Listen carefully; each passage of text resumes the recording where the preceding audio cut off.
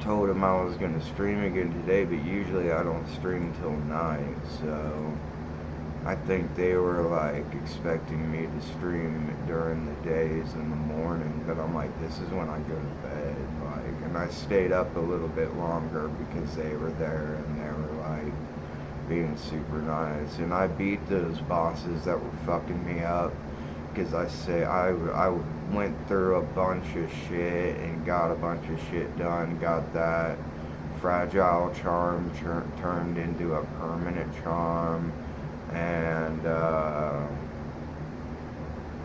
I got the first fight with them. I even got into the Coliseum and won the first fight in the Coliseum. And by the time I got back to those fools, I fucked them up.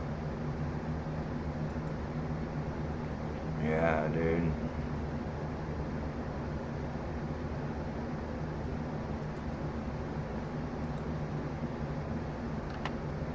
Yeah, you told me that's one of the ones you got. Oh, is it? Hell yeah, dude. Of what? Oh, okay. I never got to play that game, but I know it's supposed to be good. Yeah, dude. It was, I know that it was, like, really revered in the horror community. Can you still hear me? Yeah. Okay. Louder too. Yeah, I was just,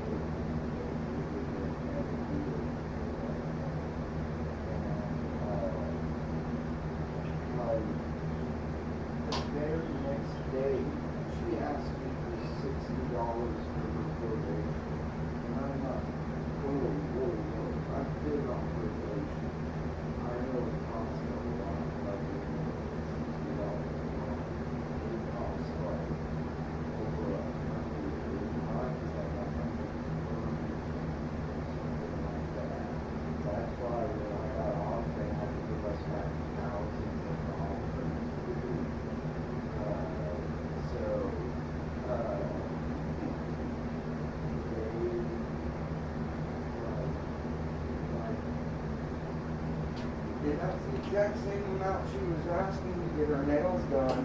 And then she said that, oh, well, Venmo took the money from me and didn't give it to me because I owed that money to somebody already, and I'd already basically paid it out.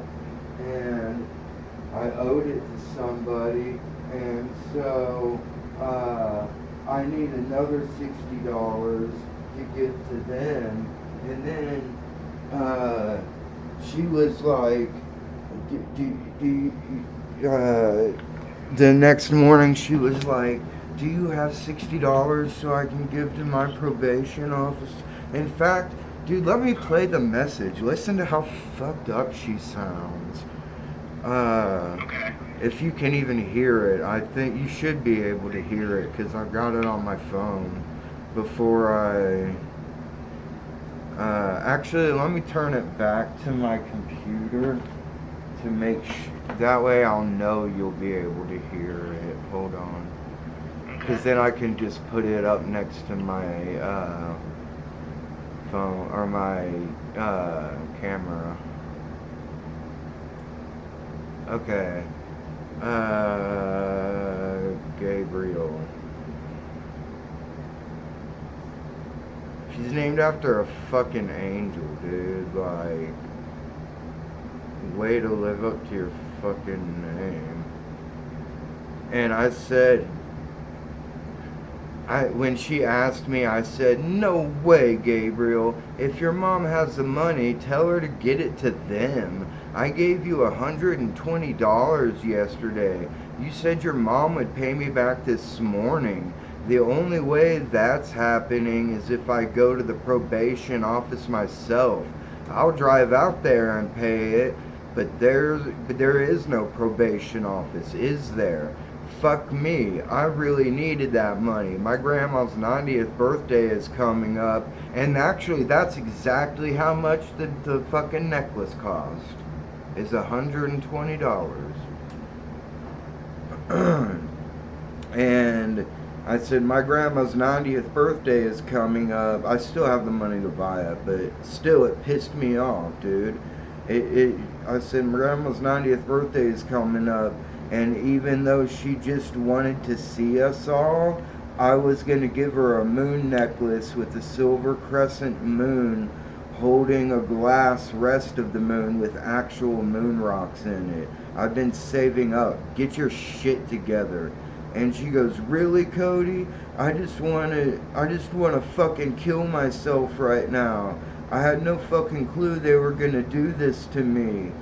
My mom is a nurse practitioner. She can't just leave when she wants. She has patients she has to see, and so she was not able to Western Union you the money as soon as she got the chance to, or so she was gonna Western Union you the money as soon as she was gonna get the chance to. Well, why didn't she do that already in the morning before she went to work like you said she was gonna do yesterday? And she didn't answer. She just goes, my mom makes a lot of money. She was gonna pay you back more than enough. They are giving me until 2, and if it's not paid, I'll go to jail. I said, I told you I would come pay it. Just tell me where your probation office is. And I said, besides, your mom could send it by Cash App.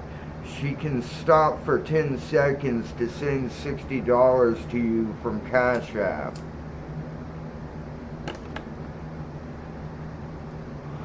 And I said, she also never gave me the money back this morning.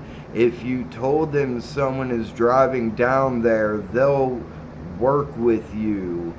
Why can't I come out and pay it? So forgive me for being suspicious, especially because you keep asking for the same amount of money and you won't have me come to the nail place, even though I told you I can just sit there and play my Switch 2, even though you said it was going to take 2 hours. I don't care, because I was going to pick you up after anyways to go out on a date.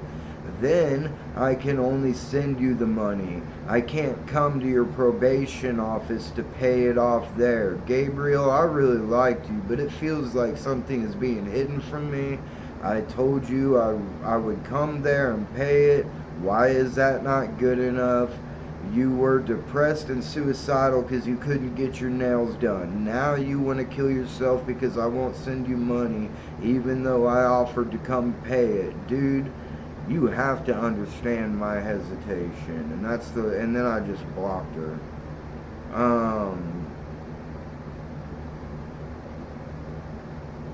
So let me play the message, because she just, like, after I sent her the money, like, I told her, by the way, I got ripped off for $500 by another girl doing this shit to me, and I'm never giving that kind of money out again. You're lucky you even got me to pay you double that 60. You're really lucky, because I knew you were gonna fucking do this.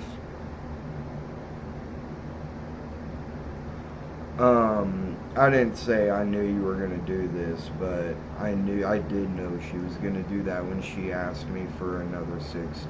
Like, I was like, well, maybe she just wants to get a nicer set of nails. I know getting nails done is really fucking expensive, even if you don't get the, like, if you get the long, fake acrylic nails, dude, it can be hundreds of dollars. So, like, just getting your regular nails done can be incredibly expensive. So I gave her the benefit of a doubt. Listen to this message, dude. Jordy, I'm not okay. I really need your help. I am back in my hometown, and I just saw my probation officer around here. I have to pay this money today or I'm gonna go to jail. And this was just sprung on me. My PO from Kansas City told me to just visit the one here in Carrollton while I was home to see my family. And I owed him $60. Can you please help me? Like, yeah, dude, she sounds fucked the hell up. So, dude, like, that's when I text her that message, like, no way, get your shit together.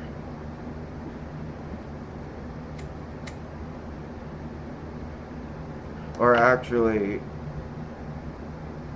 I told her, like, I'll go down to the probation office and pay it, but I'm not gonna fucking pay you the money. Like, what the hell, dude? Like, how do I know you're not even gonna take it and spend it on dope instead of the probation officers?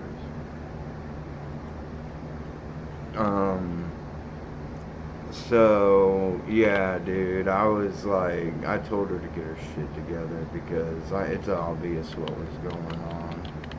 Mark's gonna be fucking pissed because he told me not to fuck with her. He told me some things he shouldn't. Like, he's like, dude, don't mess with her. She's not, interacting with the program like the way she should.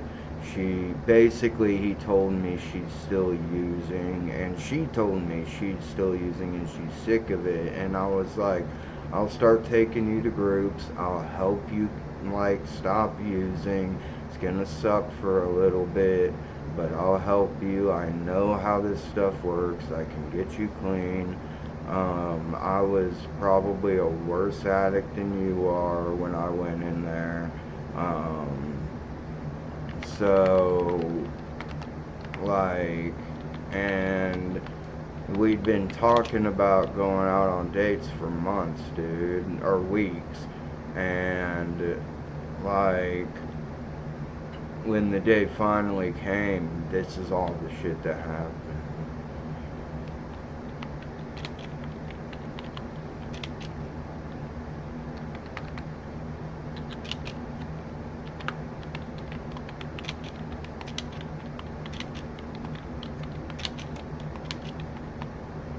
Yeah, man, and that's something that, like, I never did to anybody. Like, I told you about the shit Jeremiah would do and I wouldn't get involved with, except that one time I did do the coke that he stole from somebody. Like, I feel bad enough about that, dude. And that was just one time. I did do that to my family, however. I told them I needed money for bills, and I did need money for bills, but the thing is, well, I guess no, I didn't need money for bills. I had the money for bills, but I wanted to spend the money that I had on dope. So I had my family pay my bill. Not my family, it was just my dad. My mom didn't give it. We won't get into that, but like, uh, my dad, would pay my bills mostly, and I would sell, uh, like, just enough dope to get myself as much dope as I could possibly get, and for selling it. And I also spent all the money I made at my jobs on dope. So, like, I was a really bad addict, and I was getting, like, really heavy pills. Like, I wasn't, like, buying Vicodin and fucking Percocet, dude. I was buying, like, Oxycontins or, like, high amounts of Percocet, like, that don't have Tylenol in them, like Perc 30s, which is the same as a 30 milligram Oxycontin. And I was buying Dilaudid, I was buying fentanyl patches, I was buying heroin, I was buying street fentanyl. So, like,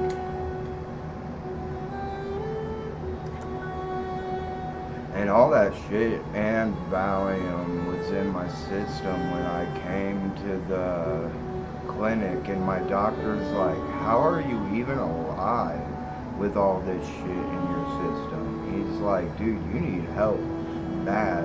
And it was so bad that he wrote me a prescription of morphine, and he's like, you're lucky, because if you didn't have a broken arm, I wouldn't be able to do this. You just have to sit and withdraw.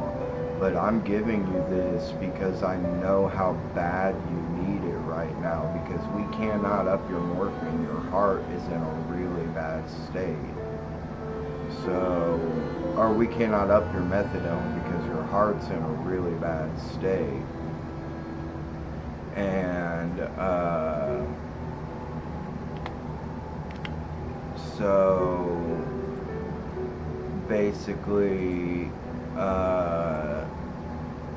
he gave me supplemental morphine to help with my withdrawals, because he knew how bad they were when I was first there, because they couldn't give me enough methadone. And even when I did get on 100 milligrams of methadone, the withdrawal was still bad, because I was, like, such an addict. And, like, 100 milligrams of methadone should take care of anybody. And, like, back then it did. But now that fentanyl is, like, so damn prevalent on the street, it makes me really scared, because now everybody on the street is on a super heavy opiate, and that scares me, dude, because they're, like, leaving the clinic because they're not willing to wait for the withdrawal to go away. They thought it would immediately take their withdrawals away, but that's not how it works, dude. It takes a few months. So, Like, it took me 3 months to start feeling like I was back to normal again.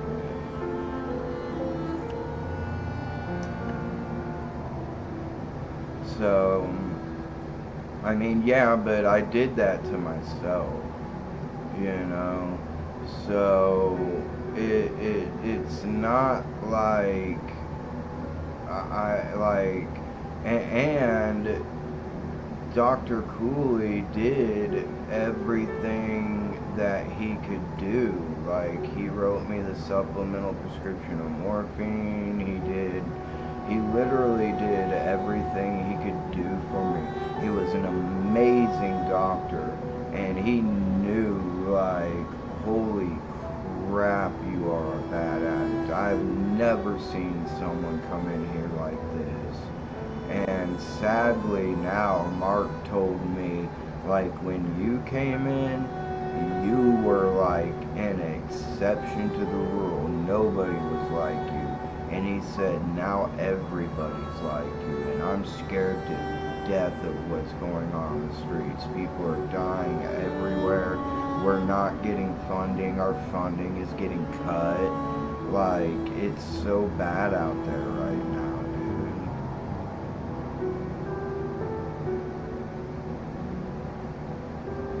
So, like, and I just, it just really fucking, why the hell is it?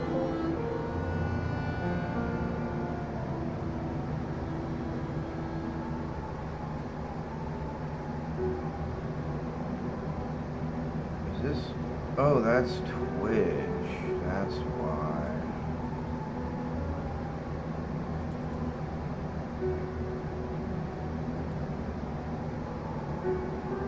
Yeah. Till you get used to this.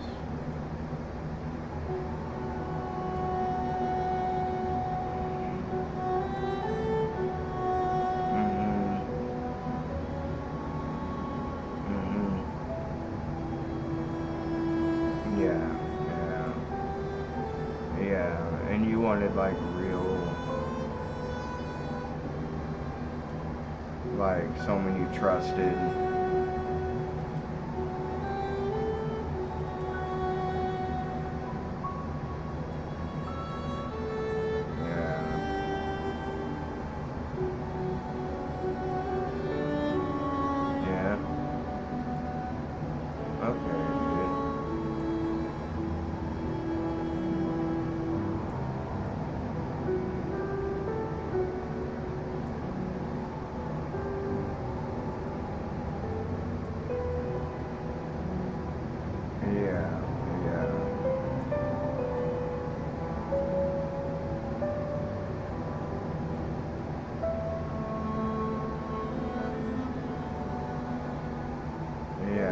Honestly, I can always make you DMT if you really want to try hallucinogen. If that's the only reason, and it will 100% work as an antidepressant. Like, but the thing is it like it only takes 24 hours to make two. The thing is like they can't test for it. You know, there's no way to test for it because our body already contains it. So it's like nobody would ever be able to find out. But it is illicit. So that would 100% be up to you whether you were comfortable in doing that or not.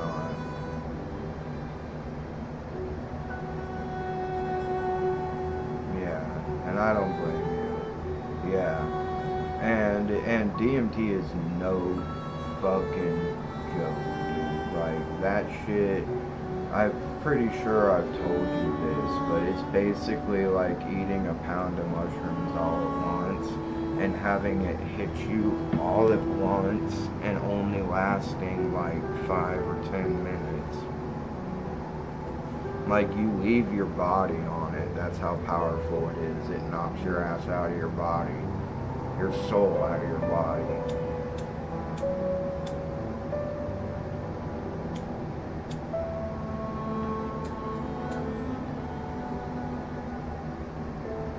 But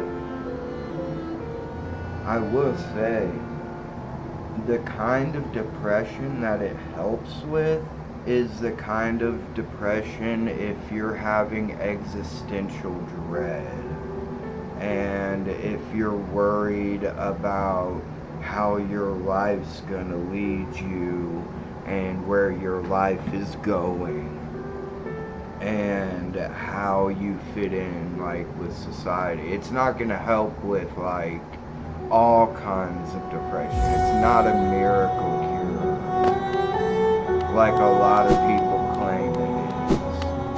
And by doing that, they're causing harm by claiming that it's like a miracle cure. They're kind of causing harm. And I've only seen one person have a bad reaction to DMT. I heard my friend Aaron say that he had a bad one, but he's done it a lot.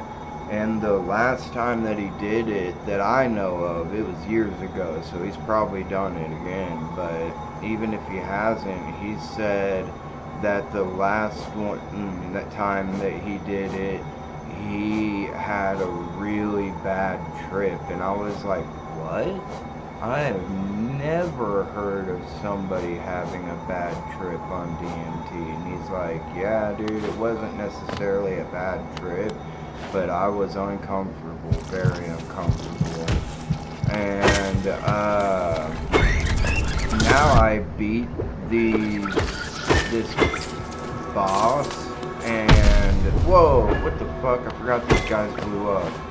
And now, like, the beginning area, which was supposed to be the easy area, is like covered in the infection, and there's like really hardcore enemies everywhere. So I'm getting further into the game. I have to be. Whoa! Those guys, I need to use spells on them. They just run at you and blow up. And if you hit them with your sword, they blow up and hurt you too and do 2 damage. Damn, dude. This is like, this turned this place into like one of the hardest places to go through. I need to go inside here and see what's going on. Oh, dude, yeah, some shit's going on in the Black Egg. Like, where these people or their bodies are held or something, like, it's like coming from here. But, then the only other person I've seen had a bad reaction was Andrew. And he was like on meth, I'm pretty sure. So I don't know why you would do meth and then smoke DMT. Damn it. But he like freaked the fuck out and started running around screaming, dude. Like, literally, he got up and started running around screaming Joel's garage. And he ran outside the garage in his yard and was running around screaming. And came back in Joel's garage and was running around screaming. And I grabbed him and he started freaking out and flailing and fell down. And I fell down with him and put my hand behind his head so he wouldn't hit his head on the floor. And so I had my hand behind his head and my other hand on his chest to hold him down. And I'm like, bro, you are okay. You can get up and scream all you want to, dude. If that's what you feel you need to do, go ahead and get up and scream. By the time any cops get here, you won't be tripping, and you can just say you were just acting a fool, and you're sorry, and you won't do it again. And I'm like, but you are okay, everything's okay, you're good, you're good, do whatever you want, man, I just want to let you know that, okay?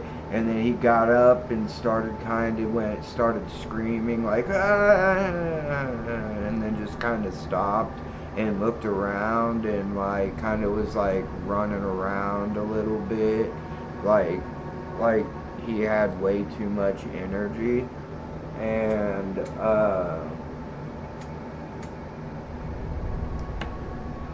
when he was done tripping, he told me, dude, when you were on top of me telling me that I was okay, that was the most peaceful feeling I have ever felt in my life. And he goes, and I want you to know that I have never felt more at peace than, even though it looked like I was freaking out, I have never felt more at peace than when you were telling me I was okay. And I was like, well, that's good, dude, and I'm happy for you, and I'm glad it helped. But, like, dude, he was seriously, like, running around like a lunatic screaming. So, and that's because he views that shit as a party drug. And you remember when I told you he tried to shoot it up that one time? That's why I got so pissed off, is because the last time that he did it was that time. And I was like, dude, the last time you did this, you had the biggest freak out moment of your life. I can tell you're high now and you want to try to shoot it up. And it's like, if you don't burn off the fucking, the lighter fluid off of it, like, before you smoke it, it's gonna, like, and you shoot that up, dude, like, who knows what that's gonna do to the inside of your body. Hell no, you're not doing that. I was so angry, and I felt so disrespected, because he knows how sacred that is to me, dude. I pray over every batch I make. I bless every batch I make with Palo Santo, and if I have it saved, and I put all the good energy and love that I can into every single batch I make. I don't take it as a joke, or as like I'm making drugs for profit. And Joel used to make fun of me for that until he realized, like, dude, I think that energy might actually have something to do with making the DMT better. He said, because every time you make the DMT, everybody loves it, and every time I make the DMT, like, people are just kind of like, they're just like,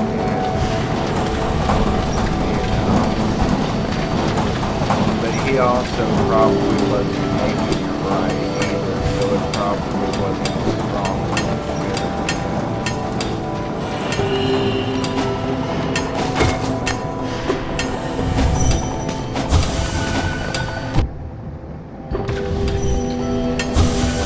And I just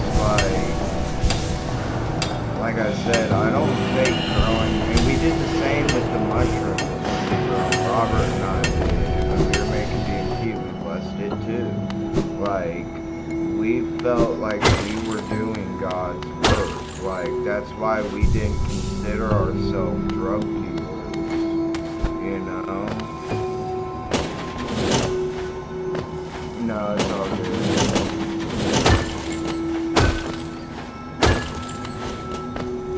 But, like, I don't really want to do that stuff anymore. I don't really want to make DMT PhD or a grown license anymore, but if one of my friends needed it or thought they really needed it and were having really bad dark thoughts, I would make it to help them out. But that's the only way I would do it. Because really I don't need it anymore.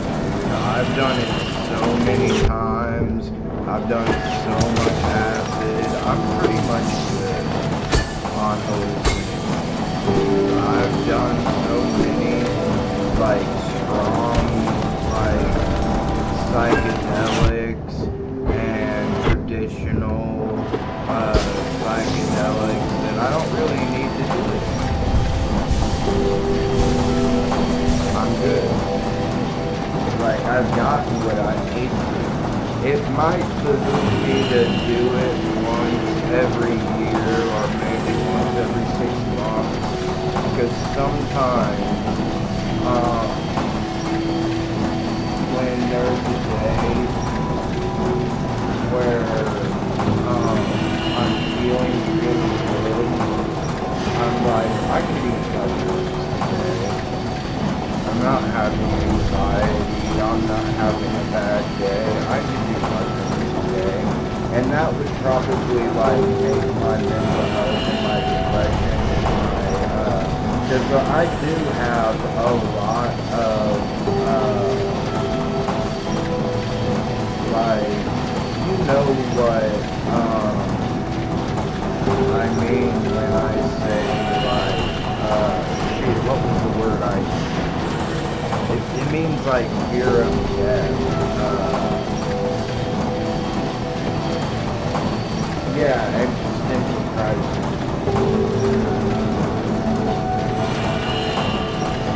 Because I realized that I put a lot of bad energy out into the universe. And even though I also put a lot of really good energy out, that doesn't make up for it.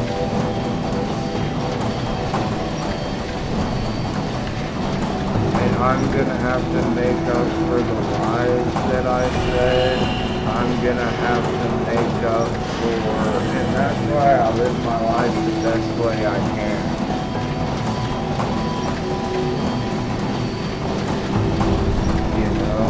And try to give people the benefit of the doubt.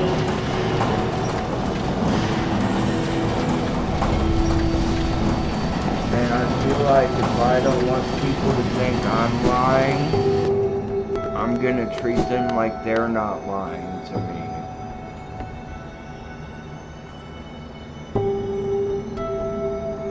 That's why Gabrielle got that money.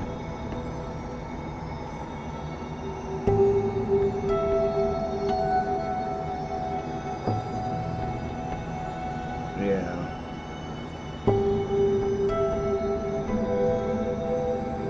Or 10th or 15th chances. There does come to a point where you have to protect yourself, like with what would happen to Jared. Like, when he started threatening me because I told him he tried to rape me when I was a kid, and I'm like, dude, no, that fucking happened. And he was like threatening to kill me over it. I was like, okay, dude, we just can't talk anymore. And he told me because of what I said, he was gonna have to kick me out of his life. Like, bro, I've already blocked you. Don't act like you're the fucking victim. He said it was because I'm a homophobe, because he came out to me.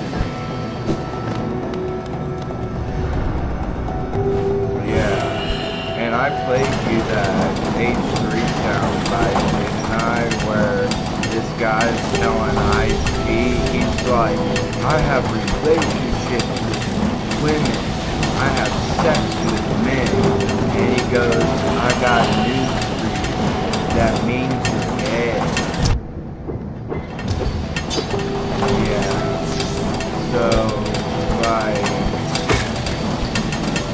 and that's what he was acting like. He's like, I'm not gay because I have sex with women, so I might just be a little bit gay. And I'm like, dude, that's called being bisexual. There's nothing wrong with it. Honestly, the only thing wrong with it is hiding from yourself and lying to yourself about it. Because that's gonna put you in turmoil.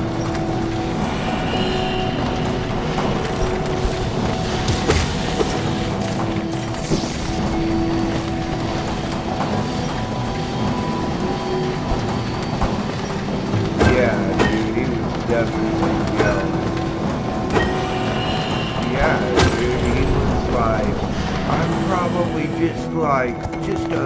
if I'm gay at all, it's probably just like a tiny little bit gay. But, like, he said he's got like this soundproof room or something that he goes in that he made for jamming or something.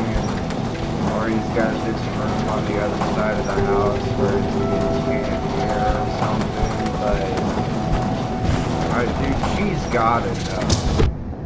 Like, if you've known Derek for as long as we have, like, you've gotta know. Like, I've known for years that any day now there's a good chance Derek's gonna, like, come out. You know what I mean? So,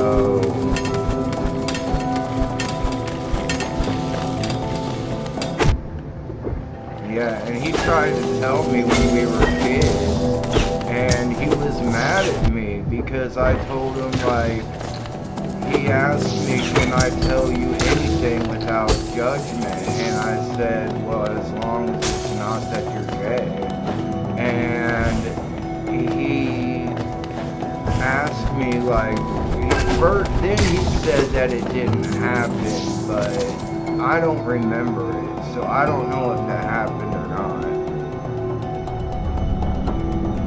But I told him it was either because I was still in my religious period, and he said no, it was long after that religious period, so I was probably like 15.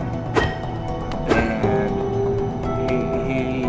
I said the only reason I can think of is because of what we talked about before.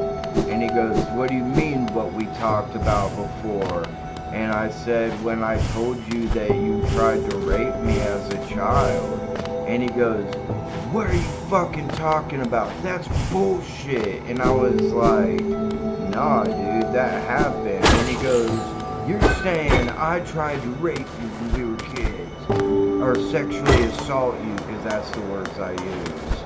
And I was like, yes, dude, we've even had this talk before. And he kept asking me to explain it, and after explaining what happened, exactly explaining what happened, like 2 times, I just couldn't do it anymore. And I was like, nah, dude, that's what's happened. If you can't accept it, then that's not my fault. But I wouldn't lie to you about that.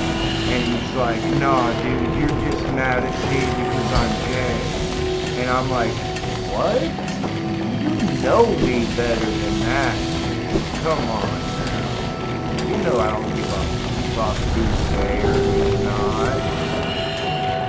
And he was acting like I was trying to ruin his life because he came out as gay.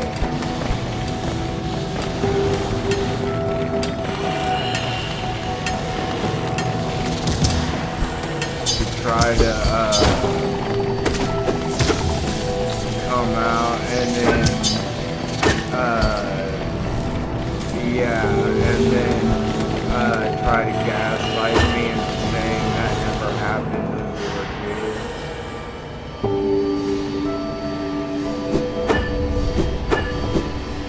But it did, dude. It sure as shit did. And it's like that's like something I will never, ever, ever forget, dude. You know what I mean? That was when I was a kid, that was drastically fucked up.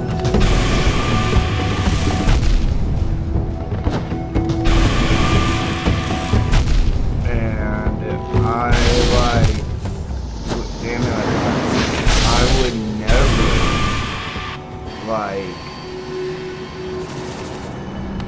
I would never make up a lie saying that happened. That's incredibly fucked up. Like, why would I, and especially with Derek, like, why would I do it, he's my fucking, been my best friend, and I forgave him for that when we were kids, because he started crying to me, saying that, like right afterwards, I thought he was crying because I hurt him, but he was crying because he was talking about those girls that did that, and, it's like, damn, you're hitting me. This boss is hard as fuck. And so at that age, I thought, yeah, that makes sense. If he was abused, why he would think it would be okay to abuse someone else. And, you know, I was a kid, and see, he was still a kid at the time, dude. He was maybe 12 or 13, like, and I was maybe like 10. So it's not like,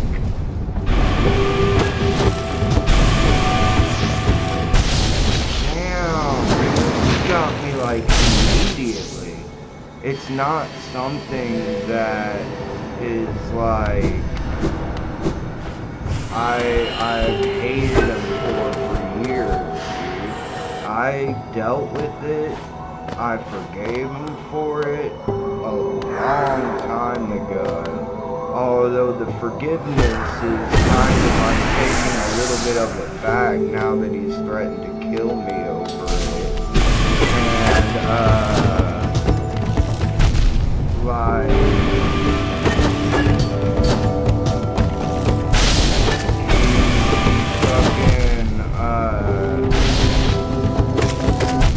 damn, dude. Why is he doing that? Shit.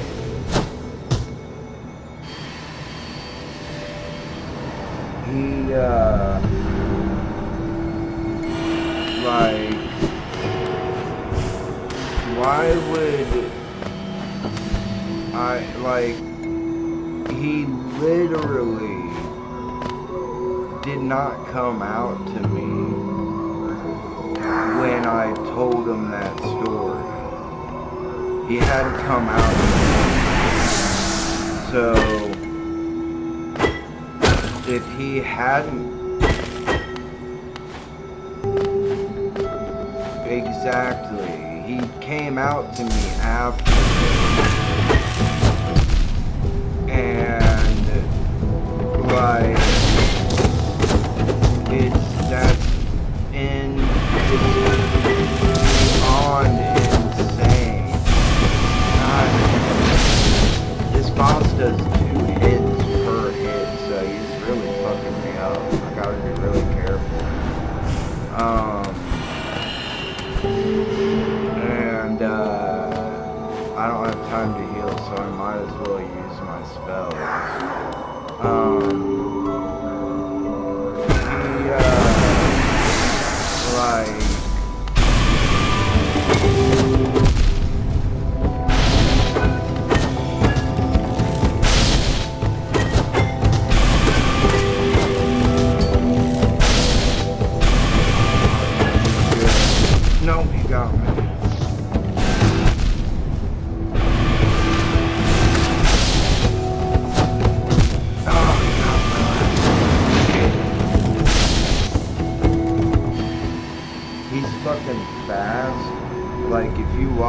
I know you're playing your own game, but if you saw my,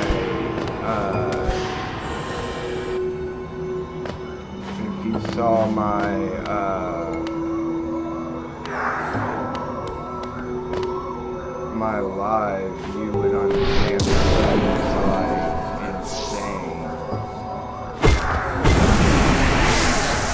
insane. He's a bug that's been possessed by these crystals that are like, I guess they're like pure infection or something, so he's like a crystal. Let me see what because I fought one of them before, but he was nowhere near as hard as this one. Down in the bosses. I guess he's not with the bosses, because that one was a boss, but not like this one. Like I said, he was a little bit easier. Crystal Guardian. Heavyset Miner of the Crystal Peak, overcome by crystal growth, can discharge blazing beams of light from its crystallized limbs.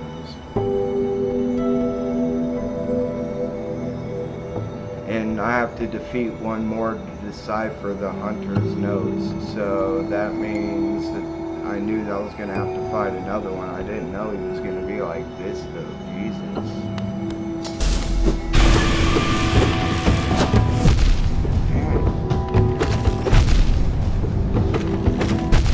Damn it, why am I letting him do that? Dude, I just like got my ass beat, dude. Every chance that I had to get hit by him, I got hit. Thank God I don't. Let me see how much money I've even got, dude. I have $4, so by the time I got here, I probably only have like $20. So I don't really care if I lose my soul, but this isn't a place where I lose my soul. Like, he's, let's see, I've got, holy shit, I've got $500? Yeah, I kind of don't want to lose that, but if I got that just walking to this spot, then I'll get it by going down, and because like I said, now the beginning tunnel is like super infected and all the enemies there are really large, so now I can grind there like crazy if I need money.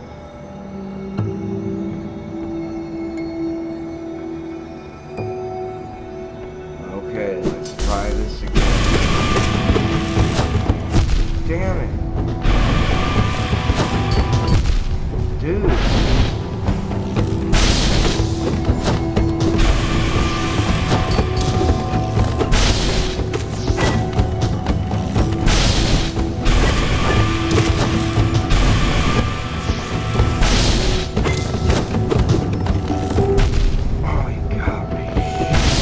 I don't know why I accidentally hit the rush button and ran straight into him. I was doing good that fight. I might have even won that fight.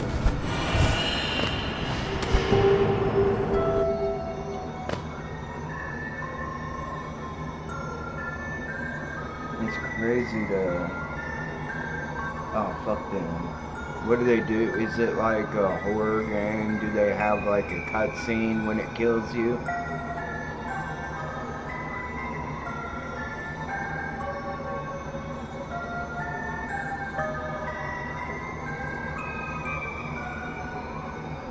And get away from them?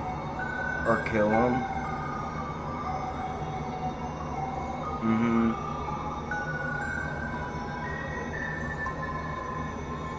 Oh no. Yeah.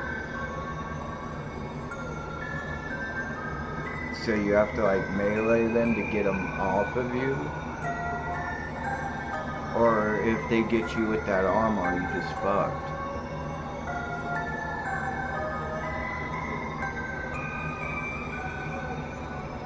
They absorb you into them. That's like creepy too. Oh no!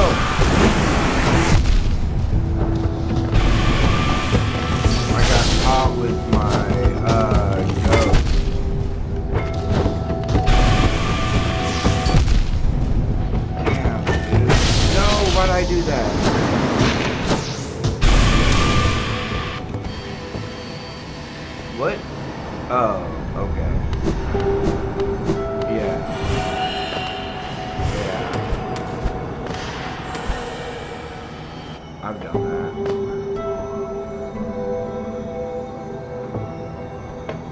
Yeah, dude, they'll do that.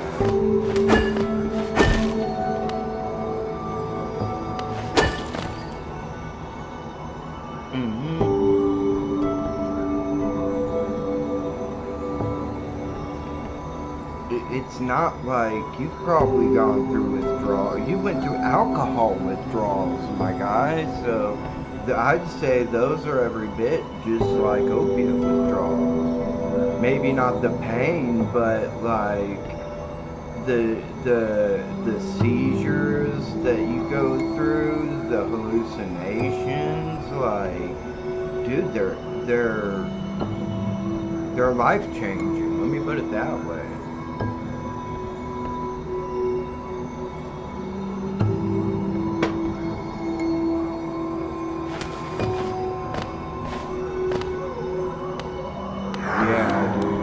Alcohol, you can definitely got. And when I talk to my doctor, I've got, what's the date? The 20th? In 10 days, I've got an appointment with them on the 30th. I'm going to say, hey, look, dude, I've been looking it up, and in studies since 2017, they're changing their minds that you can die from opiate withdrawal. Because the fucked up thing is if you die from opiate withdrawal, have I told you this before about secondary and primary causes of death? Okay, on your death certificate, there are a primary cause and a secondary, and sometimes even third, fourth, fifth causes of death. As many as they need to explain in detail. Usually that only happens if there's like foul play and there's like, or if there's like exceedingly like hardcore medical conditions that kills you, and like they're just trying to be accurate. But in the case of benzo withdrawal and in the case of alcohol withdrawal, those are primary causes of death, is withdrawal from alcohol, status epilepticus. And the going theory was that opiate withdrawal cannot kill you. Because they're thinking of like being prescribed opiates and the amount of opiates that you're prescribed. If you just suddenly went off of those, it'll be the most pain you've ever experienced in your life, but you will get through it. And then I asked them, but in the case that people have died from opiate withdrawal, why is that? Why would they even put it on the death certificate? They put it in as a secondary cause. The primary cause is a heart attack or stroke, and the secondary cause is opiate withdrawal. How come? Because he asked us in that meeting we had, you can ask me any questions about anything. It doesn't matter if it's related to what we've talked about. Anything, and I'll have an answer for you. And so I asked him that. I said, why do they put benzo and alcohol withdrawal as a primary cause of death, and when opiate withdrawal kills you from a heart attack or a stroke, why do they put that as a secondary cause of death? And he goes, I don't know, because like he did not expect to be asked a question that he didn't know. And he's like, well, I'll just tell you this, you cannot die from opiate withdrawal. You 100% cannot die from it. But I didn't believe them, dude, because every time I've gone to the hospital for opiate withdrawal, they gave me blood pressure medication. And it's the wrong blood pressure medication, by the way. But they have to make sure it's, like, safe because you could be taking other drugs. So, it's clonidine, which really only helps your your diastolic number, and your systolic number that is going high is the one that will kill you. And so I asked him that, and he said you cannot die. And I've been reading about it, and since 2017, addiction specialists have changed their minds that though it may be very rare, yes, you can die from opiate withdrawal. And now that fentanyl is the leading opiate on the streets, people are getting so heavily addicted that yes, people are dying from opiate withdrawal. So I'm gonna like show them those studies.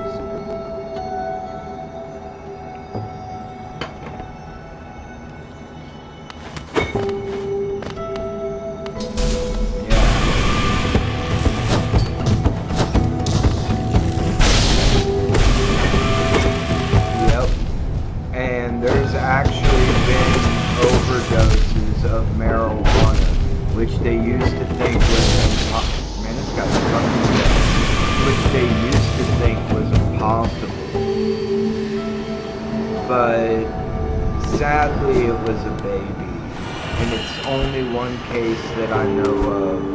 But a little tiny baby got into a giant bag of gummies and ate the whole bag of high-dose gummies. And, damn it, why'd I jump? And, dude, he's like killing me within the first few seconds of the fight. I might want to come back to him later. But sadly, the baby ate the whole bag of high-dose gummies. They don't know the exact dose, but it was an insanely high dose, dude.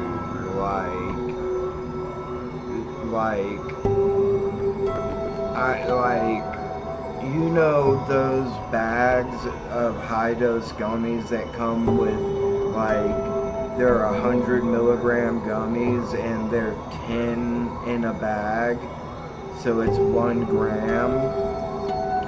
They had a freezer baggie half full of gummies, and they left it somewhere where the baby could get it, and the baby ate them all and died. So the baby probably ate, I think, could have been up to 30 grams of edibles, and the baby had a seizure and died. So, that was the first recorded case of somebody dying of hallucinogens. Although it probably wouldn't ever happen to an adult, it happened to that little baby. Those parents probably don't care because now their baby's dead, so they don't care if it'll happen to an adult or not. Now their baby's dead. So, and they're probably in jail for neglect, death by neglect, they might not have gone to jail for it because it's legal, and it would be like if your baby ate Tide Pods, although that would never happen if your baby didn't spit them out. But if your baby ate cleaning fluid or whatever, I don't know if you go to jail for that. But those are high potency drugs, and died from, in my opinion, neglect. Like, there's no reason that baby should have been able to get to those gummies. And yeah, don't leave drugs where your baby can get them. Like, the baby must have just been crawling, so maybe, or eating solid food. So it wasn't an infant that was like months old. It was an infant that was, it wasn't a toddler yet. It was probably a year and a half, maybe 2 years old. I doubt it was 2 years old. But the case of the matter is that like, it died from neglect, and so those parents, man, that must have fucked them up. Because who would have thought that we've always been taught weed has no LD50, basically, or that the LD50 is so high that it would be impossible to, like, you would just pass out and fall asleep. But with the high dose gummies, if you eat like 10 bags of those, you could be in serious danger if you're especially a baby.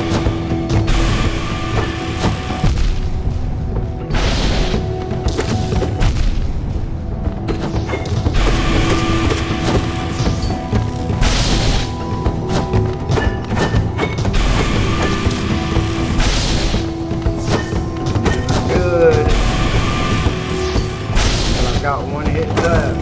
Okay, I'm gonna heal. No! No! No! I should have been using my spells. Why'd I even try to heal? What's wrong with me?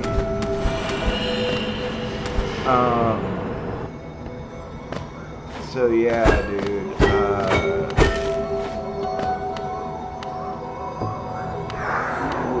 We need to like have serious talks with you. And I'm not talking about the DARE program. I'm talking about real talks. Like, the DARE program is full of lies. And oh dude, I was gonna heal myself. Because I only had like a hit left and I could have healed 3, which would have given me another couple hits. But, like, the DARE program has known for years that people that were in the DARE program were more likely to use drugs when they got older. You know that? And they kept doing it, man. Which is super fucked up.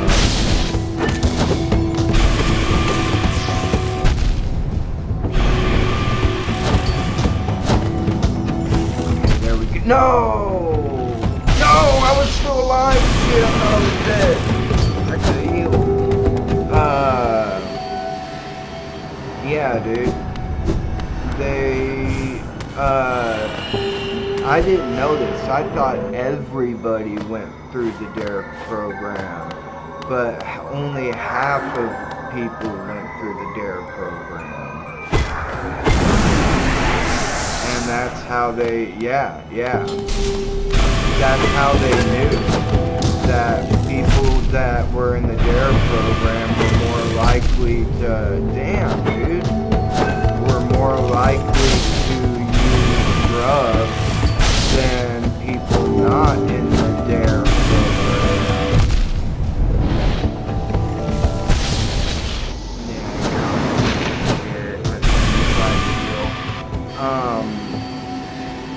because how are you going to know that if everybody goes through the DARE program?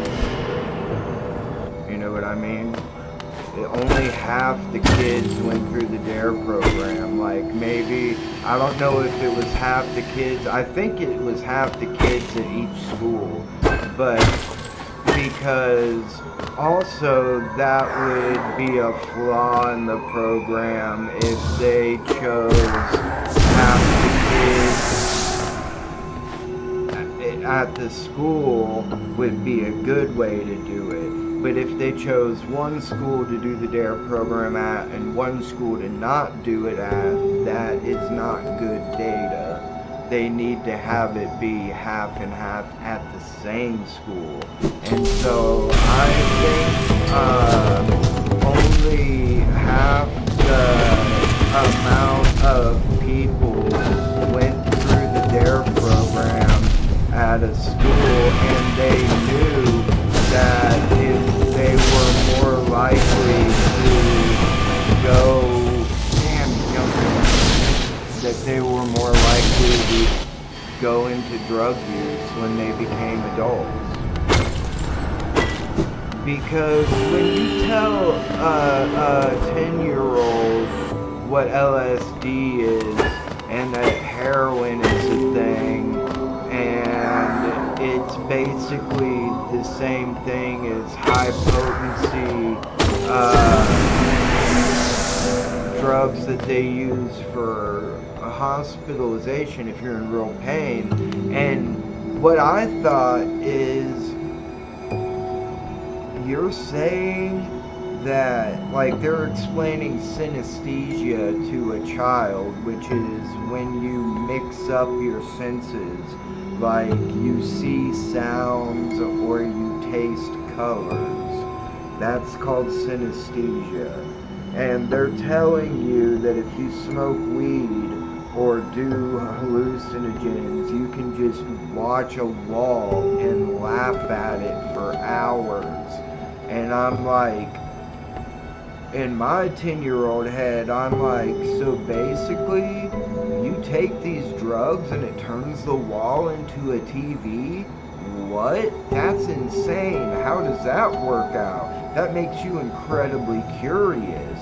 And when you ask them questions like, well, how does it work in the brain? They're like, I don't know. Just say no. It's like, it made me extremely curious. And I'm like, if people know that these drugs will ruin their life, why would they do them? And they were like, well, because they think that they'll never become addicts, but you do it one time and you're immediately addicted for life. You smoke weed one time, you will start doing heroin. And then when I got older and realized that was all bullshit, because I knew lots of people that smoked weed and were super against hard drugs. So I was like, dude, they lied to us. They lied to us about everything. And I was still curious. So I started reading books about it, and that's how I know so much about drugs and how they work in the brain. And I was so curious I did it. And they were right. I thought opiate addiction would never happen to me, that I'd be able to stop whenever I wanted to. But that turned out to definitely not be true.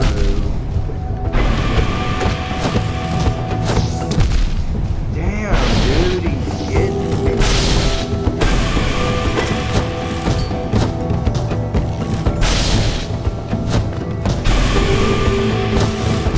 Shit.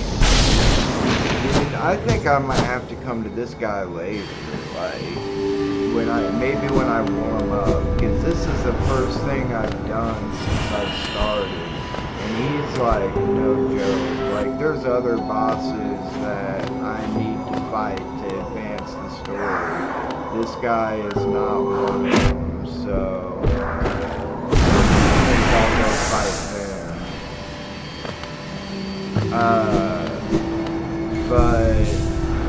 Yeah, dude, and they've known since like I think 1988, 1989 that people in the DARE program were more likely to become drug addicts, and yet they still put the DARE program out there for years. Like, we went through the DARE program in 5th grade. I was 10 years old. That's 1998. That's almost, or exactly 10 years after the findings came out that the DARE program actually was more likely to make somebody a drug addict. And they put us through it still.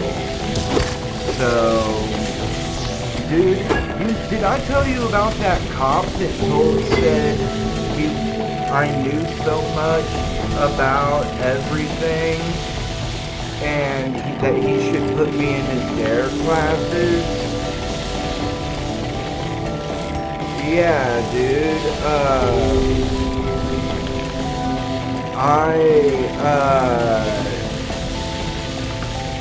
got arrested for weed, and he started telling me things that weren't true about weed, and, oh, that was a coincidence that this Pokemon came up right as I was, oh, it's Mr. Mime, I want to catch that.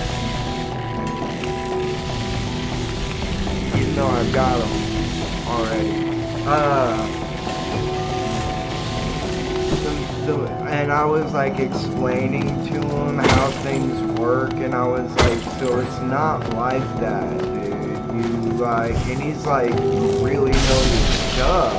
And I'm like, yeah, I know, I've studied it. I don't do drugs unless I've studied them first and know all the risks and all the things to look out for. And he was like, smart kid, man. Maybe I could have you tell them the dangers of doing drugs in my DARE classes. And that was before I knew that DARE was more likely to cause harm than, damn it, they got me, cause harm than good. And I said, dude, I will. And I'll come and I'll tell them the dangers of, because I know the dangers of hard drugs, and I can be an example of like the dangers of drugs. And he goes, no, dude, I can't have you come in there. You probably teach him how to roll a joint or something. And I flipped the fuck out on him. I was like, who the fuck do you think you are, motherfucker? Dude, I lost my shit. I was like, fuck you, you dirty piece of shit. What the kind of fuck person do you think I am that I would teach little kids how to use drugs? You can go fuck yourself. And he's like, chill out, dude. It was just a joke. I didn't mean it. And I was like, dude, that's not a joke. That's fucked up. And he's like, I'm sorry, dude, I'm sorry. So, like, cause dude, he got me riled the fuck up, dude. Like, telling me I'd be teaching little kids how to roll a joint. Fuck him. And saying that was a joke. That ain't no joke, dude. That's fucking dangerous. Like, I didn't want kids to be doing drugs. In fact, I knew myself I was probably way too young to be doing drugs, because I knew that kids that had a habitual drug use, even of just marijuana, not hard drugs, but just marijuana. Kids my age that did drugs had a higher chance of an underdeveloped prefrontal cortex, which means you're not able to make good decisions, basically. Like, it's basically kind of like being drunk. Like, you lose your ability to make good decisions, your inhibitions don't develop right or properly, and I knew what I was possibly doing to my body, but I thought I would be the one. I was so smart that I could counteract it, but no, dude. And now the brain problems and the heart problems that I'm dealing with are proof that I probably fucked my shit up with drugs when I was young. You know what I mean? So, but dude, that cop, like, I have never talked to a cop like that. Even when they were like gaslighting me or lying. Even when they beat me up, I talked shit to them, but I never talked to them like that because I know they hold all the power. And so, that was the only time I've ever talked to a cop like that. But when he said that I would teach kids how to use drugs, that set me off, dude. Like, that was, like, super fucked up. And I was like, is that what you really think of people that smoke pot? That they're, like, nasty, dirty, low-life pieces of shit? Dude, it's just hot. Like, I know studies show that kids my age using it's not good for the development of our prefrontal cortex, but for an adult, there's nothing wrong with an adult coming home from work and smoking pot to relax. And he really did apologize to me, and I really do think he meant it, because I think he realized he went too far when he said that I was gonna teach him how to use drugs.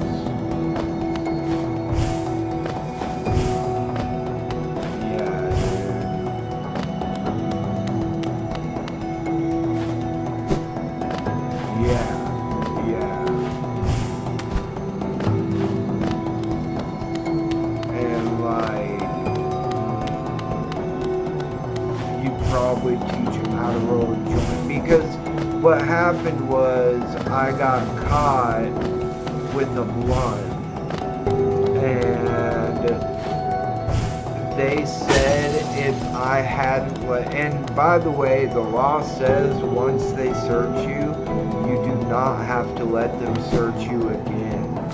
You can tell them they have to get a warrant, and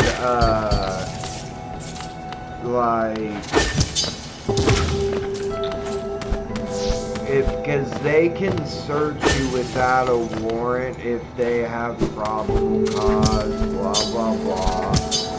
But the thing is they had already searched me once, twice, and then on the third time they found a blunt and a pack of cigars, and I put it back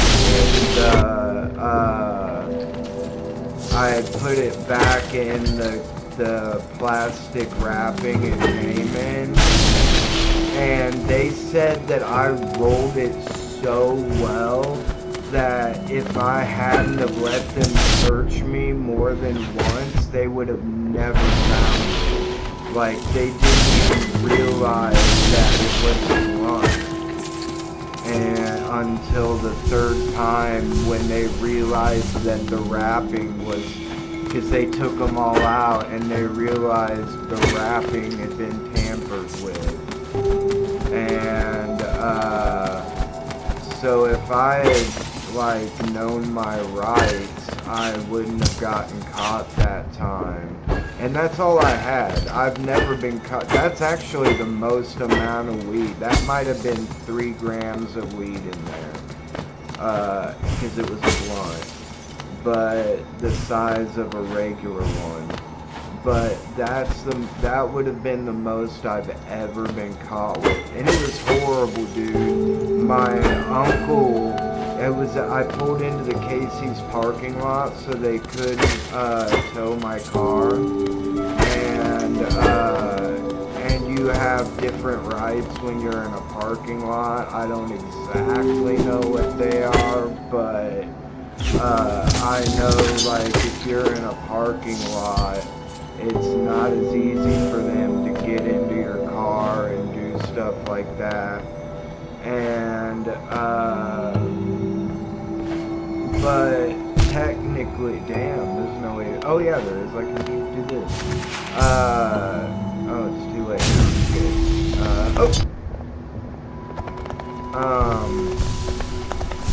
Technically, really, all they have to do is get the lot owner's permission. But at the Casey's and Peculiar, they'd probably be like, no, he can leave his car here overnight. Leave him alone. Don't tow his car. And they didn't tow my car, so, if I remember right. But my uncle came, and he's like, always treated me like shit, dude. He, he's even kind of blamed me for my mom's alcoholism. Did I tell you about the night that my dad almost beat the fuck out of him? Yeah, dude. Or the day? Okay, my dad was dropping me off at my mom's because it was her custody day, and he was dropping me off at my mom's, right? And I'm gonna put you on my phone so I can go get some water. So my dad drops me off at my mom's, and I walk in, and once I get in the door, he leaves, because he's like me. If I have a friend and I drop him off, I'll usually make sure that they get inside the door before I leave, you know what I mean? Especially if it's a girl. Now, like, if it's my friend and, like, Joel, I just drop him off at his house because I know he's with my mom and everything. And if he does that, all the stuff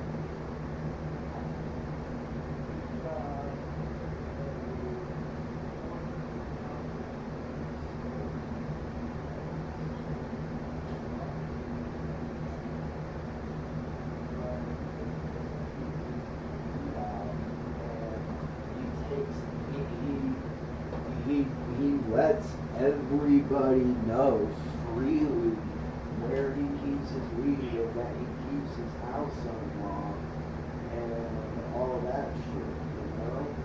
So, which is fucking stupid. And he's like, dude, do you know, he's like, dude, do you know anything about my weed that got took?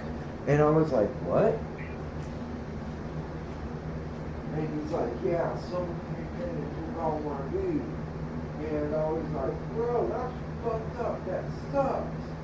And he's like, yeah, you don't think it was, you don't know anything about it? You don't know it was Jeremiah or like one of his friends or something? And I'm like, dude, Jeremiah wouldn't do that to you.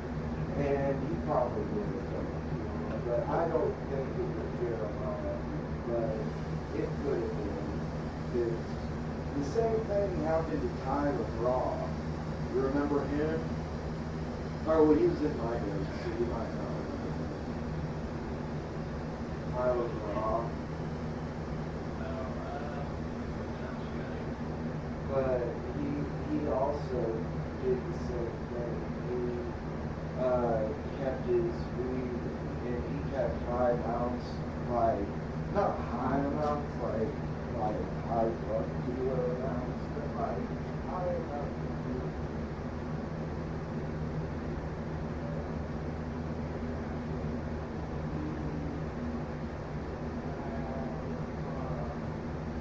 I think he got ripped off for like more than a half pound. And he said, I'm just glad that it wasn't when I was right after I re-upped. Because he always got a pound. He always got a lift. So,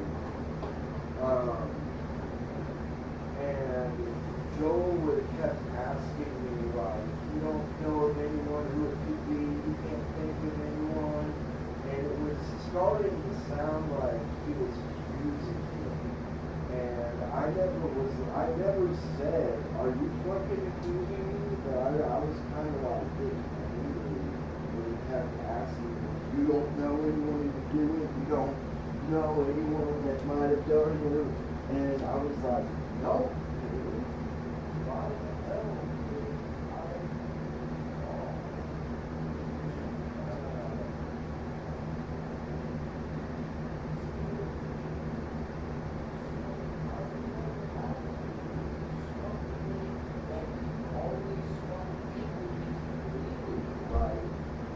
I don't have it. You'll smoke with me constantly. Like, if I ever needed to smoke weed, all I have to do is come hang out with you. Like, I don't know anyone that would do that. And I don't know what happened. I don't know who did it. And I was like, maybe you shouldn't be bringing people and telling them that you leave your garage door unlocked and then bringing them down into your basement, into your room, showing them where your weed is, and then weighing it out and giving it to them when you don't know them. And he's like, yeah, dude, you're probably right about that. That's probably what happened. And I'm like, you fucking think, dude? Like somebody that you don't know and you bring them down and show them that you got, ounces of weed and you just leave all your doors unlocked? Like, and by the way, I had gone in there and got weed many, many times and left money. And I always weighed it out perfectly. Joel always weighed it out bad. But I never stole fucking weed from him. And one time, like, that was normal for us, dude. And then one time I told him, I was like, alright, dude, I got the weed, money's on your table where it always is. And he goes, what the fuck are you talking about? And I said, I went in, got the weed, and put the money on the table where I always do. And he's like, you went into my fucking house and got weed on your own? And I was like, yeah, dude, we always do this. This is something that you've always had me do. And he's like, don't you ever fucking do that again. He was like, he flipped out, dude. He was like, texting me, and he was like, he might have even called me and said it, but I think he was texting me. He's like, don't you ever fucking do that again. Don't you ever go into my fucking house when I'm not there again. And he was pissed, dude. And I was like, whoa, what the fuck, dude? I was like, what the fuck happened? This was like a normal thing for us. When the hell did that change? And this was like after I had been in recovery for years, and like, what? Like, it just like blew my mind, dude, because we hung out like every single fucking day almost. And he always told me to go in and get my weed when he wasn't there. And this time he's like, yeah, dude, go ahead. And he's like, yeah, dude,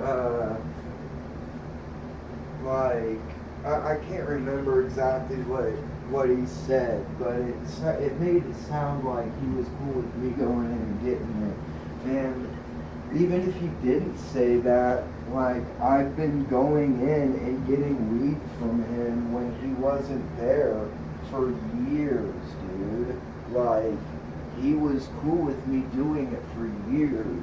And then all of a sudden, when we're arguing about politics, he's like, don't you ever go into my fucking house ever again when I'm not there. And I was like, whoa, what the fuck, dude? Like, I guess he thought he couldn't trust me because I didn't believe in the same politics as he did, even though I'm the one that got him into politics. And he thought, he kind of was like laughing, like, or not laughing, but like smug when he was like, are you mad that I voted for Trump and you're the one that got me to vote and I voted against you? And I was like, no, dude, I'm just glad that you put your representation out there. I don't care who people vote for. I just want people to get their representation out there, because that's the only way a democracy works.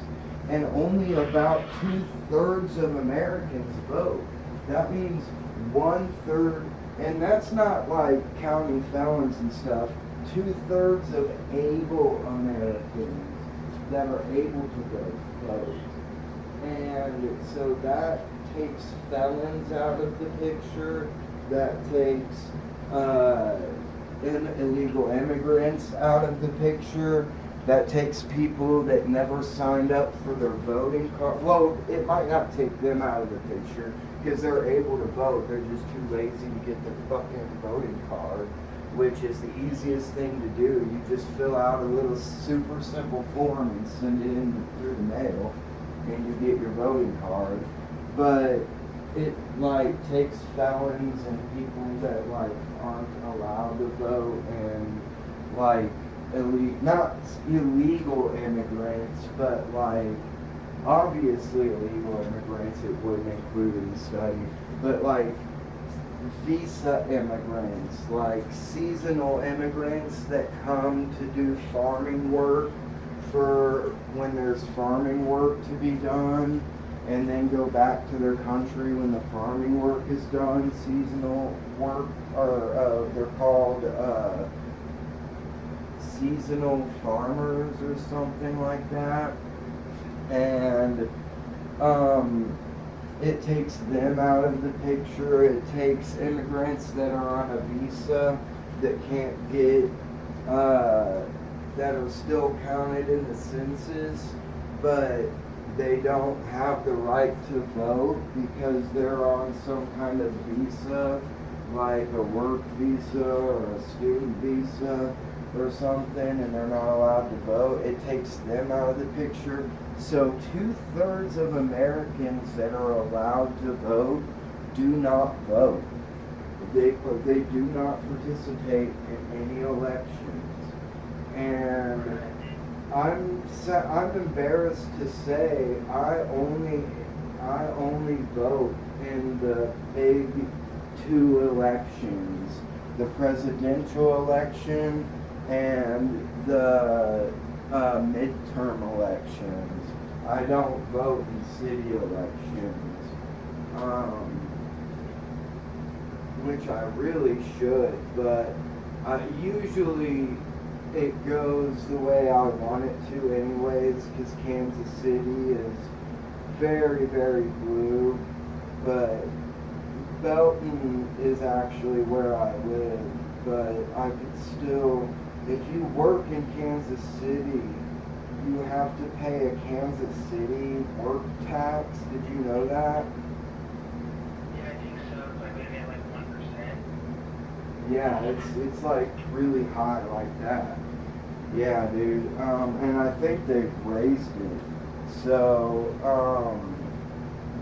it's more like probably like 2% or something. But that's even if you don't live in Kansas City, as long as you work in Kansas City, you have to pay a Kansas City work tax, and it's taken automatically out of your paycheck. And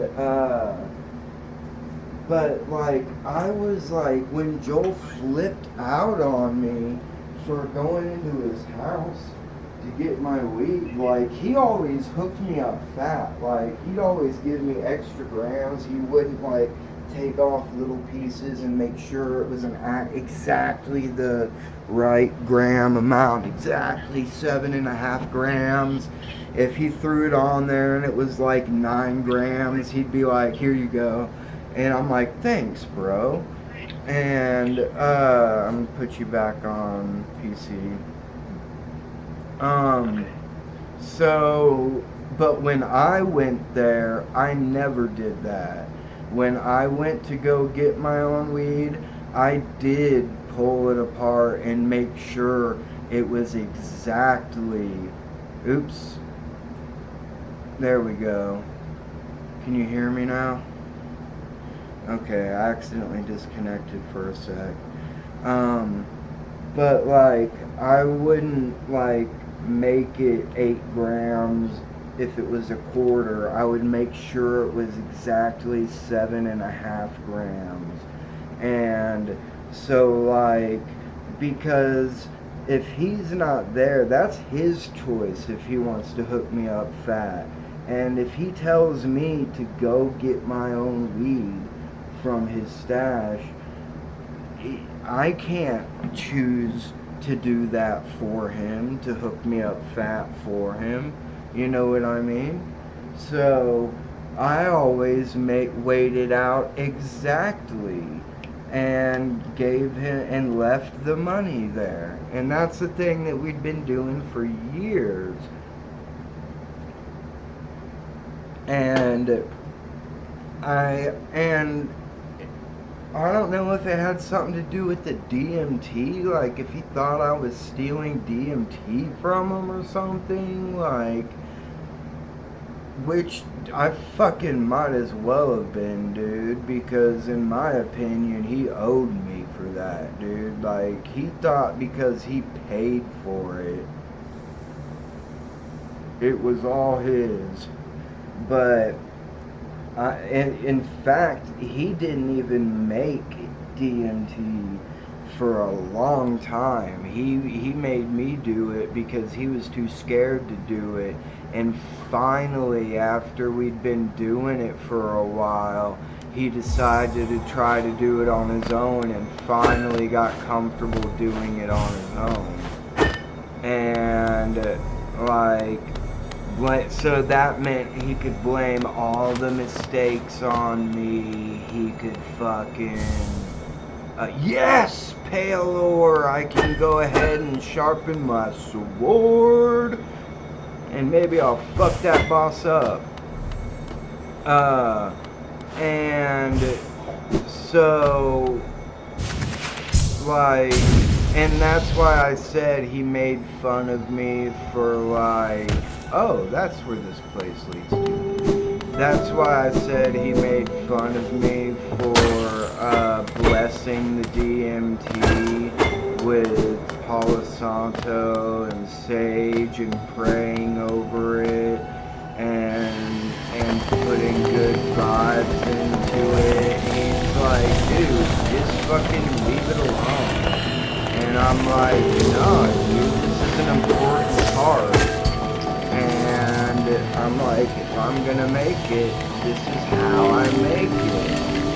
And so he finally one day said, I think you're right, dude. I think you need to do that. You need to bless it. I think that makes a huge difference in the vibe of the DMG. Because people always said that, like, mine didn't have the good vibe in it or whatever. And honestly, I don't think it makes a difference. But I just did it out of respect for what I was doing, for where it was going, for what it was being used for, and out of respect to God for giving us this beautiful opportunity to reach the other side. And that's what it was all about. And to hope that it did have an effect. And it would make everybody that did it feel good instead of worried or panicked or any bad feelings they could feel, you know? So I did do it in hopes of that. While I might not believe that it had that effect, because I have no reason to believe, I have no studies to show that it did. I hoped it did, and I am religious. I'm not religious. I am spiritual though, and that to me is one of the most important parts of making it, is to make sure you put all the good vibes you can into it, and that you make it safe and you make it right. And he was like, bro, dude, he just like flipped out on me that one day, and I don't know why. I don't know if it had anything to do with politics. I don't know if he was like, I don't know, dude. He just was like, don't ever fucking go into my house if I'm not there again, dude. And like with me and Robert let me, if he wasn't there and he told me to come hang out and he wasn't there, he'd always be like, go on in, dude. When you get there, keys where it always is, just go on in. And I had a lot of other friends like that, dude. Like, fucking, it was like a normal thing to me. And my friend Stu, who I've recently heard has passed, or may he rest in peace, he's married to my cousin, and they told me to go to his house, and I was like, but you guys aren't there, and he's like, yeah, but we'll be there and like soon, just go there now. And so I was like, okay, and they weren't there, and to me that meant to go inside, because that's like how we all were. We were all hippies, we were all peaceful people. And I went in there and I got on their computer. It was actually Amy's computer, my cousin. You gotta go out, pup? Of course you do.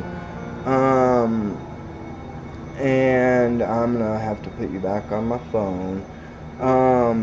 I got on Amy's computer to text them, hey, just wanted to let you know I'm inside, and because I thought if like their neighbors just saw some random guy sitting out on their lawn, they might like get suspicious and call the cops, and I didn't want them to have to deal with that.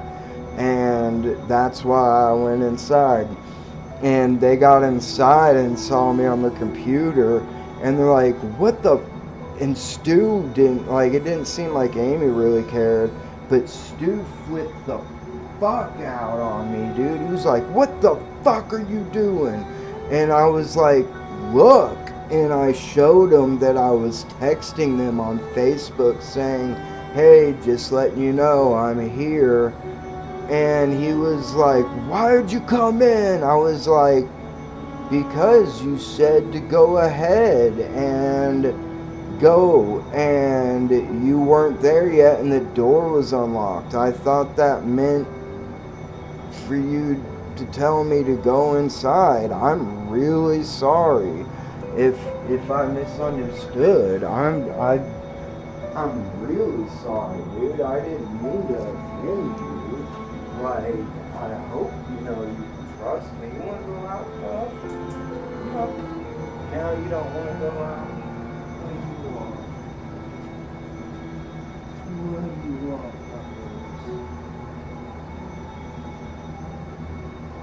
look at this regard, was that all it was? And,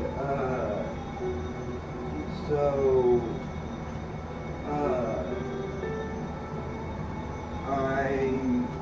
it like fucked him up so bad that he was like, dude, you need to leave now. And I was like, dude, I don't have a car right now. You know if you're gonna make me walk all the way back to Raymore in the middle of the night. And he was like, fine, you can sleep here tonight, but by the time I'm up, I want you out of here. And so I had to call my fucking grandma at like she had just dropped me off. And I had to call her at 9 o'clock at night, like 8 or 9 o'clock at night. Here's the toothbrush. There you go, I love you. And, there's my good girl.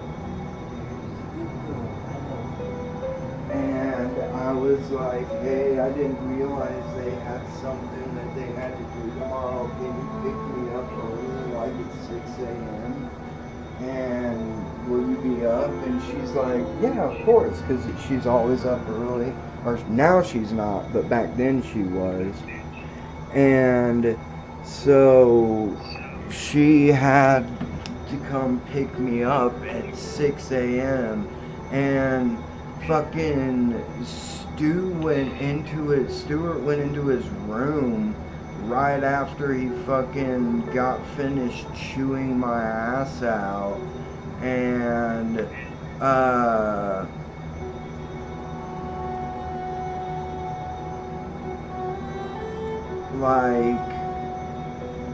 didn't come out for the rest of the day. Amy came out and apologized, my cousin, but Stu just was we really never hung out again after that, because I was like, dude, if he can't trust me, that's fucked up. After all the mushrooms and DMT that I've grown and made that he's done, he can't trust me over something like me chilling at his house for 5 minutes while he's coming home,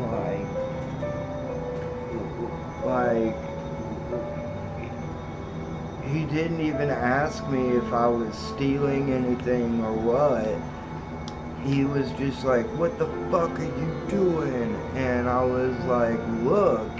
And he read that I was texting them, hey, just let you know I made it here. I'm sitting here waiting for you guys. And I was about to send it. And they walked in. And so like the message was almost completed. I was just texting you guys that I'm here. That's why I was using Amy's PC or Amy's laptop. And he goes, that's not what I'm fucking talking about. I mean, why the fuck are you inside my house? And I was like, well, the door was unlocked and you told me to go ahead and come here. And I didn't think you'd want me sitting outside looking suspicious. And he just was like, dude, you better be gone by the time I get up tomorrow. After he told me to leave, and I was like, dude, you're gonna make me walk home to Raymore in the middle of the night over this? And yeah, dude, and so I never hung out with him after that ever again.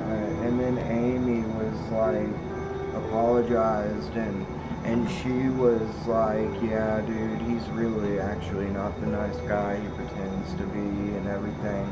But I expect that to come from a divorce, basically. Like, I don't think they ever technically got married, but they were together for years. They had a kid together. I expect that to happen from a divorce, for them to say that. But she might be right too, that he was just never, like, he was always kind of like had what do you call it, like a chip on his shoulder. Like, one time I was playing poker with him and their roommate DJ, who was also my friend and also kind of had a chip on his shoulder. It was kind of crazy. And he was also, I did his electricity and his kitchen, because he was rebuilding his kitchen. And he's like, dude, how come you aren't finishing the electricity? I'm like, dude, because I told you I need to get into the attic, and you said that you don't want me in there yet, that it needs to be cleaned out, and that there's no access to it up there yet. And there's other things that, like, you have literally left your kitchen unfinished for over a year at this point. Like, there are things you have to do before I can put the wires in. Like, you gotta build a wall before I can put a wire into it. Like, and he, like, was pissed that he had to hire an electrician to do it. And they took my stuff out and said my stuff was all fucked up and was bad and wouldn't have worked. And like, yeah, no shit, because he kept changing the plans for the kitchen. Like, I put those in, and by the time he called the electrician, it had been like 2 or 3 years. So yeah, no shit, dude. He had completely changed everything around.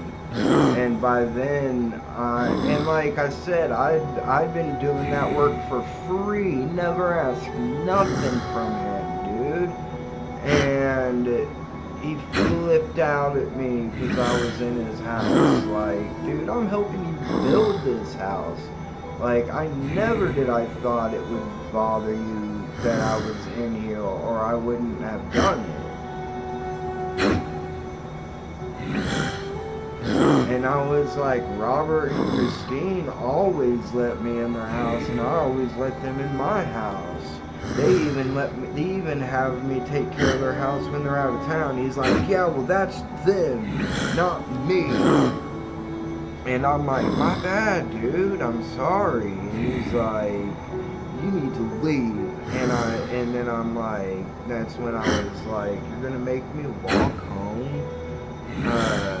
this late at night? Like, you know I'm gonna get pulled over and bothered. And he was like, well, you better be gone before I wake up. So I basically had my grandma pick me up. I don't know if it was at like 5 or 5:30, or I think it was like 6 o'clock though. which is like pretty early in the morning, to ask my grandma to come pick me up from a friend's house. I felt terrible about doing that, but like, Stu just literally wanted, like, I could tell he wanted to try to fuck me up, dude. I could tell he was like holding back on beating my ass. So I was just like, alright, dude, alright. Fine, okay, dude. I'll be gone. And,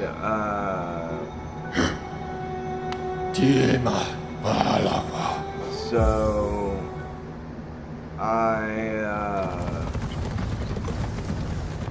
Nidoran 2. Oh, that's not 2. That's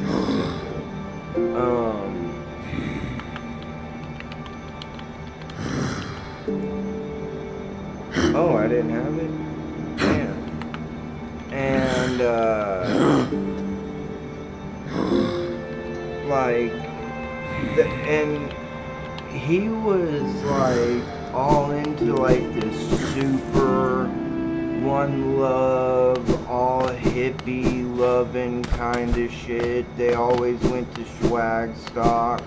We were always tripping, and they knew how involved I was with helping grow mushrooms and making DMT with Robert and disseminating that into the population.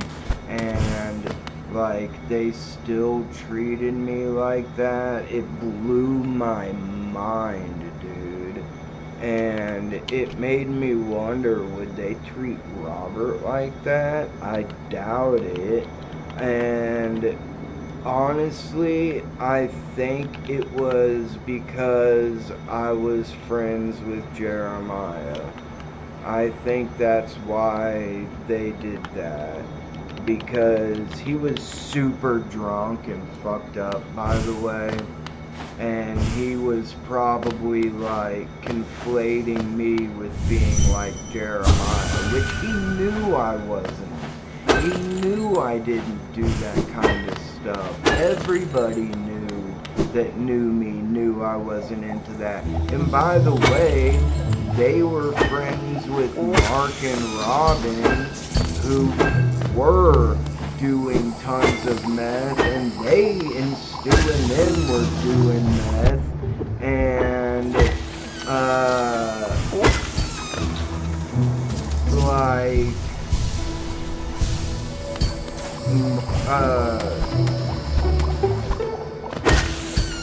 Mark and Robin were good friends with Jeremiah. So like, why did I get that treatment and they don't? I never understood it. And they fucking I got up, I went out and sat on their front porch until my grandma showed up, and like, other than Amy, I never really talked to either of them again, and now that Stu's dead, I'll never be able to talk to him again. So, I don't know how he died. I don't know if he overdosed or if he had a heart attack or something, but like, they were like huge on ecstasy. Like, they did ecstasy on a very frequent basis, which is MDMA, methylene dioxymethamphetamine. And like, they were like swingers and shit, and like, wait, did I go to the wrong station?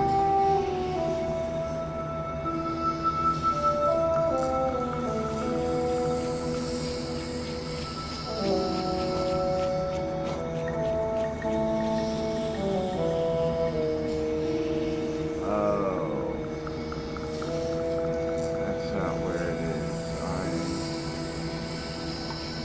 Where's the dude? Oh, he's in the city of tears. Okay. Alright, man. Yeah, I don't blame. Oh shit, it's already 11. So for you, that's probably super late.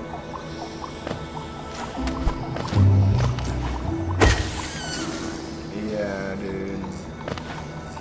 But, like, that's why I said I'm really glad that we became friends again, because, like, I've always, liked you, I've always trusted you, I've always thought you were a good guy and straight shooter, and, I thought that, you were kind of weird with weed and stuff, but that didn't mean anything really.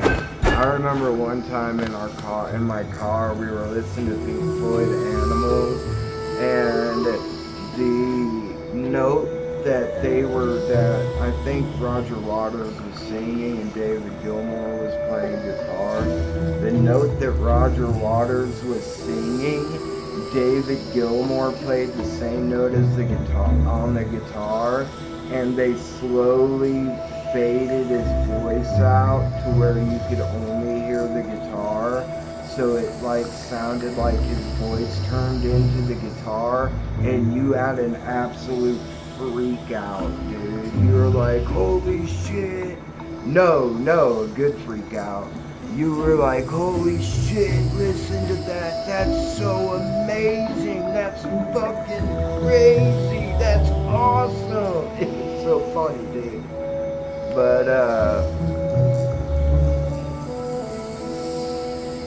yeah, man, especially before all this Derek shit happened, dude, and, I'd been careful with Derek because of how you were saying, so I mentioned politics as rarely as I could, as minimally as I could, and I was trying to be careful, man, but you were just, so 100% right.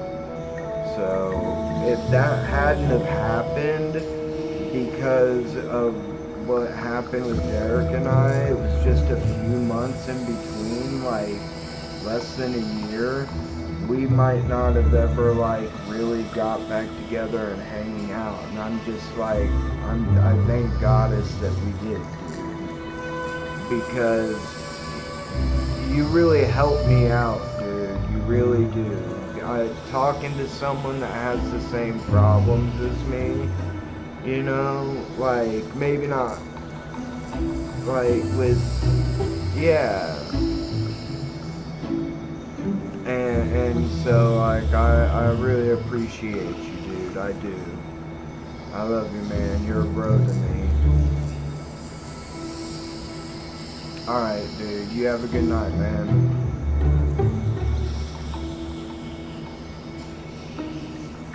Yeah, dude. Usually I get up at around 4. I don't know why I didn't wake up till 8 today. What you doing, girl? Alright, man. Yep, have a good night, dude. Peace out.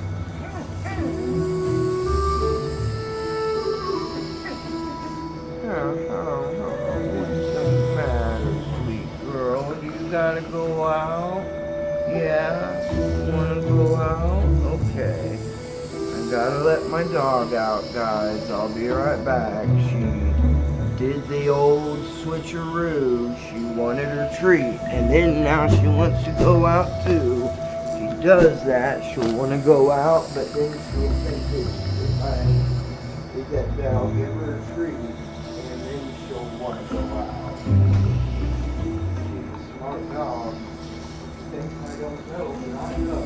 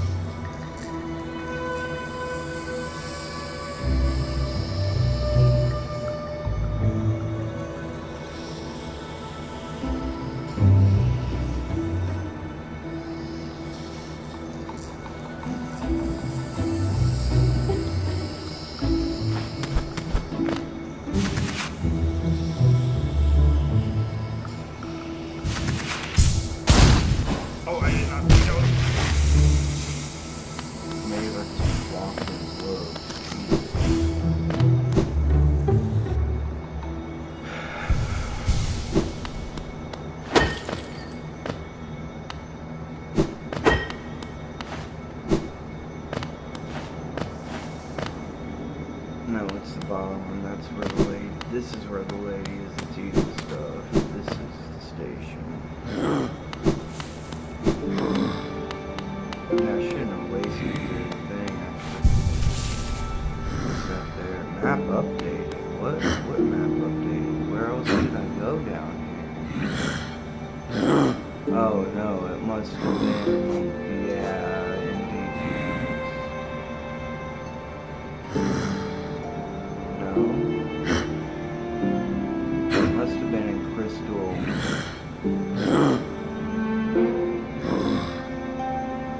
Crystal Cave. Okay, so he's in the City of Tears at the bottom, so I need to go to the City of Tears station.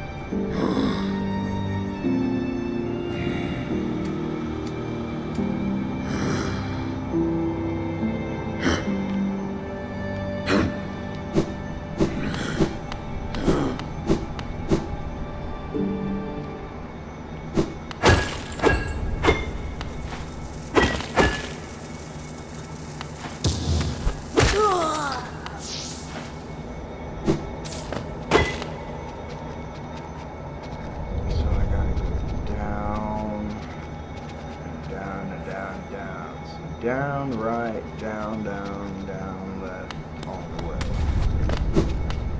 And down should be under this steel, under this.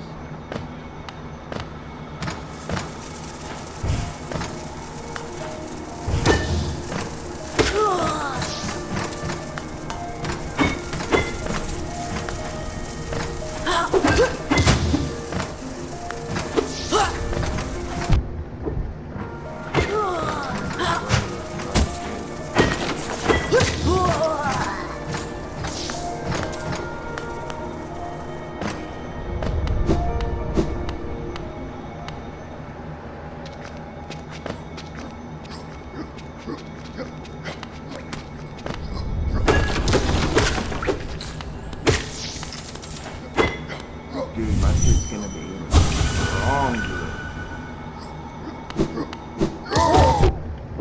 Hey. Whoa. Dude.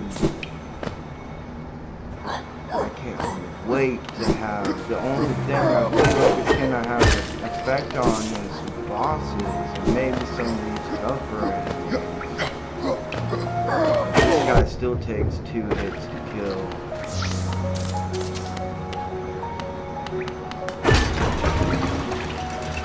And there should be a fish out there, so I shouldn't need to worry. Oh, there's one here. Okay. That way I can keep all my soul.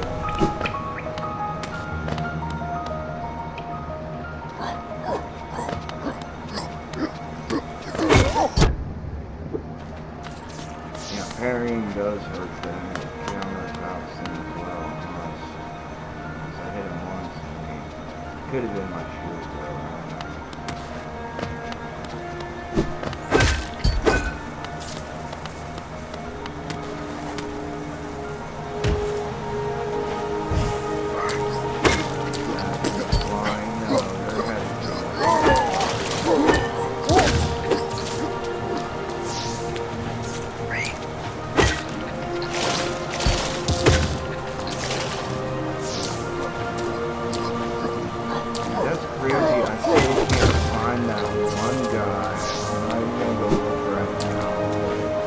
Now I've got better places to grind money from, but it's crazy. I still can never find it. It's everywhere. I cannot find it. I must have like flooded something or something maybe.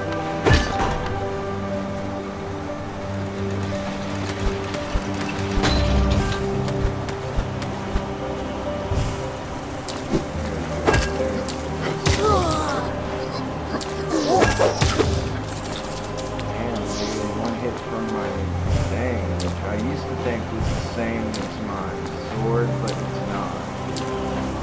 But it is enough to kill them one hit after my sword.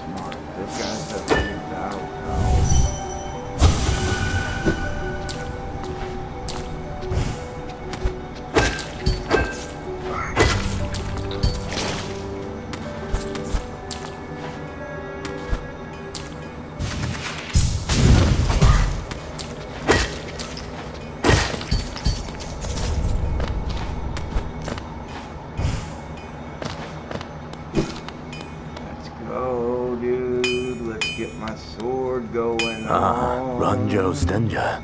You've returned.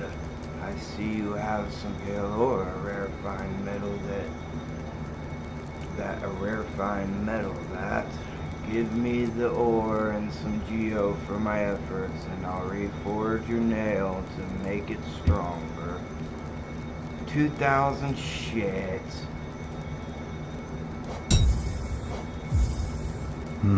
Donja. You don't have the geo. Come and see me when you do. Bitch. 2,000? That's not really that much to ask for. And I'll get it quick.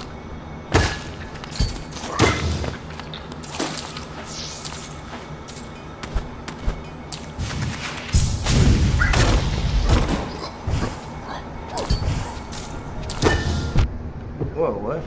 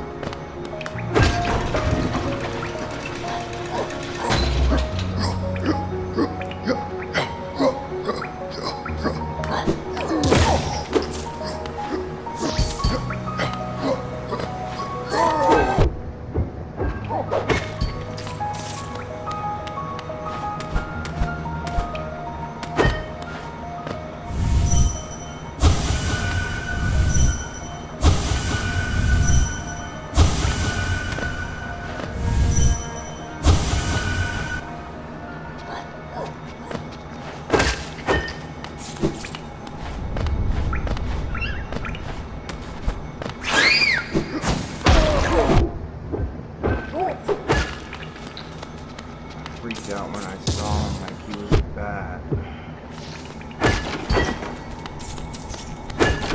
Dude, those jumper guys are getting me a lot more than they used to. Yeah, I go up, right? Yeah. Oh, hey, hey.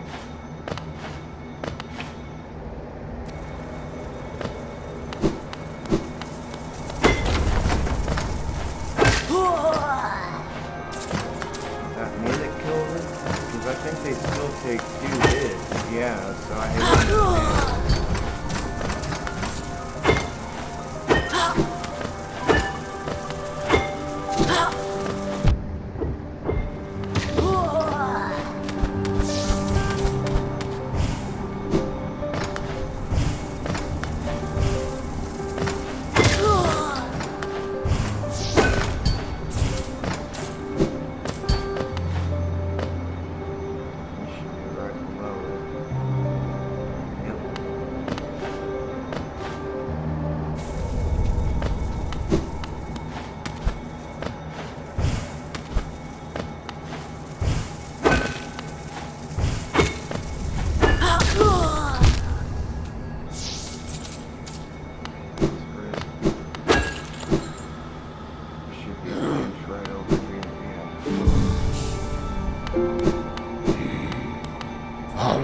Sword. Just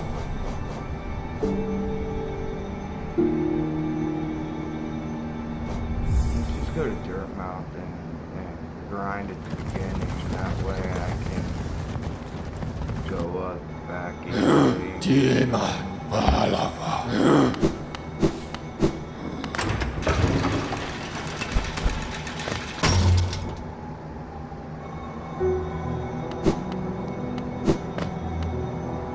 Akala, Tono. Alright. Oh, a Gilgar. Is that like a Gengar evolved? What about one?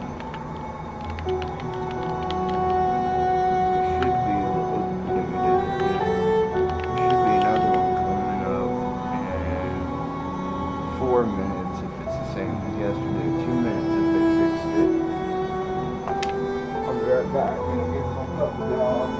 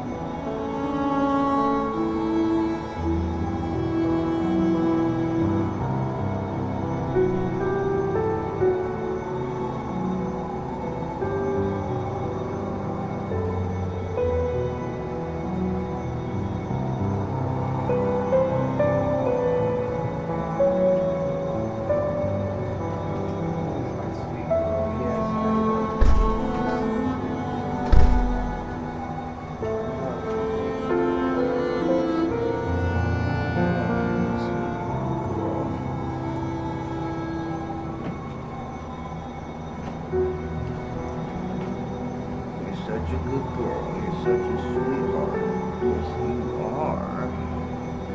You're such a sweetheart. I love you. I do love you. Yes, I do. I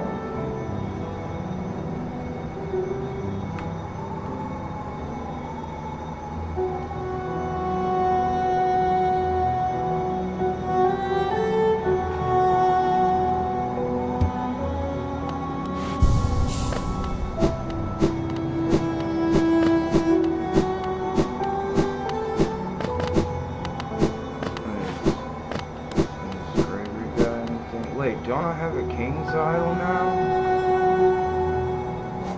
Yeah. Oh, and I got all those journals, dude. I don't even need to go anywhere. I can sell the king's idol and I'll have enough.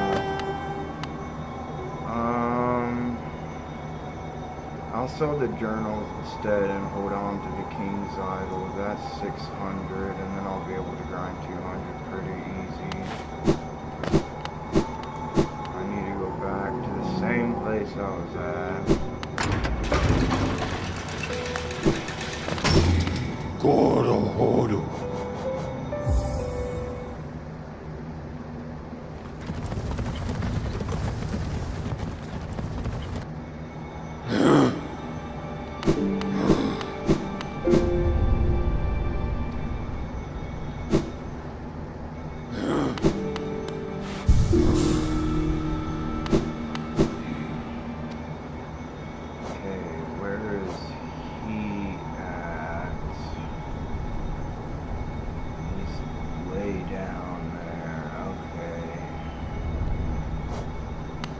Then that's down there, and then I'll just have to go left, so he's close to the guy.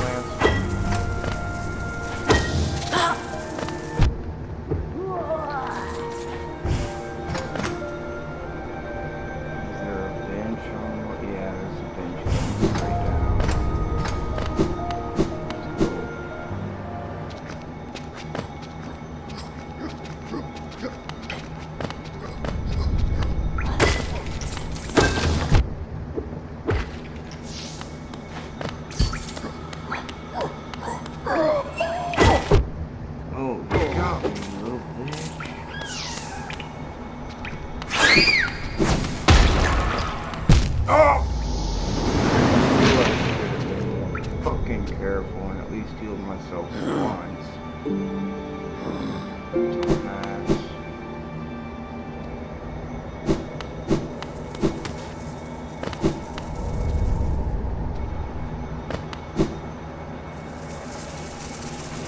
Oh! Come on, man. I hate those nails.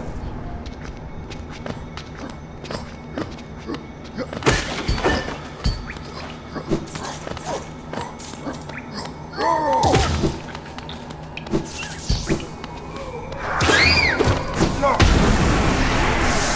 It killed my shit, so I got right. Okay. I'm close to getting what I need for just selling two.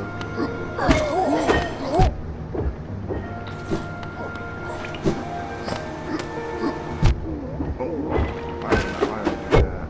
Hey, cut that out.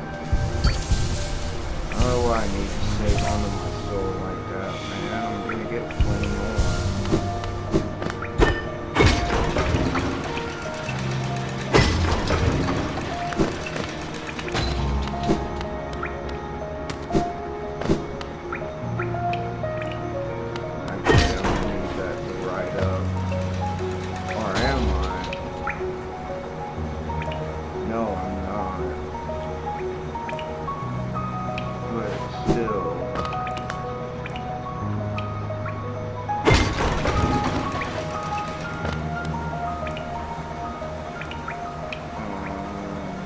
I won't be able to go up there without it, so still I need it down here. Down, right.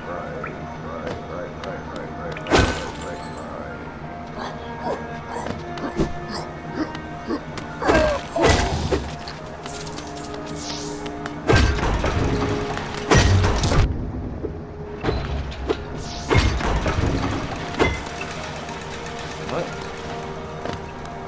Where'd he go? Did he die? What?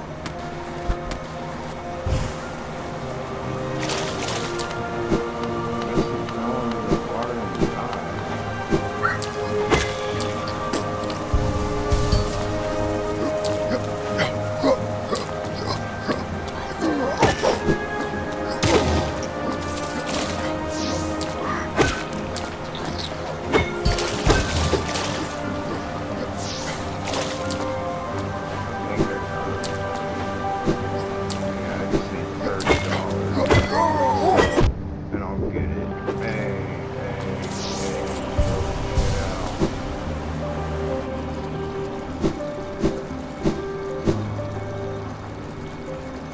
the water and died. Velmi Ardred. Velmi Ardred.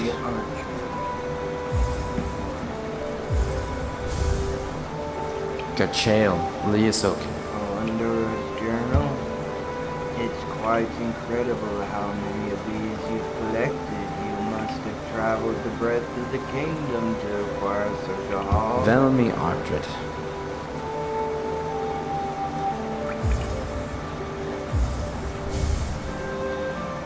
Oh, Paul. The Wanderer's Journal. It's quite incredible how many of these you've collected. You must have traveled the breadth of the kingdom to Velmi Oh, Ardred. another one? Well, shit, dude. I guess I do need to sell another 200.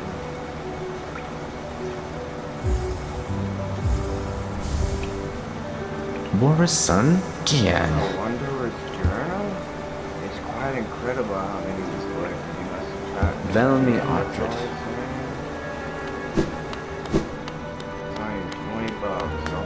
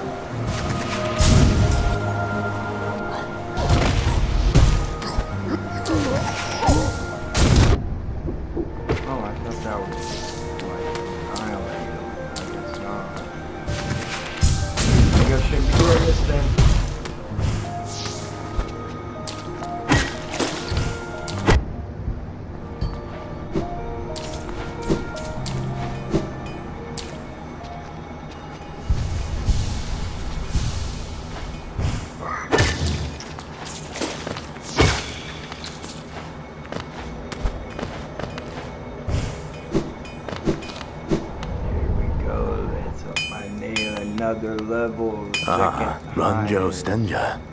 Oh, you've returned. I see you have some pale ore, a rare fine metal, that. Give me the ore and some geo for my efforts, and I'll reforge your nail to make it stronger. Give 2 pale ore and geo 2000 to strengthen the nail. Jonsha. As you wish, I'll get to work then.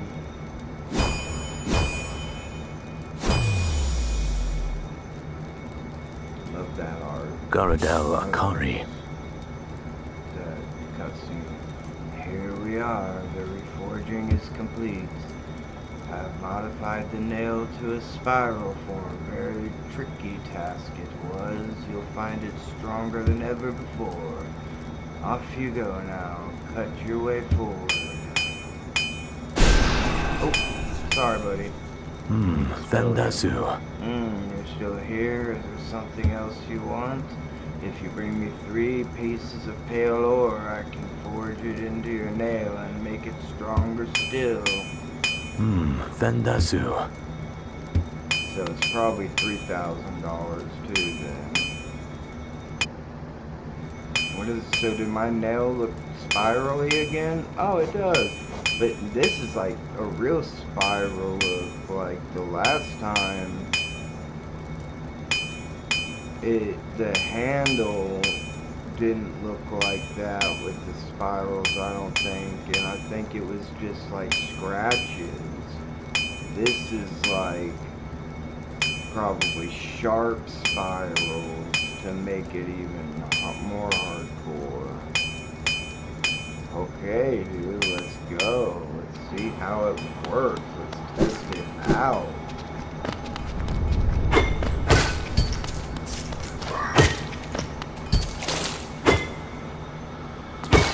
And I think I have a way to get the nail lengthening charm that's bigger than mine.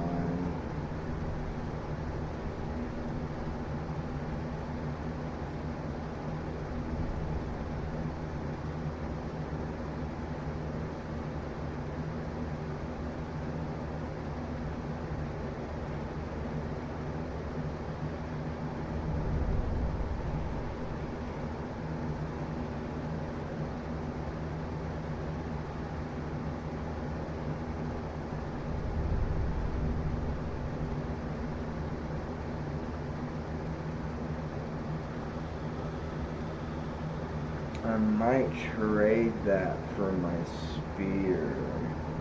Might be worth it. This is one, the long nail, yes, but there's another one. Mark of Pride.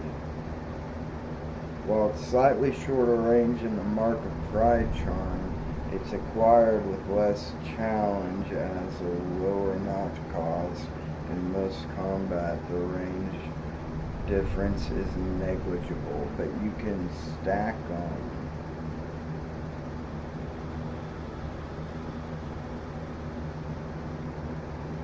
Freely given by the Mantis tribe to those who respect.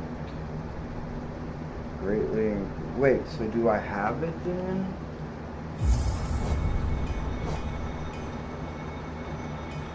What does it look like?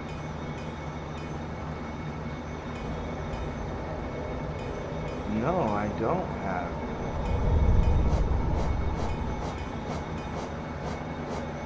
I need to go back.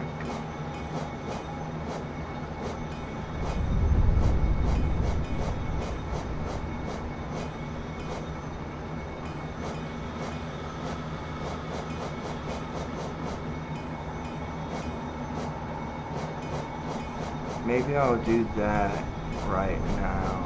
Do this one.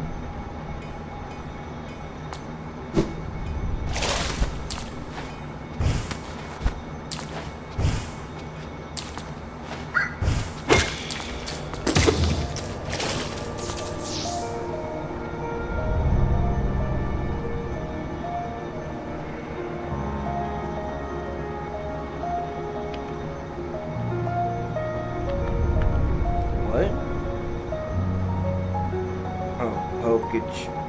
I didn't finish it.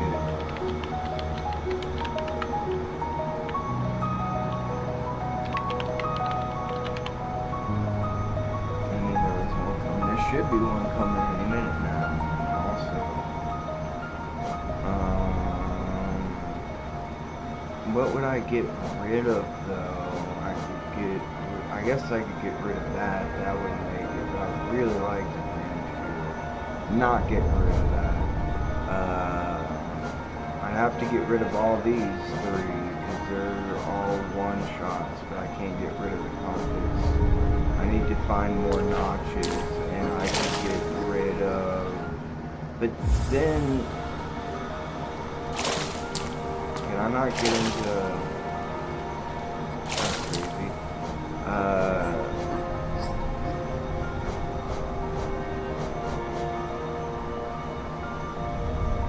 Wait, so I don't have the nail lengthening charm? Dude, I need to fucking find notches. I need to find 5 more notches.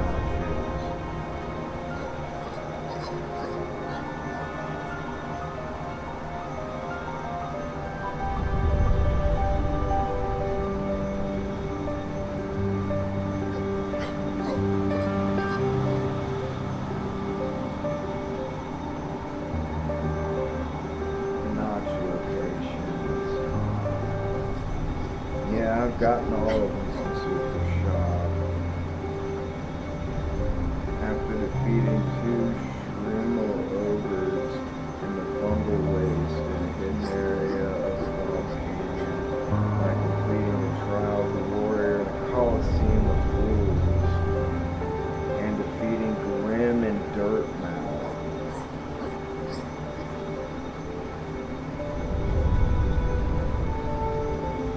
Is that it?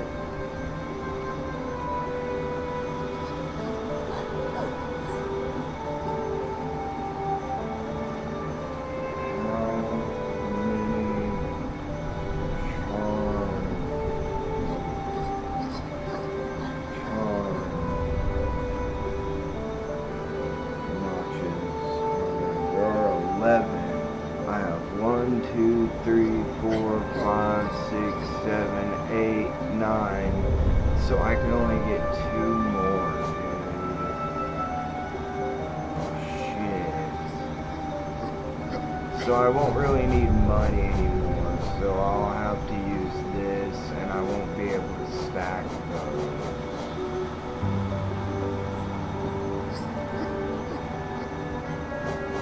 Unless I get rid of this, then I stack them.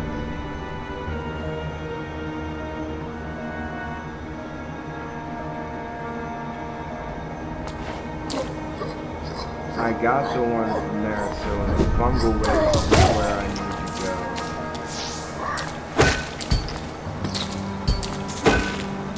And I really don't want to get rid of the Gathering Swarm because that brings money to me. But I don't really need money, so I can get rid of it. Whoa, that guy still takes more than 1 hit to kill? I did not see that coming.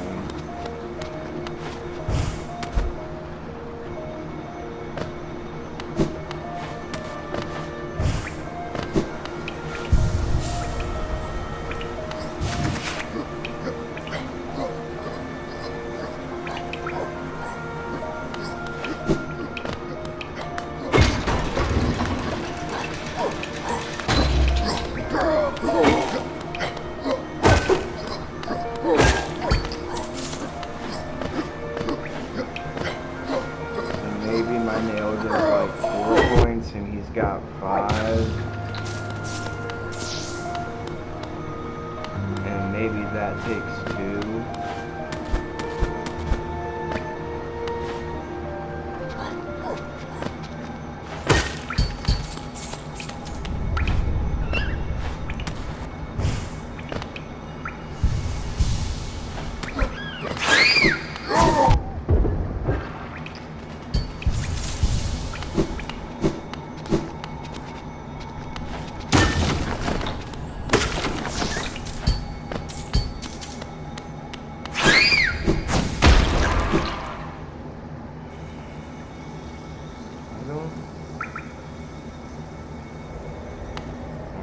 probably to another one, but not to this one.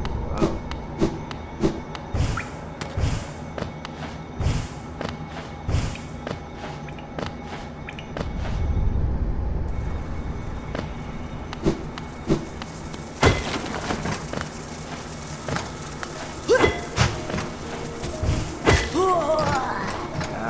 They died.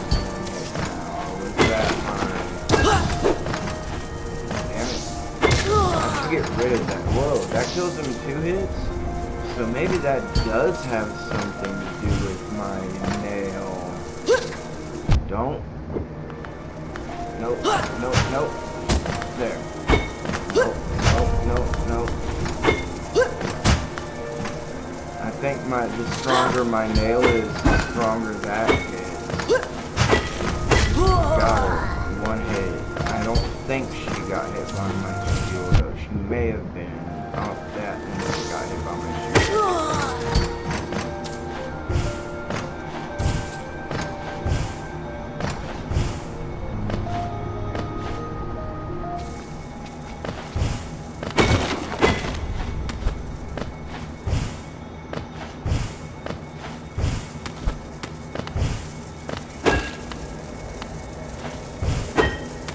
No.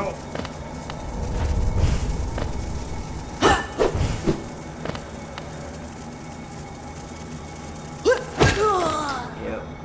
They get 1 hit now. 1 hit KO. That's not where they are. Yeah, they are. I thought they were in the lower spot. Okay, so I need to go. Actually, where's the Mantis tribe at?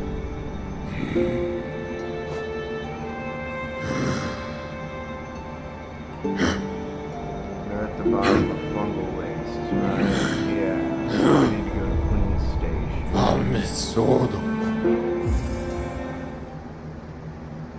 Actually, shit. Should I have just gone to the Mantis tribe from where I was at, the City of Tears?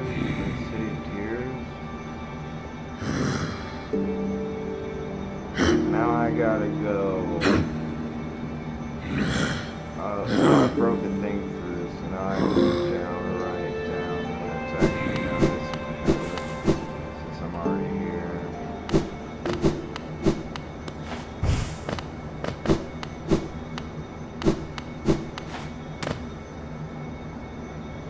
Yeah, I gotta go up.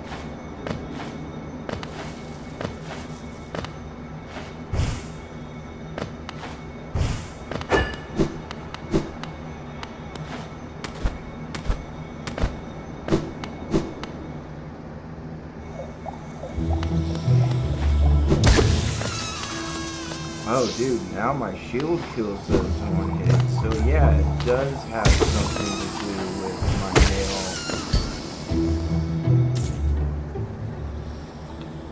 Hollow Knight.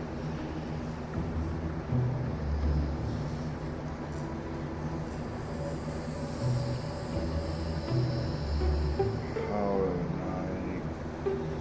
What's the relationship between your nail strength and the dream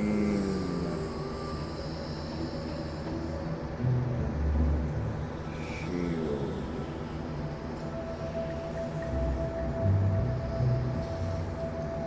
In Hollow Knight, the Dream Shield charms damage output scales directly with your nail strength. 1-to-1 damage scaling, the damage an enemy takes from the Dream Shield is exactly equal to the damage of your current nail. Oh, upgraded nail. As you upgrade your nail, the Dream Shield damage also increases.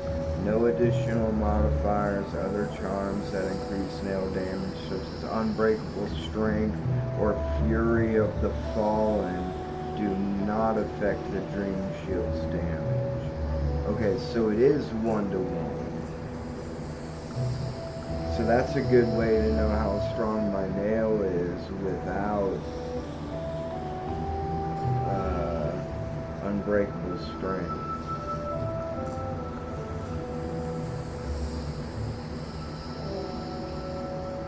Okay, so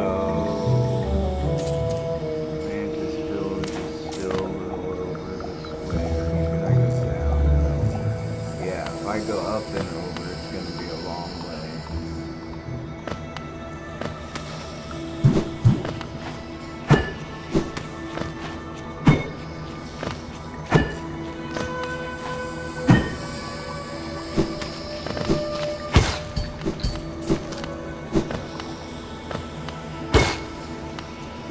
Kinda wanna go fight that one boss now, but I feel like he still will fuck me up.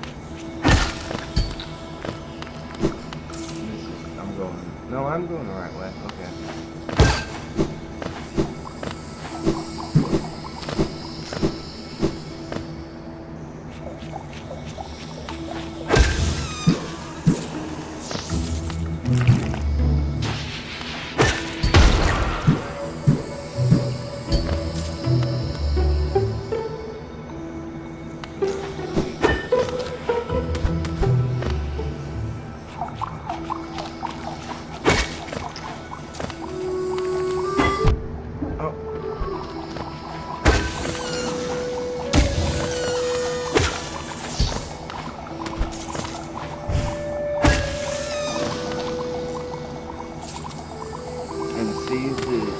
Stacking them will make my nail bouncing much easier.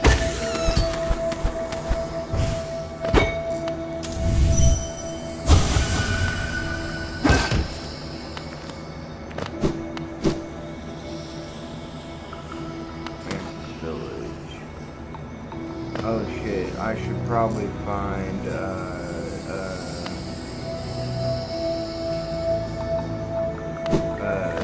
thing that is my charm will attack them even though I don't want to.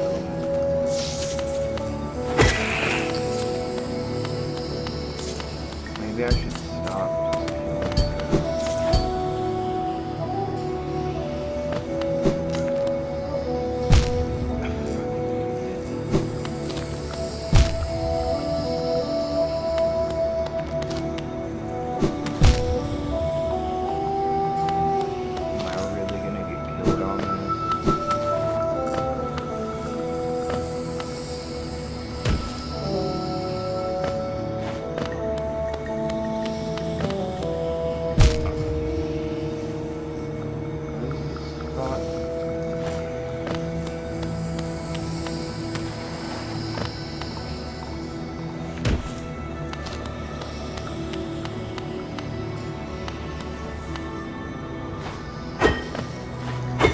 Hey, where's my charm, asshole? Oh, now I can go in here. It's probably in here. Duh.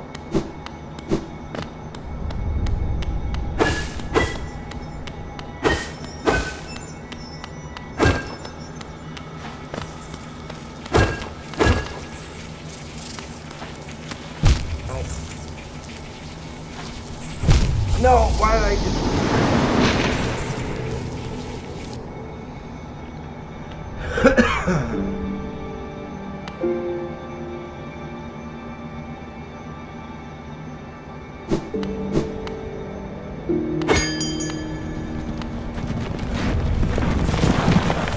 Tiema Palava.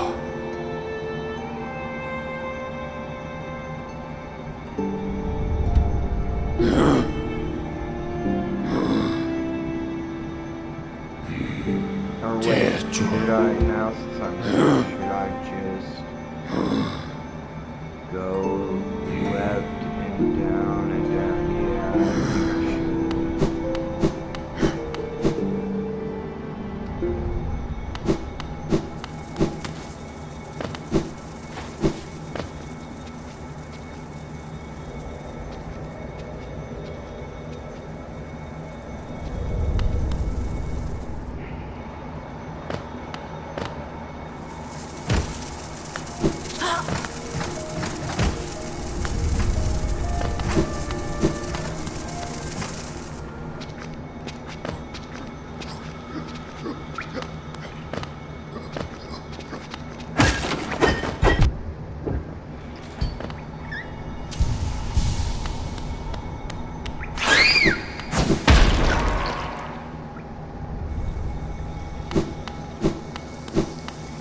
no, that's a one-time fucking... Or can I get around it? Yeah, boy. Hey, no. There we go. Hell yeah, I gotta go kill some people though.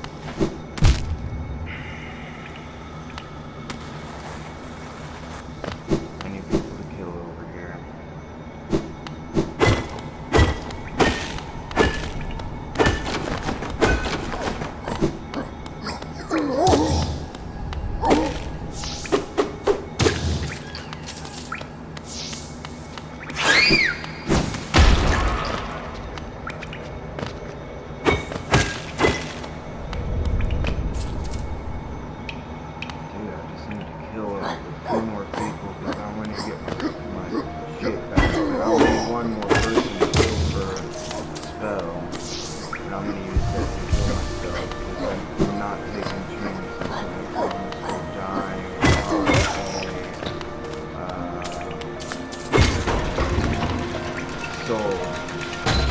Although I don't think I have much money. I had like $3 after I fucking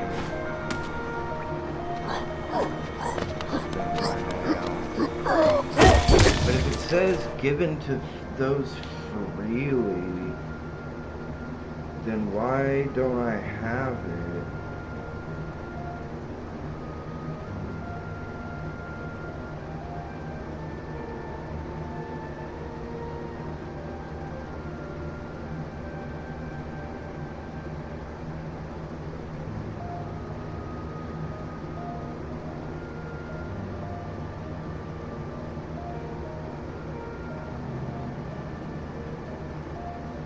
It's 25, so 10% more than the others. So if I add it, it's 40% longer. It's almost half as long.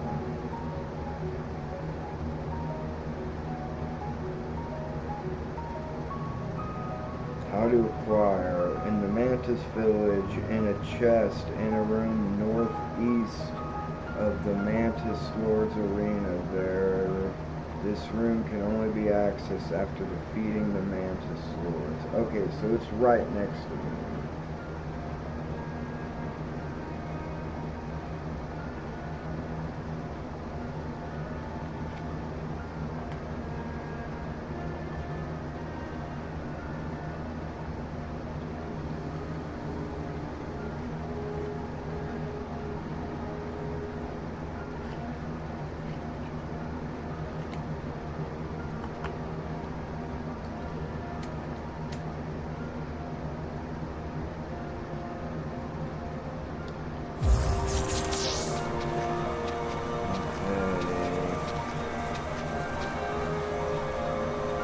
Oh, I got what I need. Forgot what I was here for a second.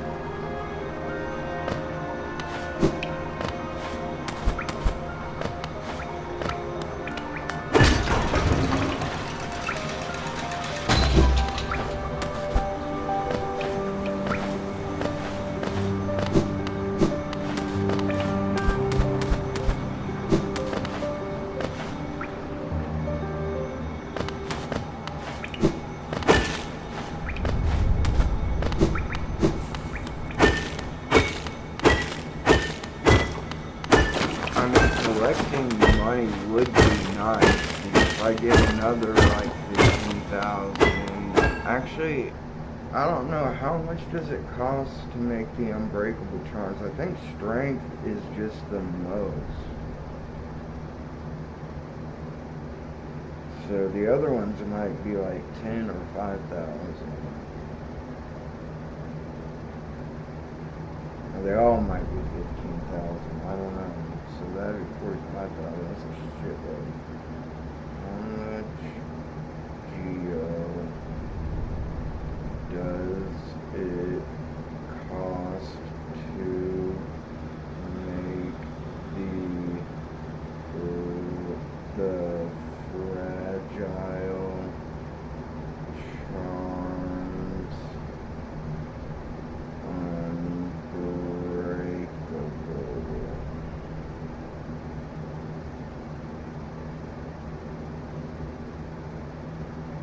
Unbreakable Greed is 9,000. Unbreakable Heart costs 12,000. Unbreakable Strength costs 15,000. So I just need 12,000 plus 9,000. So 21,000, I guess.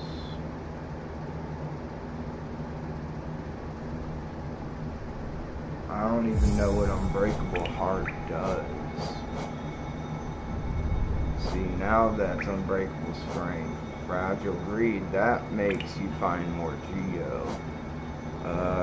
Fragile Heart increases the health of the bearer, allowing them to take more damage.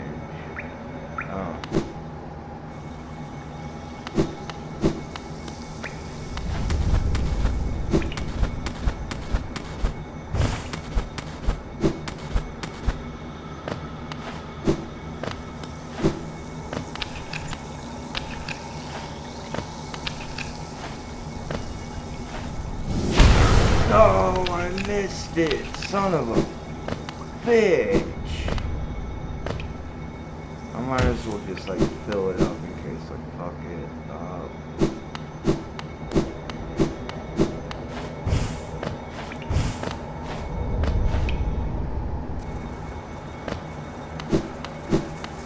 There's plenty of these guys to get. No, don't. Got none from her.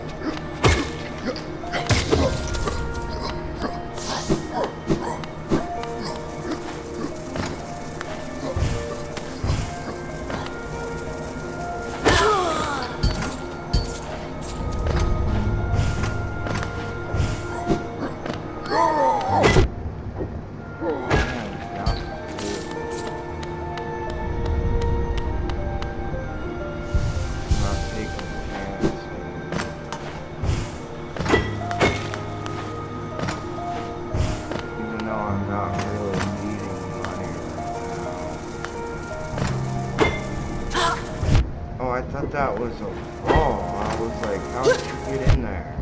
Hey! Damn it! I'll just sit on a bench.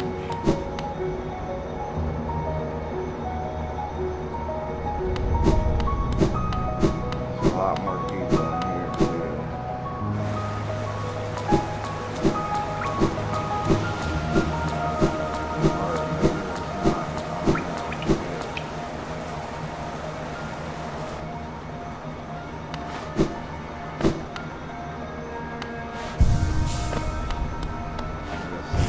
More people in here.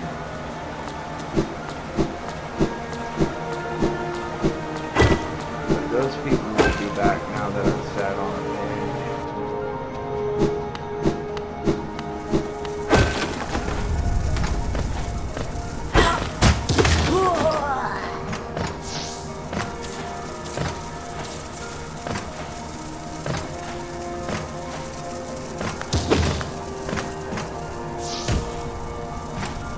That's cool that the shield is 1-to-1 with your nails, so that's like actually a really good charm.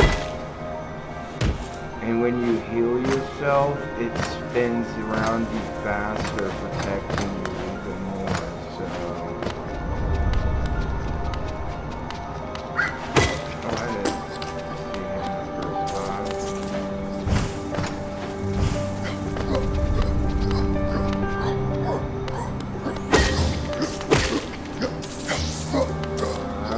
No, I got a little bit more that I can fill up. Oh, well there she is. Full. It doesn't look full, but it is full because of the Unbreakable Strength. Or, no, not the Unbreakable Strength, because my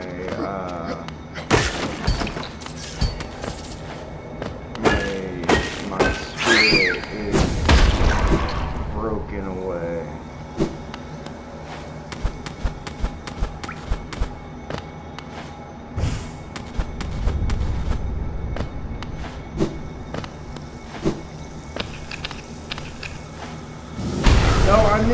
again. Come on, dude. I'm glad I pulled it up this time. Jesus. Yeah, it doesn't matter. You can only do it once. It's a one time. But now I can get through it.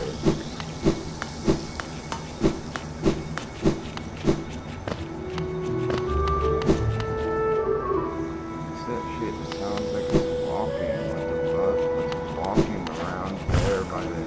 Oh, it's that.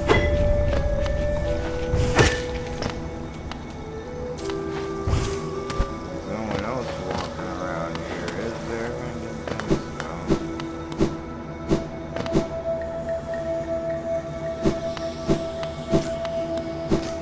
Oh shit, I need to sit at another bench.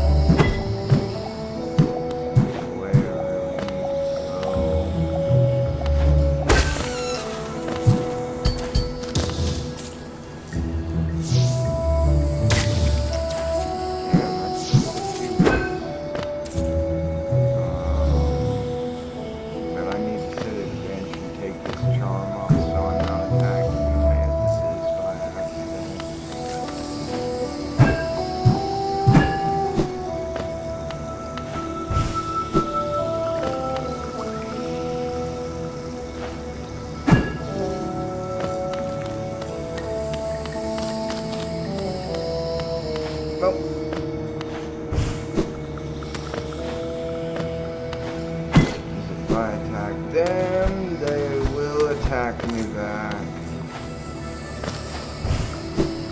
Oh, made it. Okay. Oh, shit. No, I actually should have fallen down when I needed to. Now this one's gonna be... There we go. Going down this. Dropping down. Not an option, I guess. I'm gonna have to keep going down. Oh shit. That one's possible to get by. There we go.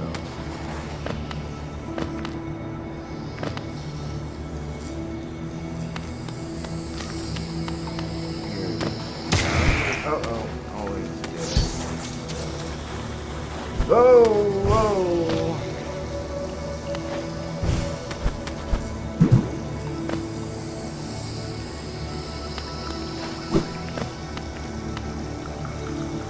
Oh, there it is.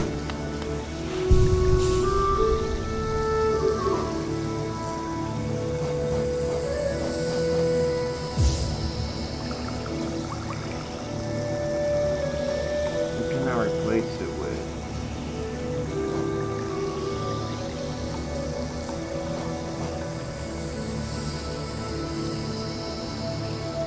Wait, I didn't take it off? Yeah, I did. Oh, it doesn't come off till after I get out.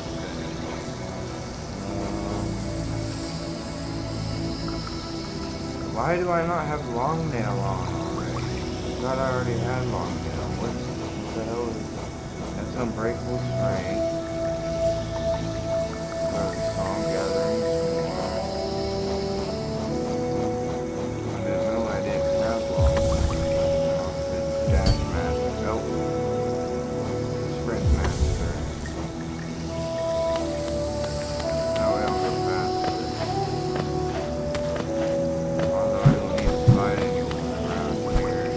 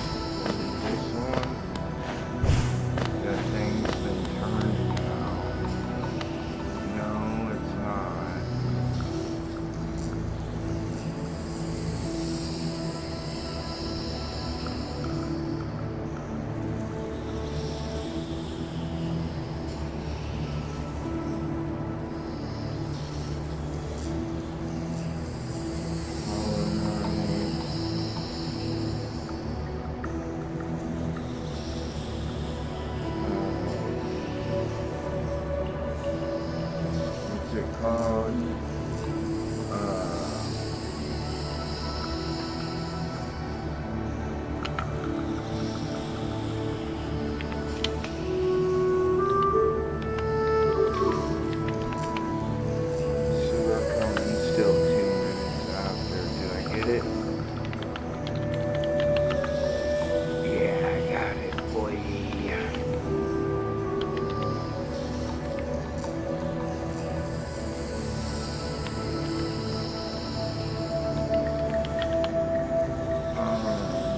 What's it called? The mantis charm?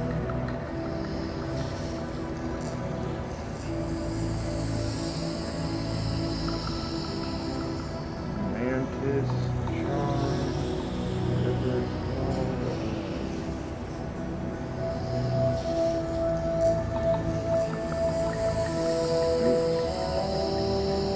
It's a mania charm.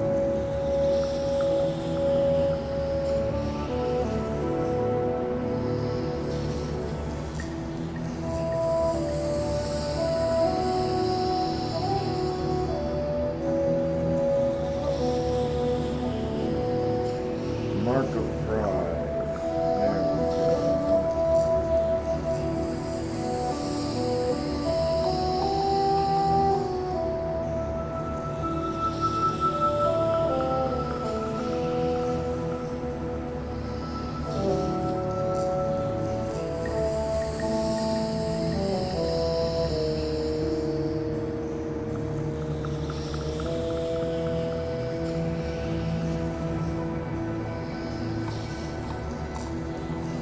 Mark of Pride.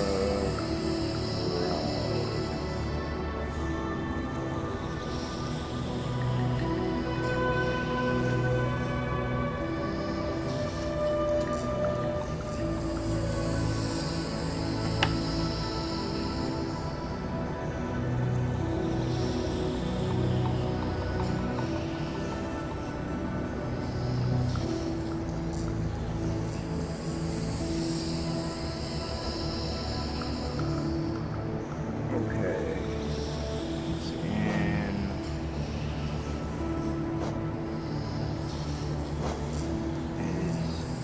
in this little room right here that I could not get to earlier. Okay. Why did I do that? I would have been blocked. I couldn't have gone this way. Let's go.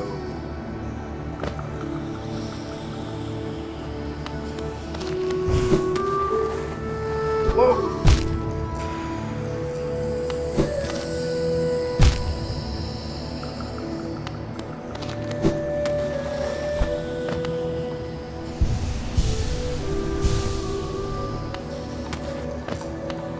Could just kill the mantis, but I feel bad doing it now. Okay, so it's just been opened up, that's it. Yes, thank you, you're welcome. Okay, she opened it for me.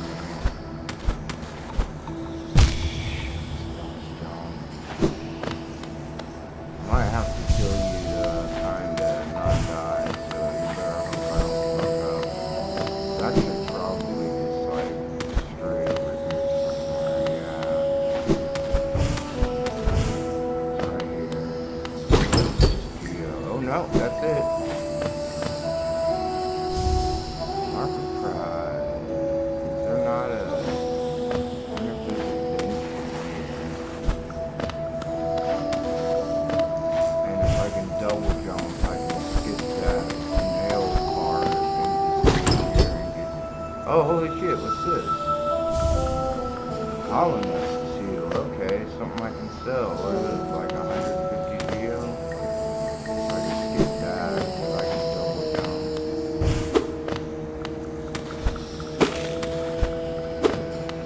Here. Geo? Yeah, boy. Whoa, dude, 620 geo? Holy shit. That's a lot. What's in here? Yeah, there we go. Okay, so let's get sprint. Let's get Sprint Master on. Let's get Gathering don't want to take it off, but let's get Grub's song off. And here it is, Mark of Pride. There we go, dude. Long nail, Mark of Pride, Unbreakable Strength, and Wayward Compass.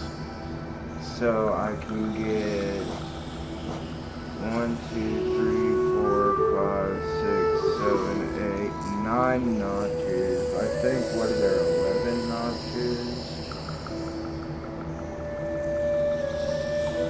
Yeah, dude, there's fucking just 11. So I couldn't put the dream. I'd have to sacrifice. I guess I could sacrifice this and this for the dream nail, or for the dream compass, and with the with 1 extra charm, I'll be able to put that on again. So where are the charms? Where do I need to go? Where's the easiest one to get?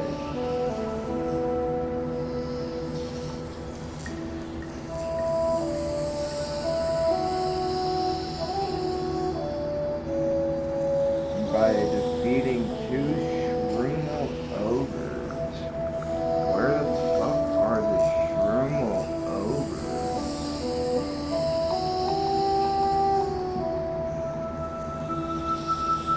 Wait, there's another spot in the Mantis Village that I can get to. I wonder if I can get to it now if I double jump and everything.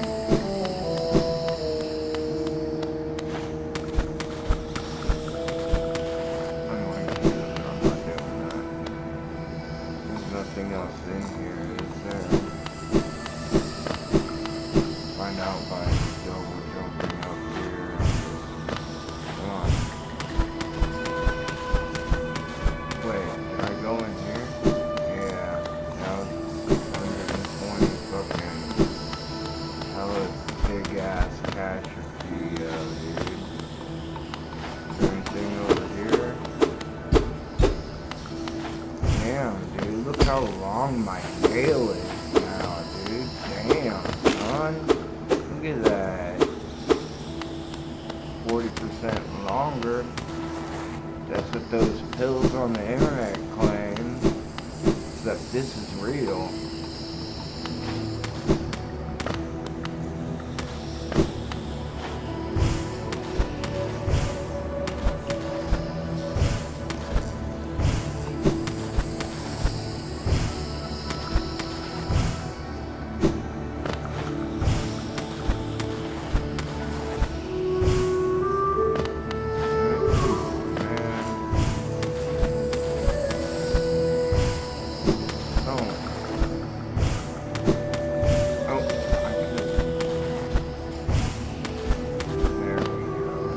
Oh wait, I could have just gone up and around, damn it.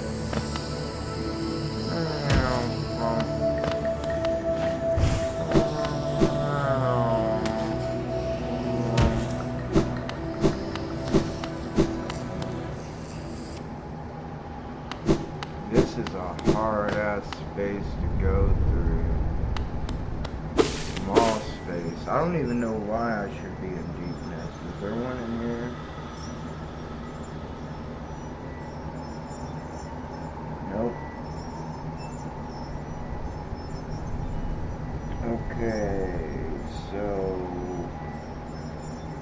I need to fight 2 fungal or 2 Shroomel ogres. Hollow Knight. Shroomel. Okay, that's what they are. I've killed that one. Where's the other one? Wait.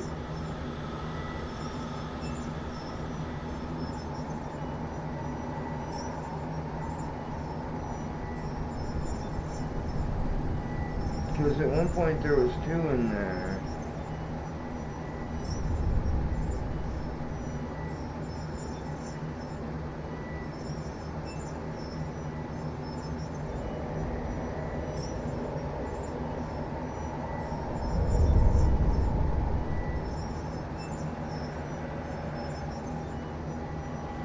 Okay, there are 6 of them. So 2 fought in the arena and the north part of Fungal Waste. 2 near the Mantis Village at the top of the Fungal Core. 2 are near the entrance to Deepness. Where are the 2? Give me the fucking notch.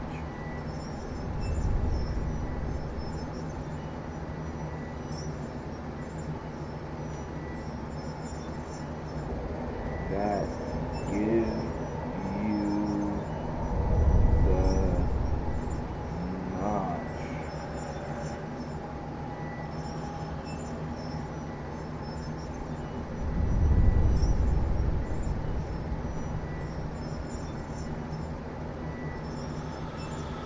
Locate the entrance to the greenhouse, which is a room with 2 large shroom ogres. Defeat them both. Collect the charm notch that is dropped.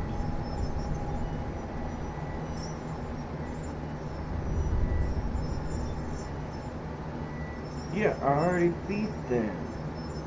Wait. 1, 2, 3, 4, 5, 6, 7, 8, 9, 10, 11. Oh. So I only need 2 more. I've got the one from the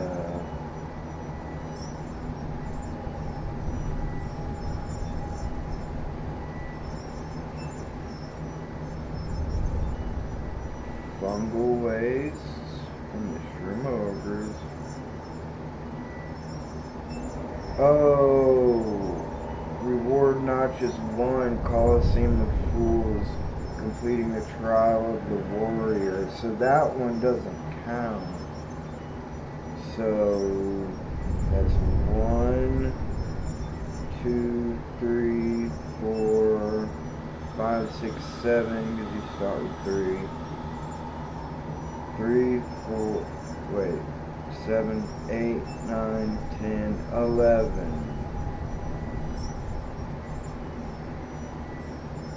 Wait, so then I haven't gotten it. Wait. I've got 1, 2, 3, 4, 5, 6, 7, 8, 9. Okay, so yeah, I need 2. So I've gotten 1, 2, 3 with the starting ones. 4, 5, 6, 7, 8, 9. So I need to go to Fog Canyon. Notch is located in a hidden area accessible. Oh, I need Isma's Tier. Kingdom's Edge. There is also Notch in this area. Okay.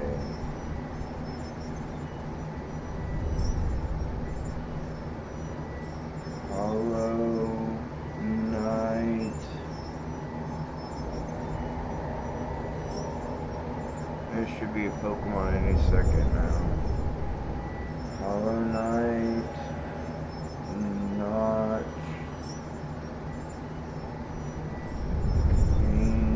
Kingdom's Edge.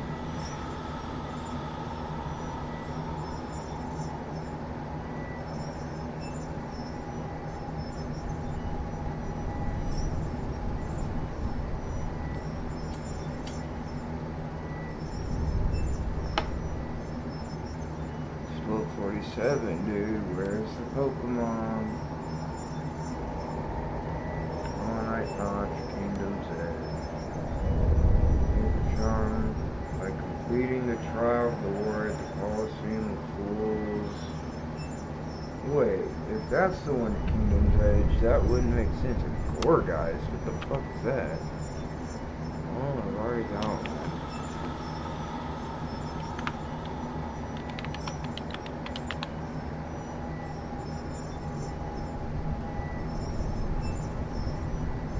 Locate the top, travel to the highest point of the arena, find the entrance, Coliseum of Fools is a large ornate entrance built into the top of a cliff face.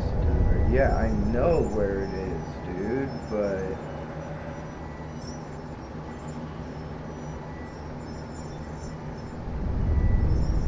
that's not what I'm looking for, the one that you can find at Kingdom's Edge.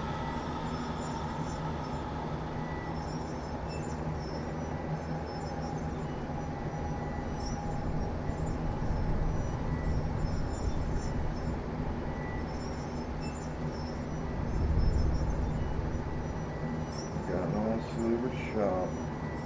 I need Ismus Tear for the one fog camp. Oh, after defeating the Grim Moss and the Grim Troop quest. That's what I was wanting to do anyways. But I do need Ismus Tear, like, really bad. So let's go ahead and find Hollow Knight Ismus.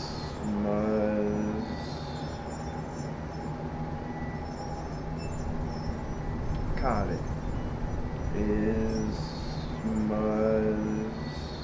Tear.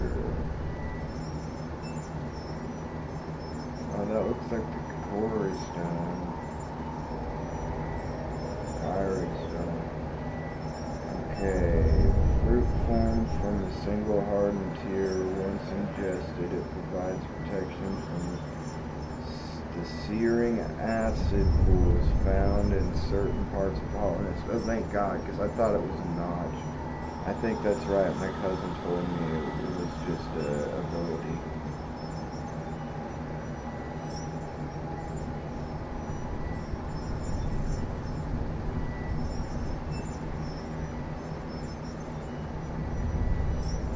How to acquire. Located in Isthmus Groves in the Royal Waterways. Accessing the area from the Crystal Heart. Beating the Dung Defender. That's it? Damn, dude.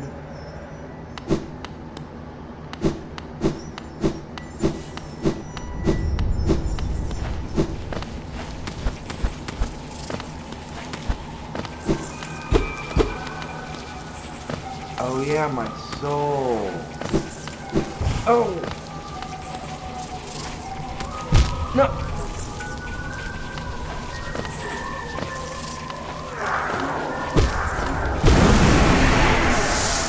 forgot about that. Let's explore here a little bit.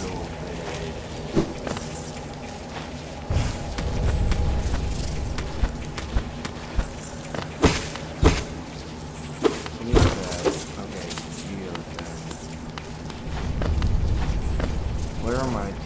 Okay, yeah. So I've got to pick up all my gear myself. Whoa, whoa, what the hell is that? Oh, whoa, one of those.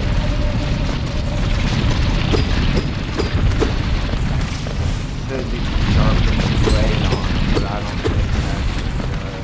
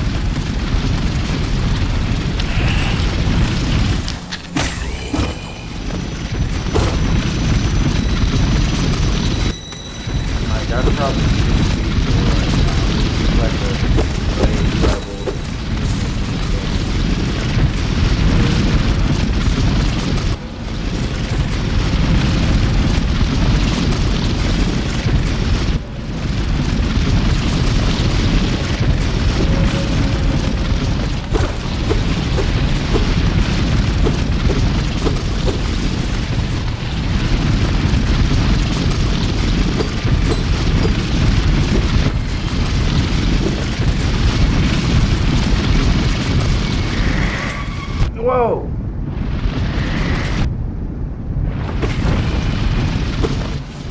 Whoa, dude, that's... Whoa, what's that?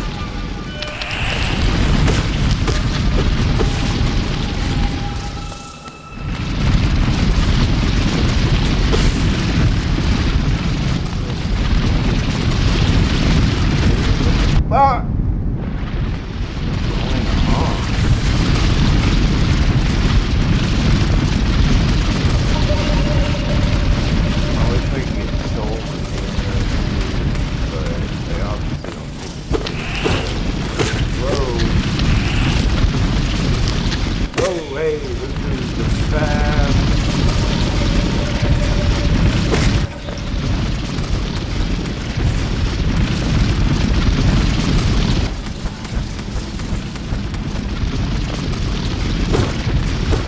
I need to be careful, dude, because I don't want to, like, lose my soul in this area and, like, have to come back and lose 1,000.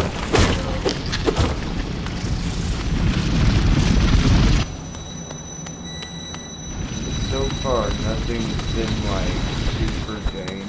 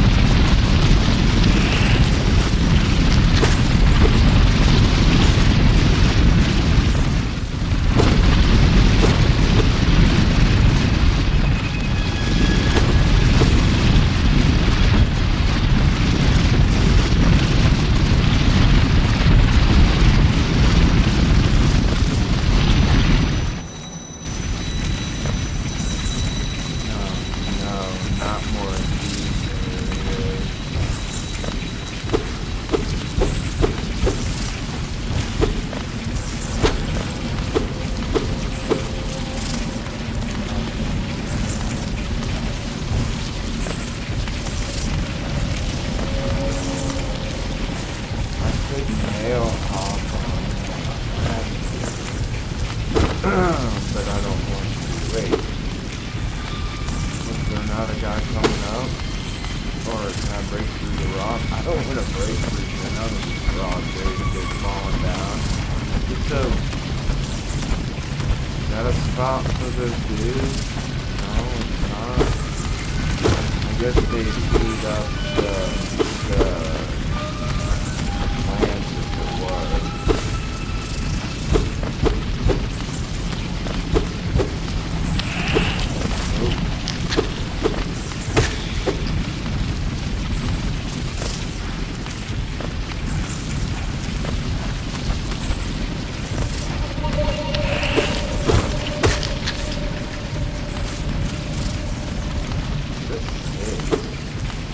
Maybe it is one of those big ones and one of those small.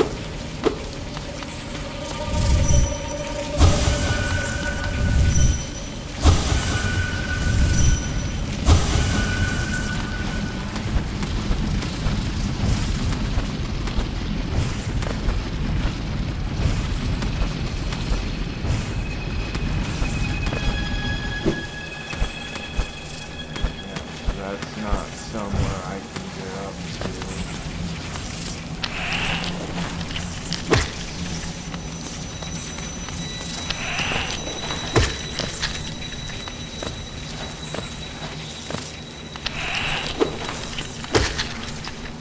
Yeah, see, I thought those big ones were worth 10, but I guess there were 5. Maybe the bigger ones?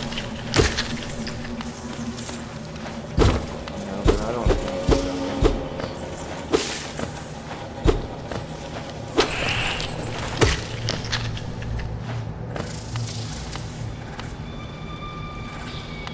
ball?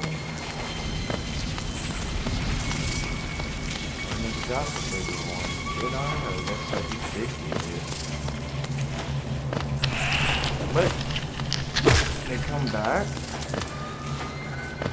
Dude, that's like farming gold. Damn it.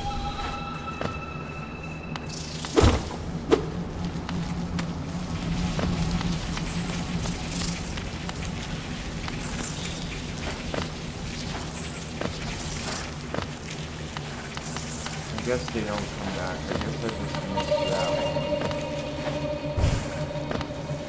Because I probably jumped up to that.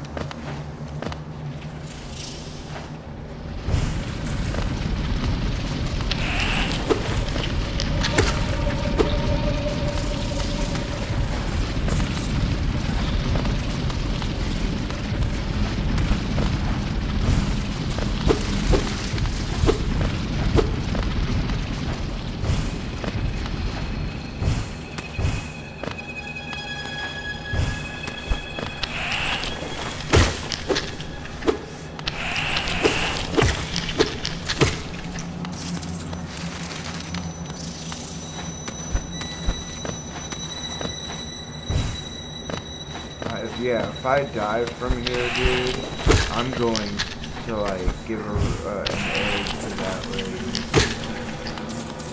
There's no way I'm coming all the way back, even though it's actually extremely safe. Wait, where am I? I'm getting close back to... Yeah.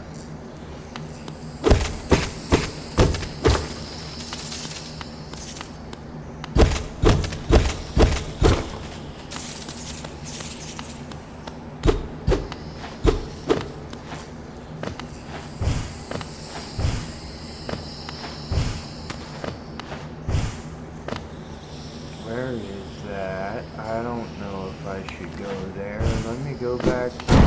Hey, hey, hey! It got me.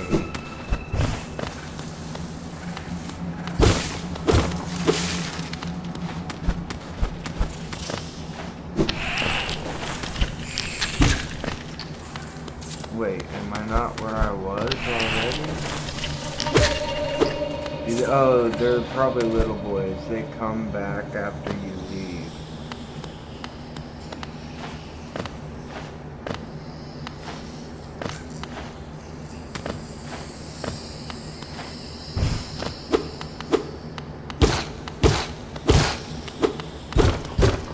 There we go. Now I'm back here. Alrighty, boy. Let's do this. I already got that worm. This is why I need Isthmus Tier. It lets you go and swim in acid. Oh shit, I forgot about how hard this part was.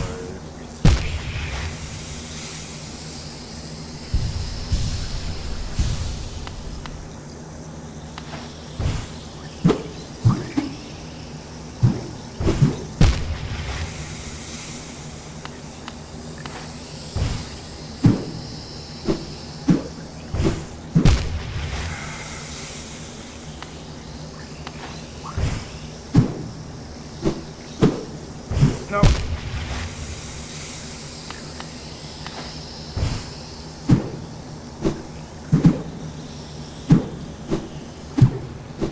There we go.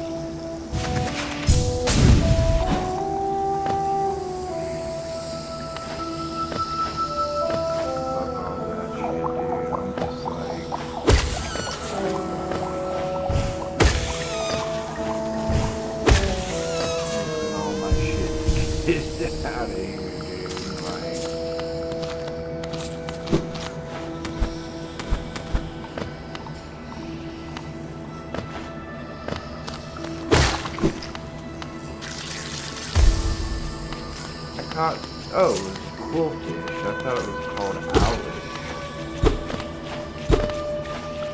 Hey, I was just here earlier.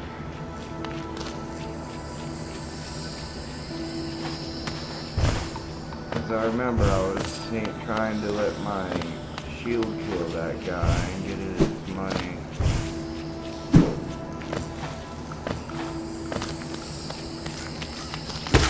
Dude, my nail is so long, I love it, dude.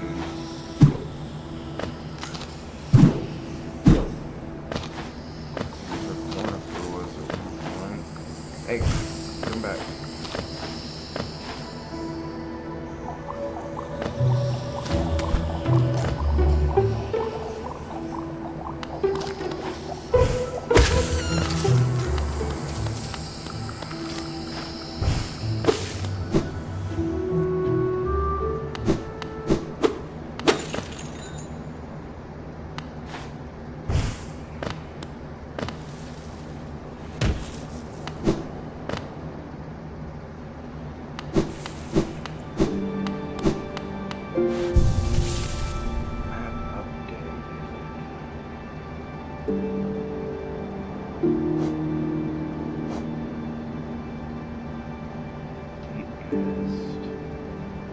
Damn, there's that much left to go. Holy shit, dude. And that's probably where you get to the Mantis Village from Deep Nest, going over there.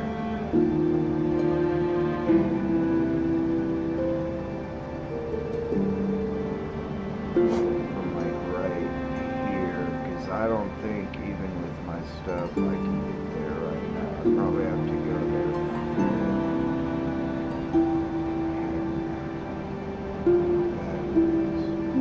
There's probably a place I'm gonna travel along to.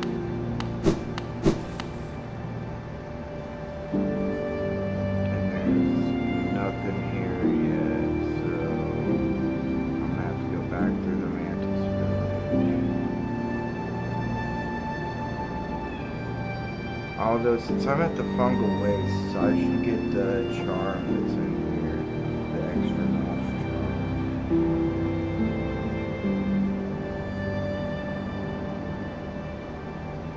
Oh, actually, yeah, let me get the extra charm.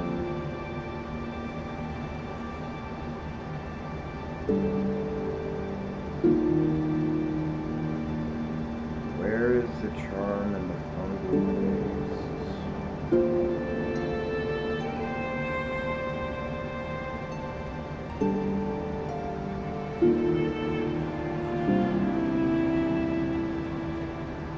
And then I'll go beat up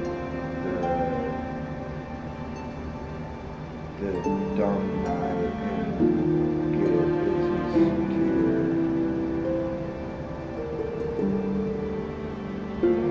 Not the Dash Master charm. When I say charm, where's the notch?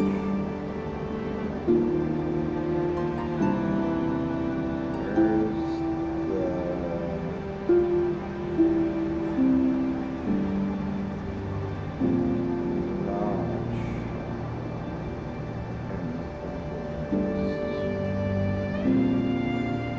And go to the northern section of the area, find the Lady Bench, travel to the left and down to a room at the bench.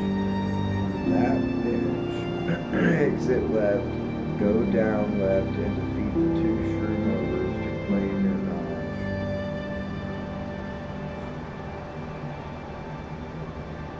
And it looks like I'm gonna have to beat them while I'm in Acids. Maybe I should get that first. And yeah, they're over there, the ones that I already beat. The fuck, there's a tank in there?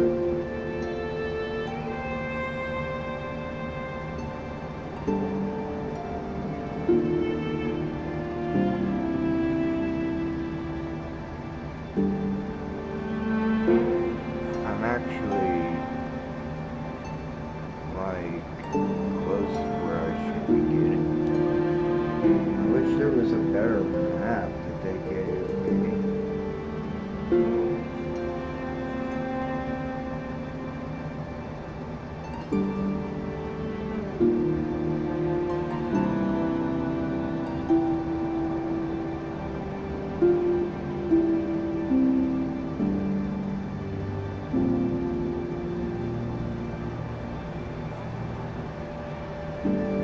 Here we go.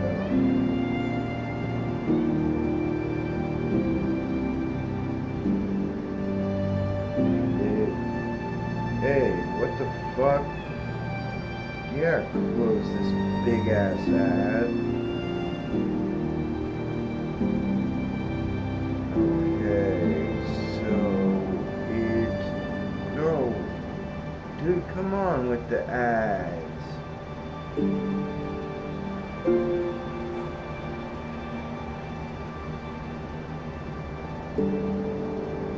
No, I'm not paying $50 a year for game rent. Get fucked. There we go. Okay. Just click close ads. Okay, it's down from this long thing. Wait.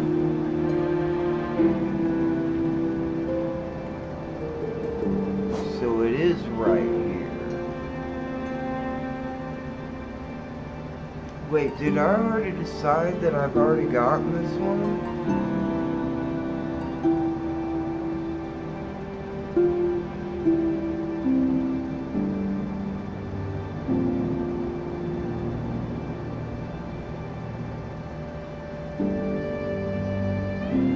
So there's 1, 2, 3.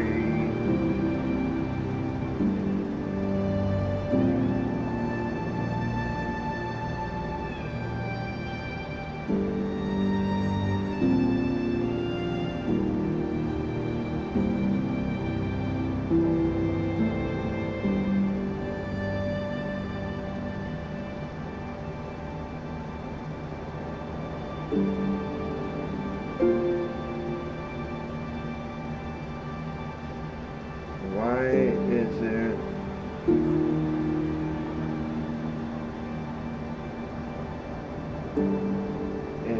telling me how many? It used to tell me how many salute were sold.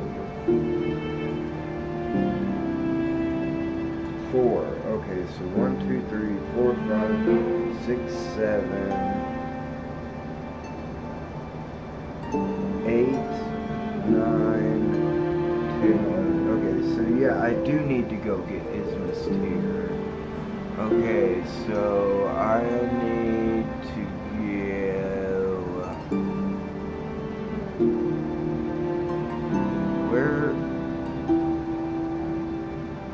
Where is the donut? I think he's in the Crystal Wastes, if I remember right. He's in here.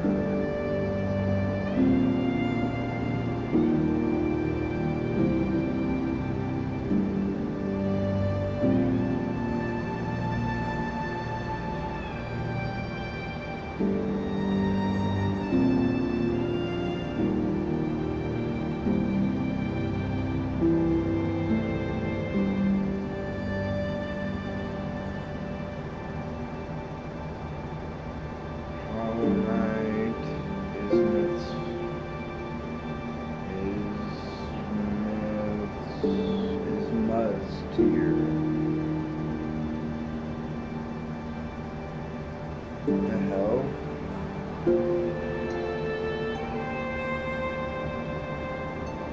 What the hell is this? Why is it on Google Shopping? How the hell did I get on Google Shopping? What the fuck? Hollow Knight.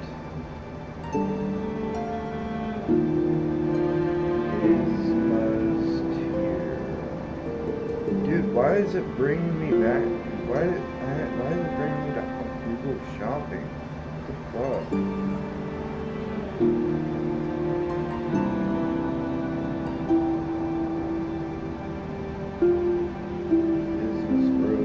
Royal Waterways, that's where it is. Acquiring this area requires the Crystal Heart and beating the Dung Defender. Wait, the Crystal Heart? What the hell is the Crystal Heart? I still don't know what the hell this is.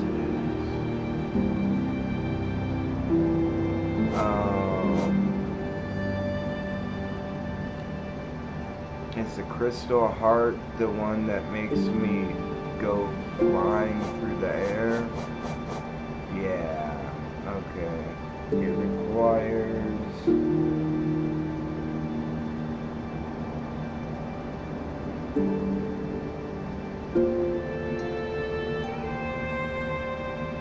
Crystal Heart and beating the Dung Defender. So, the Dung Defender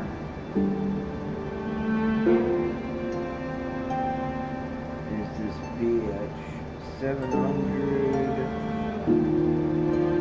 Depending on my nail upgrade, he gets more health. That's fucked up. So he should have 800 instead of 700 health. Because that's, oh no, that's 0, 1, 2, 3. So he should have, because I only have one more. So he's got 850. That's bullshit. They shouldn't get more health when you get nail upgrades.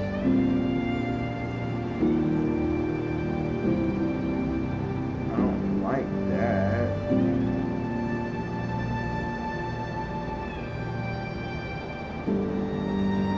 Tell me where he is. Show me on the damn map, dude.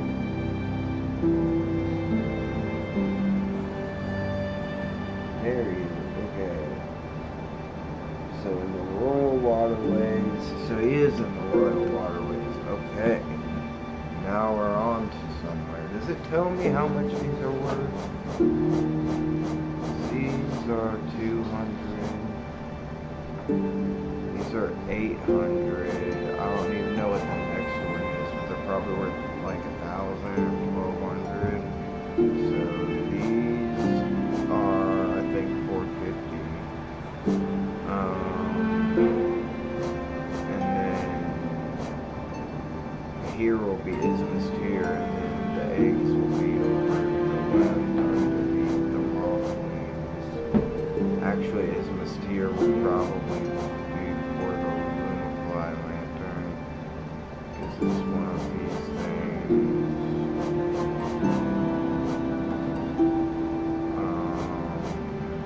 I need 2 more of each of these. 1/3 and I have 1/2. And I know where one is, so I can't remember it now.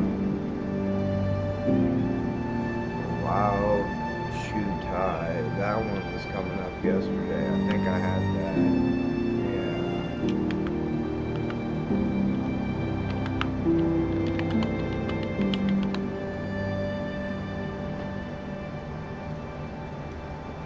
Okay, so I need to go to the Royal Waterways, which there is not a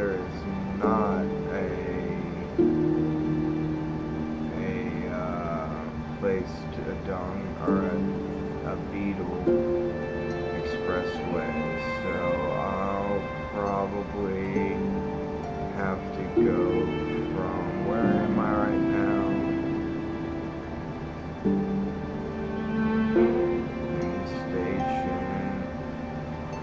I'll probably have to go down from here into it, and then once you get to this area, he starts calling you. I think he's in this spot, but I can't. I guess I could ride it to King's Station and then come down and then go into there. If I can. What the hell is that? Anyways, let's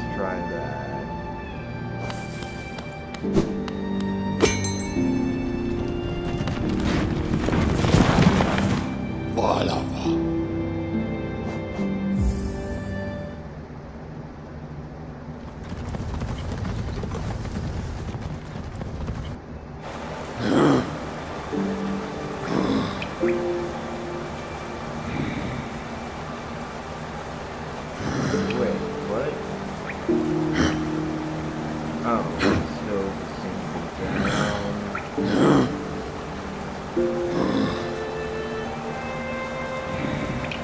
Left, left, and down. Left all the way down. Wait. No, I know I've got my soul. I know I do. Even though it looks like my... Yeah, see, I do.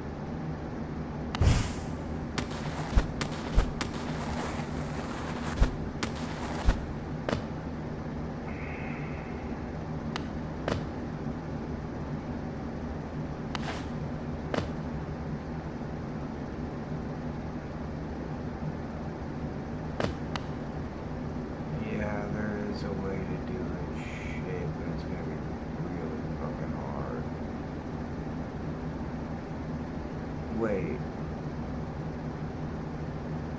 How am I gonna...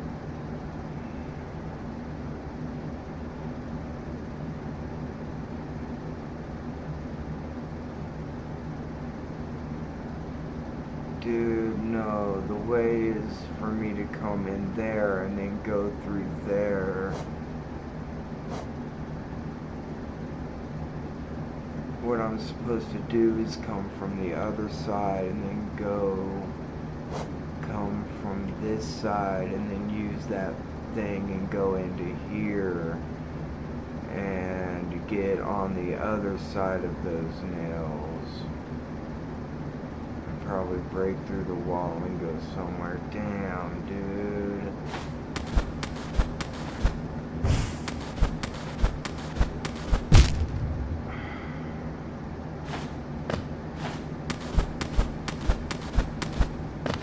There's no way I can use this thing to go through there. There's nowhere for me to hold on to that won't get me hit by the nails.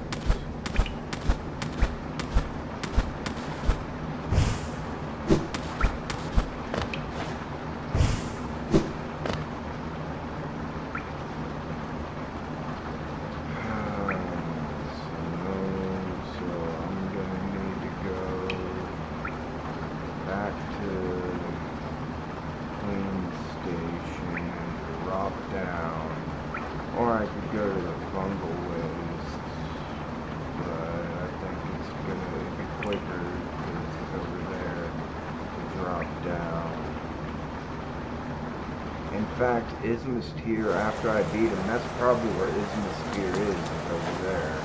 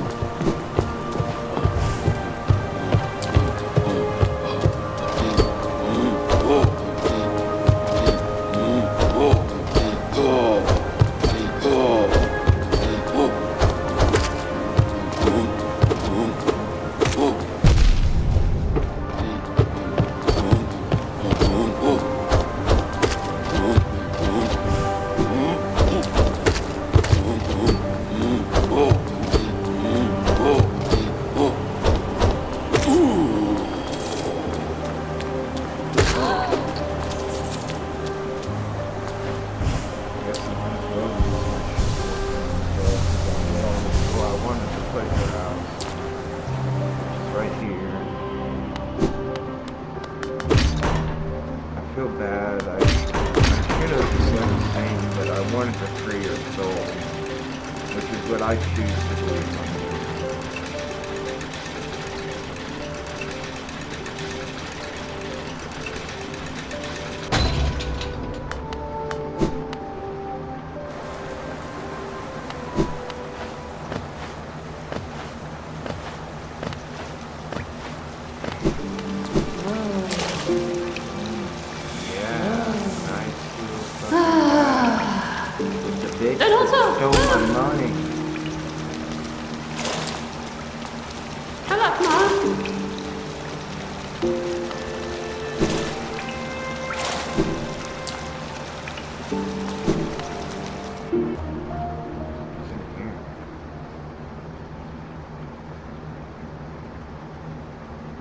Close to a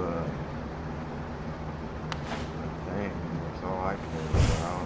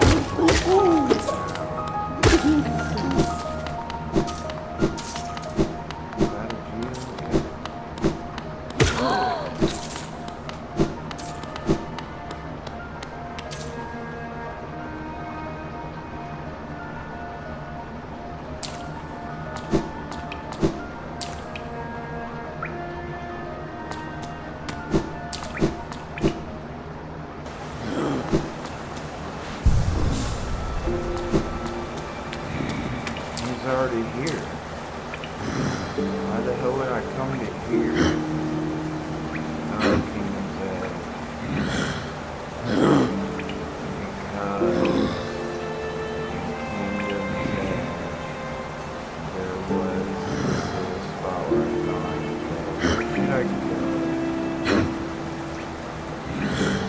I really better go to the city. Coro, coro.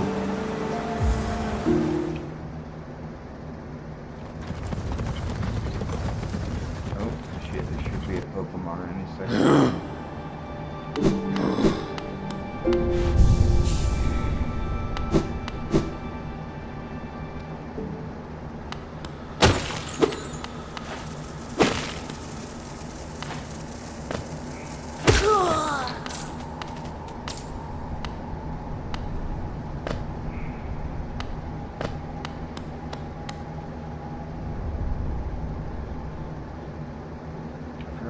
Oh, I'm going to the Royal Waterways, so yeah, I wanna go.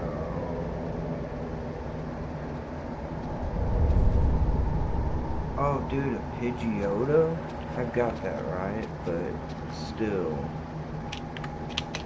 he's in an Ultra Ball.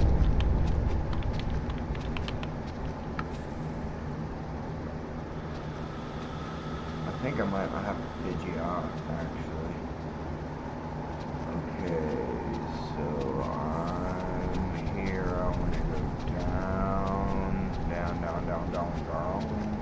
I can sell all that shit to him, but I don't need money right now. So I need to go down, right, down, bench, down, right, down. Where that little hole is. I opened up.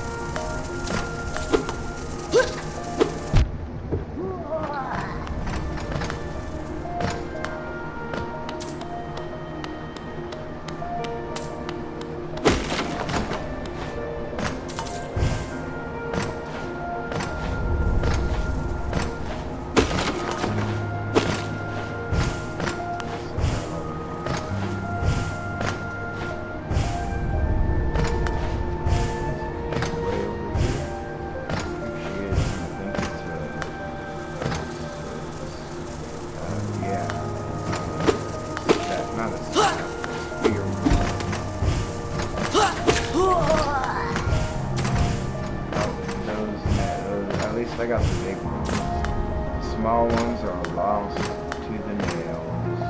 Oh, maybe they're not. Did they fall down? Yeah, they fell down here. That's not where I want to go, Dustin. Yeah, I do want to go down.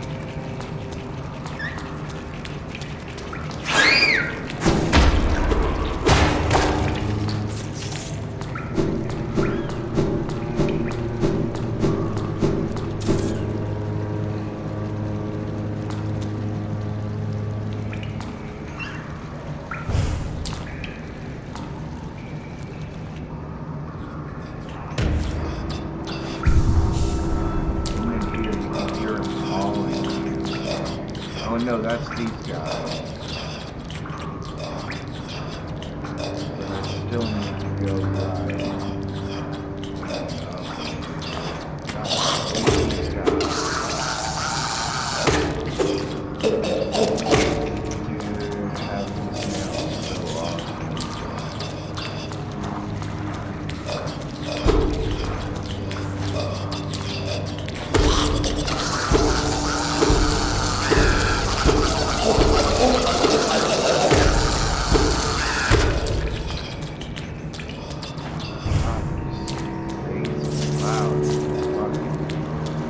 awesome.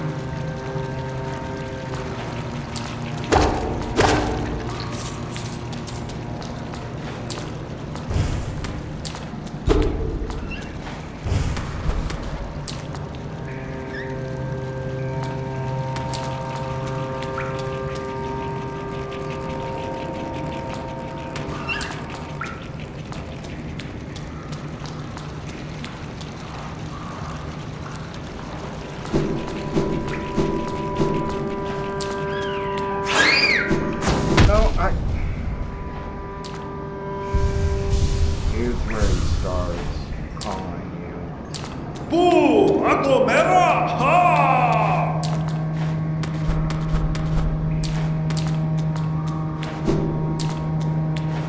I don't think there's any enemies here either. Hitos, come! Those dong? Right. I'm the dong. Iko! Mara!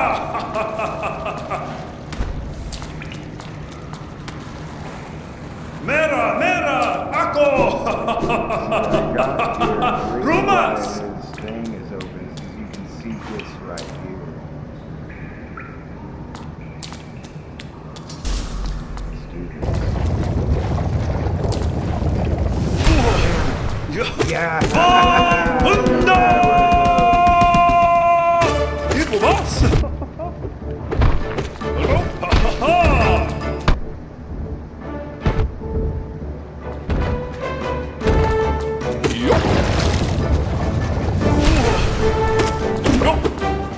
Iko boss! Hunda!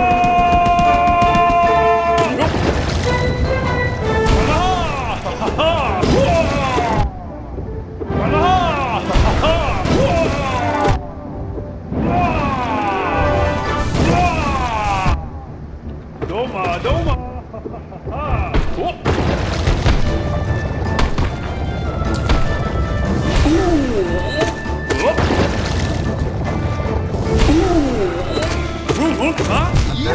Oh, God! Dude, how much health does this motherfucker have?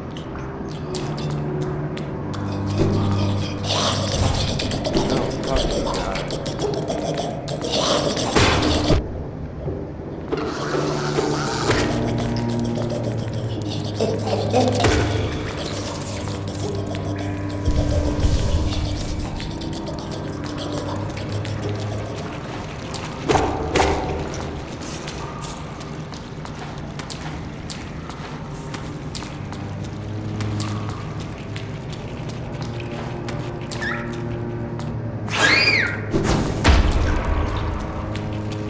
I really do need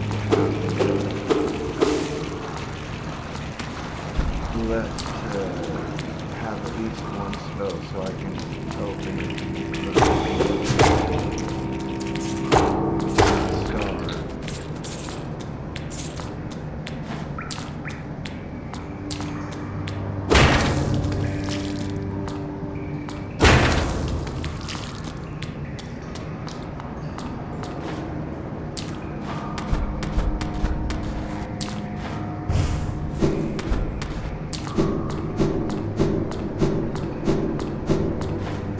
So is that what does that mean I have to hit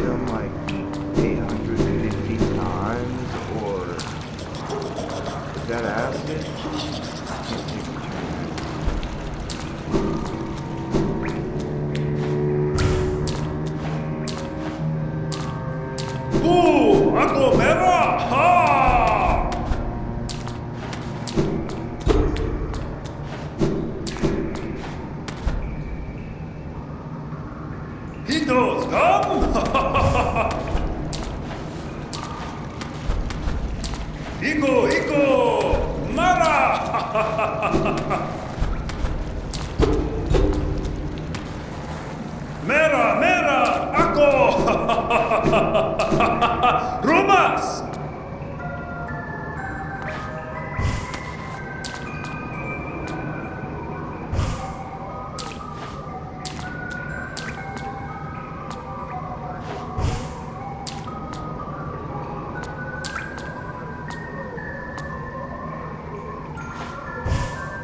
Dude, come on.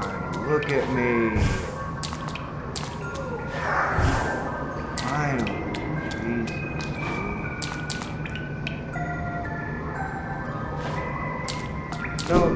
No.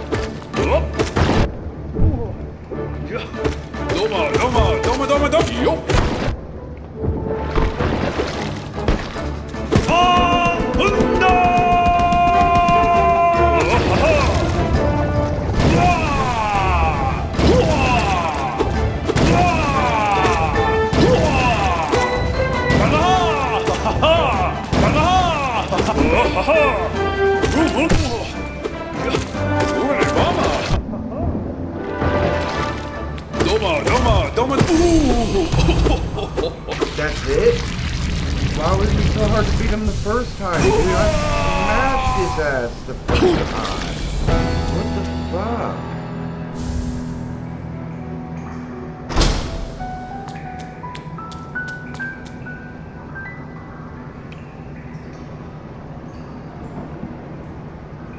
Dude, I feel like that's not fair. I feel like I beat his ass the first time, like, way harder than this time.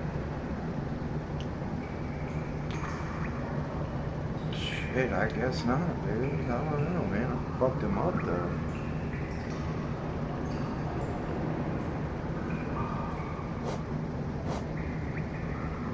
Dung Defender. Skilled combatant living in the art of the waterways. Assails intruders with balls of compact dung.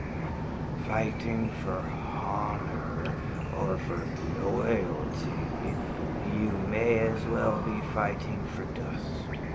If you want to kill, do it for your own sake. That is the nature of a true hunter.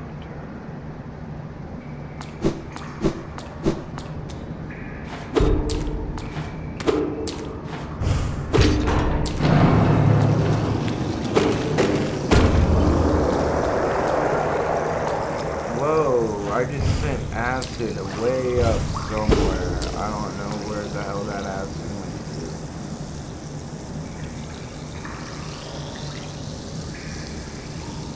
Oh man, that acid went all the way probably into the city of Tears. Uh-oh, I probably turned all their water into acid. I better go in here and get this tear then, dude. Oh shit.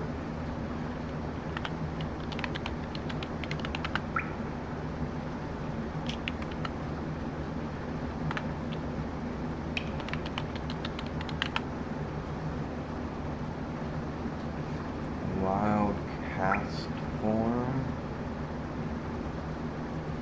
Did I get the last one? Yeah, I caught the Pidgeotto.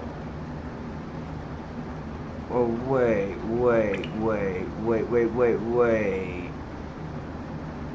No.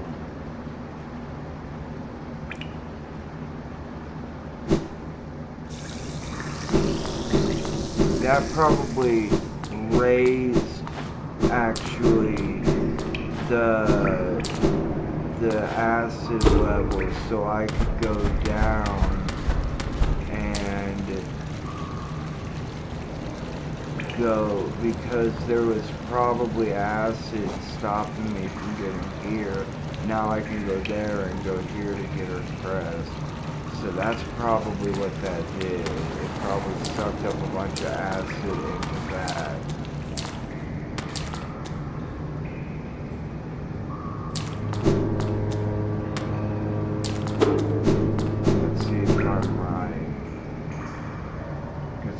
go down to the left, down, right, down, left, down, right. No, wrong way.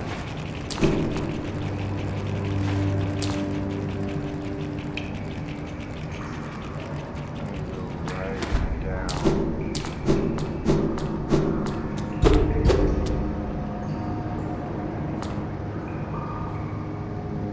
I need to go down though to get right. Is there no, I need to go down. There it is. I need to go down. I like these to see it's when you hit it, their face is changed. Watch. Now it's upside down. See, the acid level here is still just as high. Oh, those things are vicious.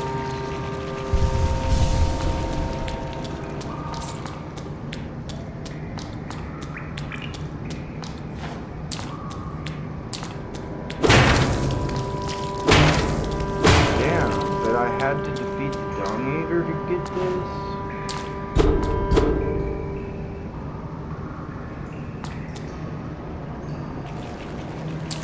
It must be because it raised the acid in a certain area,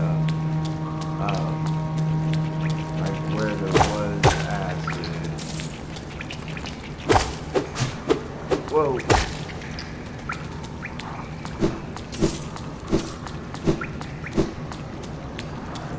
Like, yeah, there was acid here, because that's where these guys live.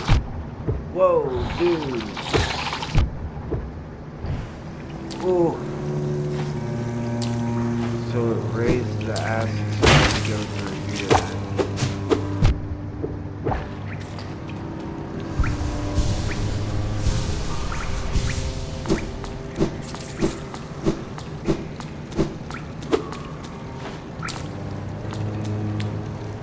Oh, I can push this here.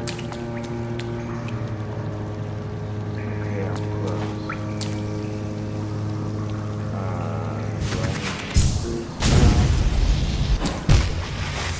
Dude, come on. How is I supposed to know that?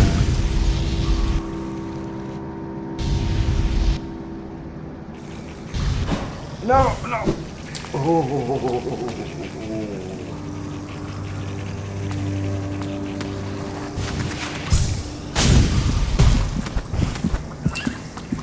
I can hear a heart. Oh. That means I can probably kill one of the... Now I can kill these guys in one of that's awesome.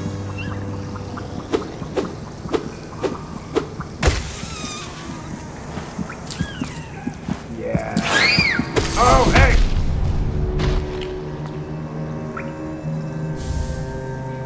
But I only needed one more, so let's see what they got. No, it's right up there. Easily track down if you have a sense of smell. I strongly suggest you do not eat its eggs. That's it. They make a heart food. So also if you have a sense of fear. I got 10 eggs.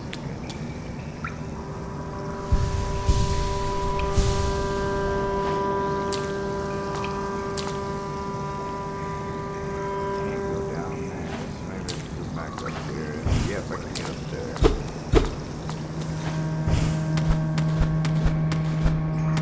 Is that it?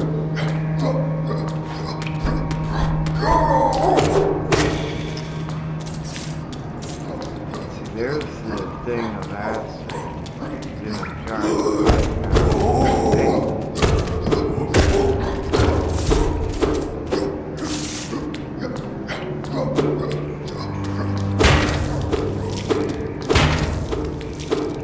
probably shouldn't be breaking those huge pipes because that's all spraying nasty stuff. Only those are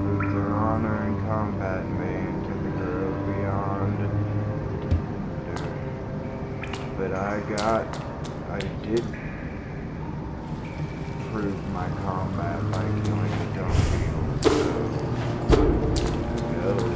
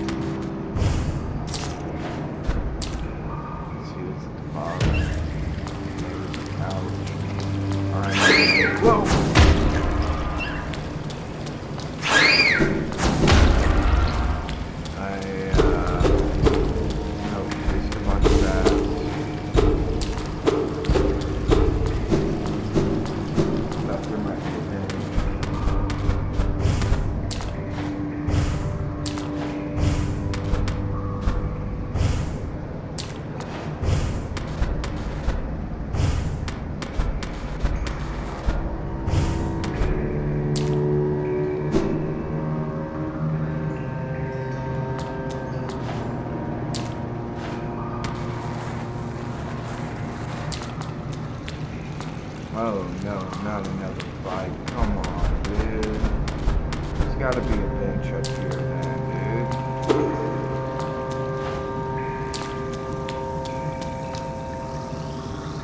Nope, I need his Mystere to go past that.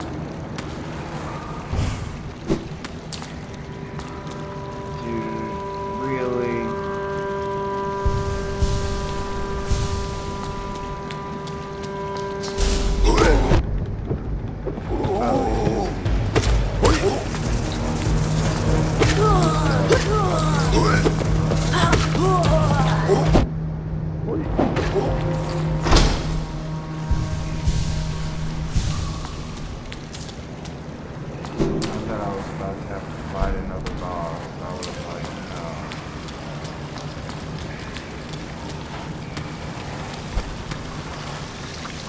He had to protect his precious deer with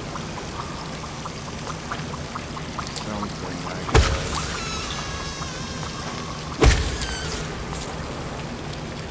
I guess I can't go that way until I get up here. This is probably where it maybe dumped all the acid. I don't know. Maybe put it all up into that pipe. Oh, there it is.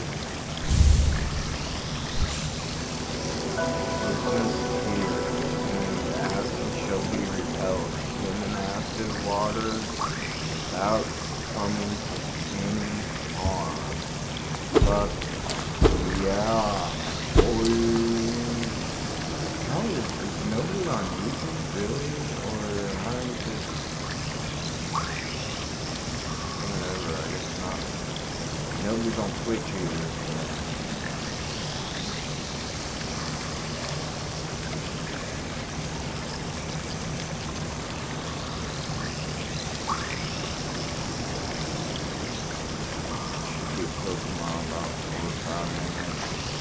I mean, boom.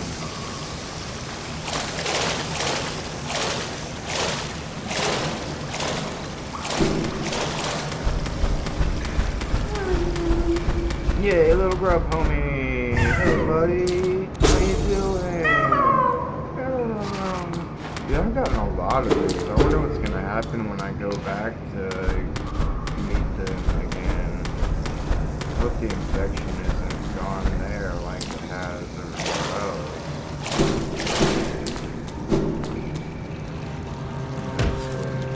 Here. So let's see what's on the other side of that place.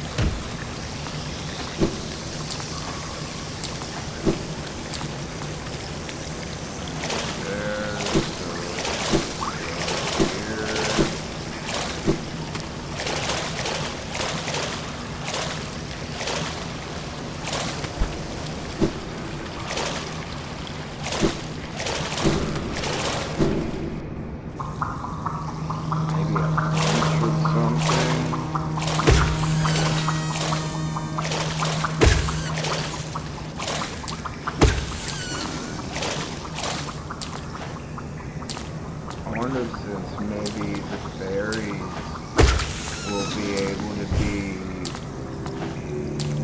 acid resistant too to get my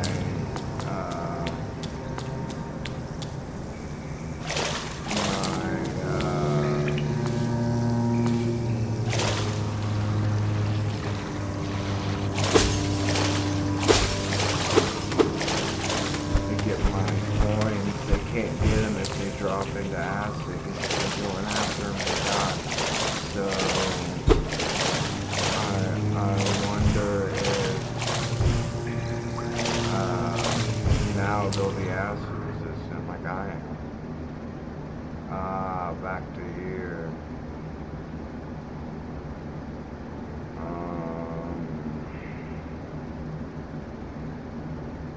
Yeah, let's go and find what's in the acid in the place over here.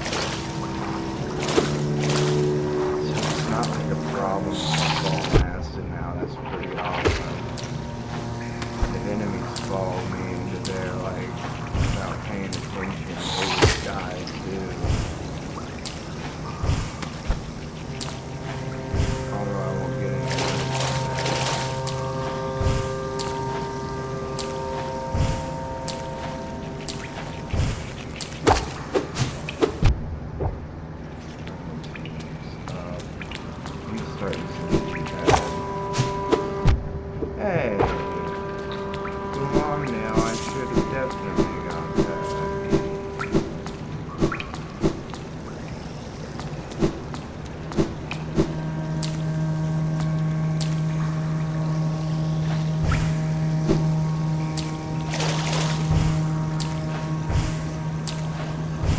These mosquitoes probably one of the best things in the game. Let me see where I put.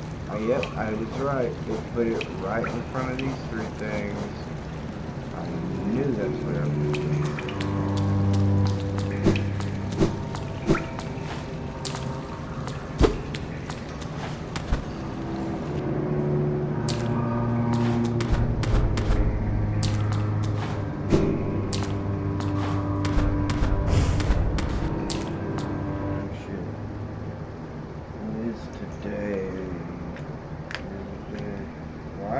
Today's Friday?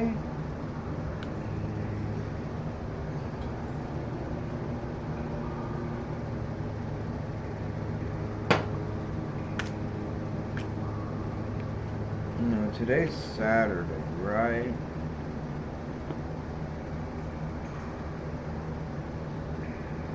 No, it's Sunday. So I'm not gonna double up on my heart medication, but I am gonna double up on my antipsychotics, because that's okay.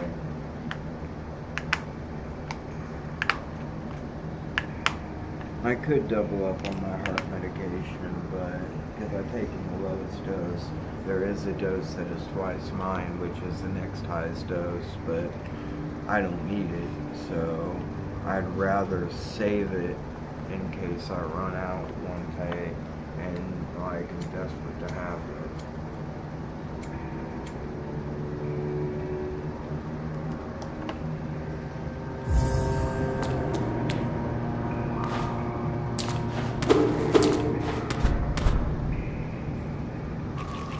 What am I even doing? I don't know, dude. Oh yeah, I was just exploring the acid. Like when I was a teenager.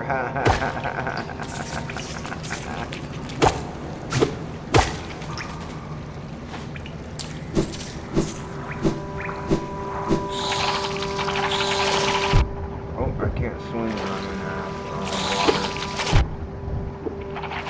no.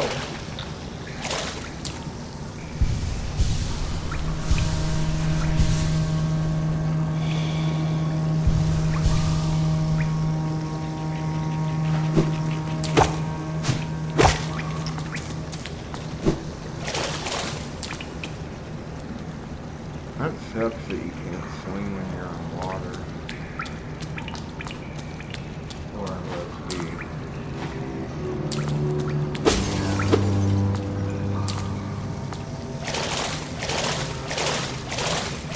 Yeah, I was just here, dude. Why did this guy come back? Some of those are big boys.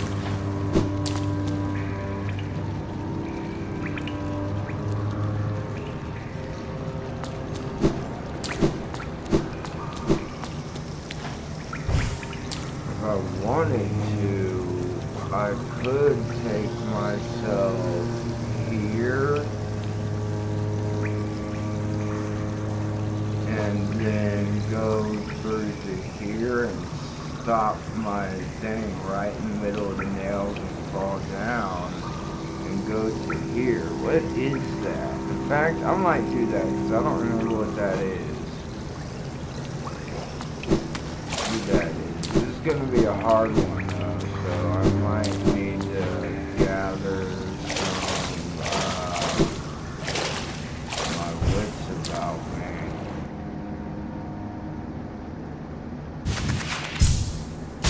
Whoa!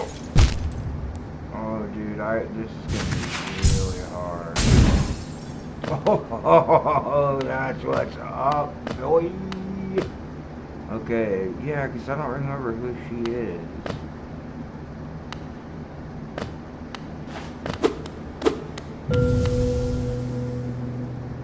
Oh! Oh boy! Still, who's over here? Is that it? Is that the marker for those? That's the what's the marker for those look like? Okay. Why haven't I gotten that then? Was I like too scared at that point to search and get them all? 'Cause this place is fucking dangerous, and it was probably when I was like saving money for that charm.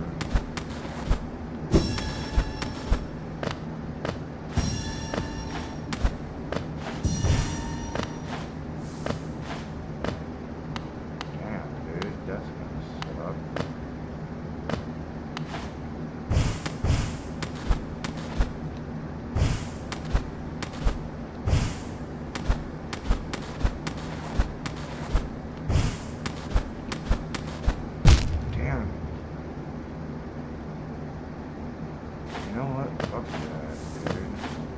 Oh, I can't do that. Is this on top of it, or am I gonna smack into the... Oh, it's too late now. I can't stop this, so... Yeah, damn it.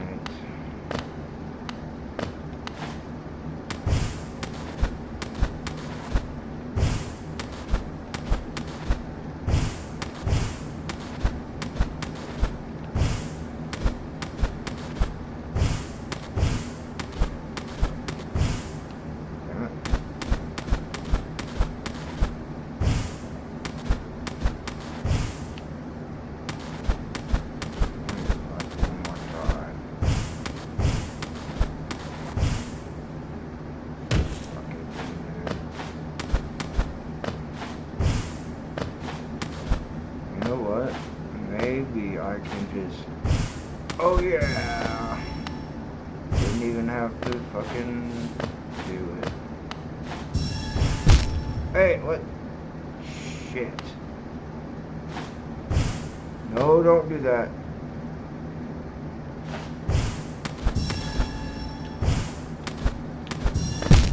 Oh no, there's nails there!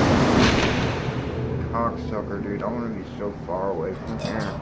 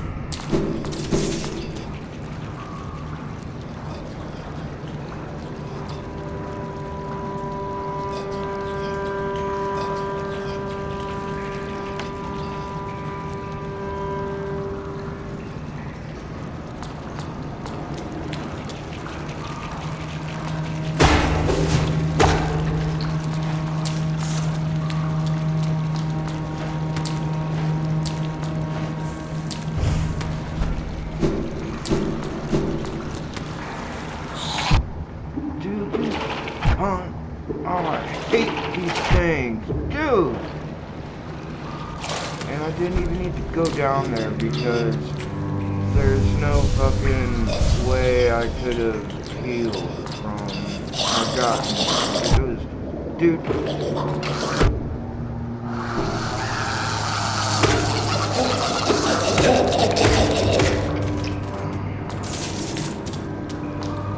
Things are crazy, dude. I hate them. I hate them so much. I'm like chasing me to acid, you little asshole.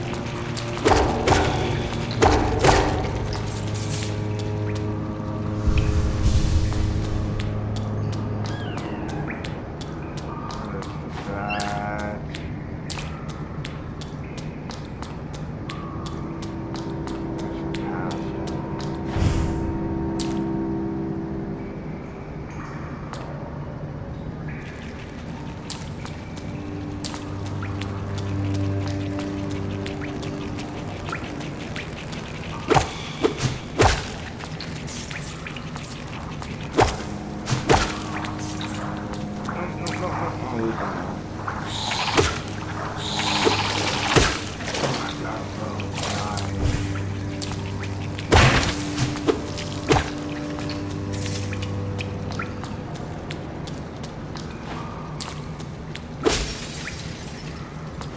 Doing good. I got everything I can get now, so there's no reason to worry about trying to build for it until I get my soul back.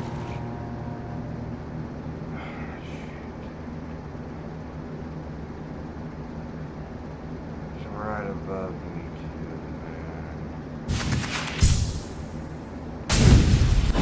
Oh, dude, I hit the wrong button.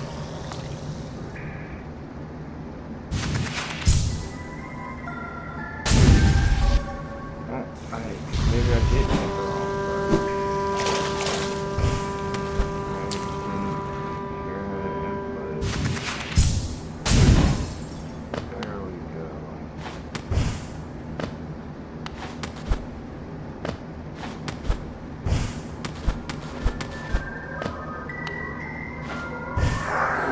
There we go. Come on, let's go, boy. Don't be using that spell.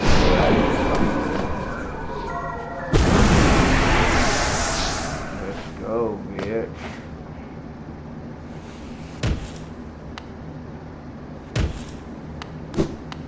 Don't make me have to get them again.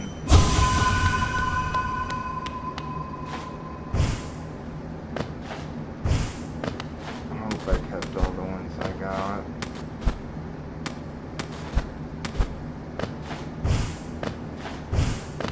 Okay, so how much do I have? 557. I need 700. So, from what I have been understanding, I don't think that I will be getting another 100, which would make me 657. That one gave me 3 or 1. It's 1 each. What a bitch of a bitch.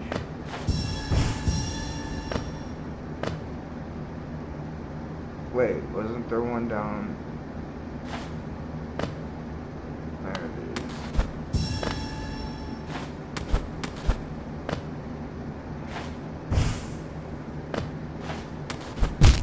What? Whatever, dude.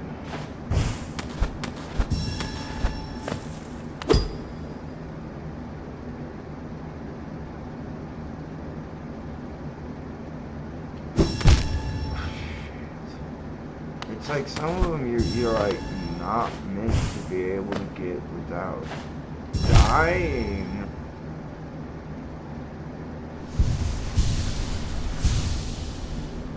Oh, I don't have enough to heal again? That's some old bullshit, but at least I don't have to go back down again to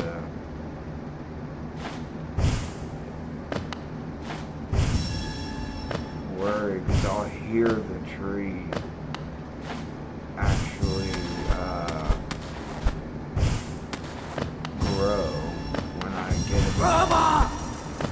Shut up. Now I can heal again.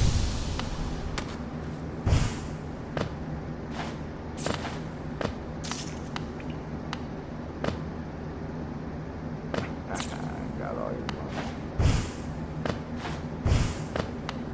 Grandpa. You know what, that makes me think the next thing I'm gonna do is go to the grubs and see what I've got. They'll probably give me a ton of money, maybe even a charm.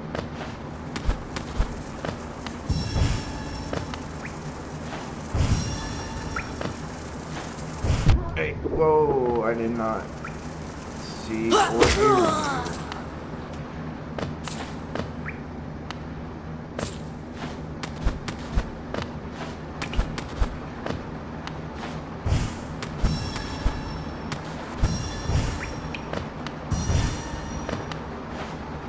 It. Oh, yep, it is. That's it. It's 583. I'm still short. I need to fight the bosses to get there.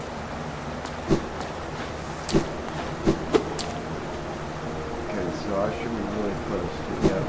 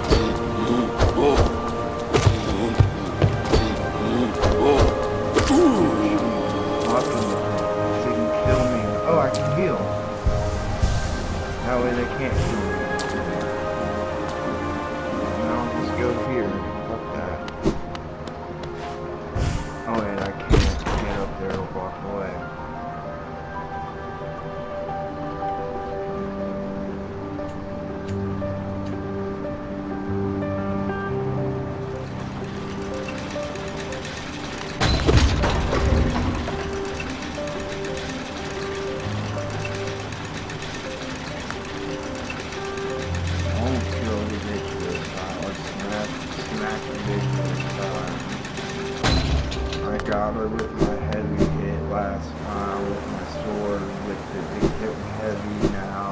It's the next one away from the hardest hitting me.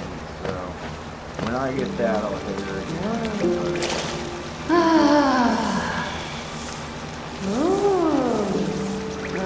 And also,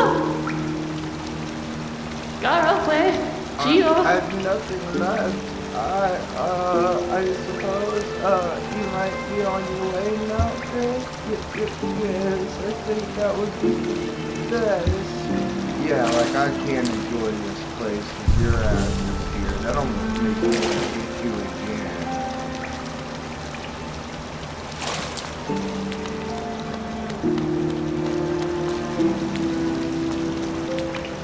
I think she's gonna stay scared until I leave the room.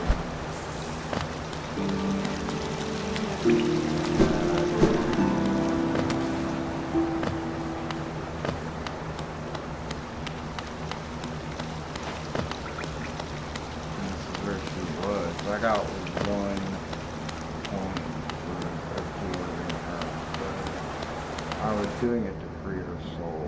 But since I absorbed her, I don't know, I guess actually what happened. I'm actually freeing their soul. I think I'm freeing their soul, and that's why I get soul energy, is they're freeing their soul.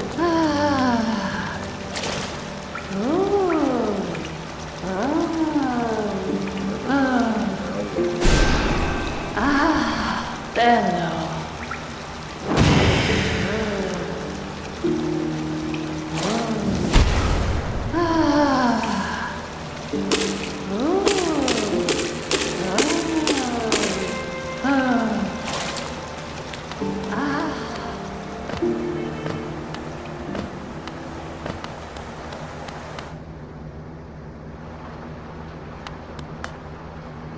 Oh no! Oh, and it was a muck. I don't know if I have one of those. I knew that one was about to come up. There's gonna be another one in about 10 minutes.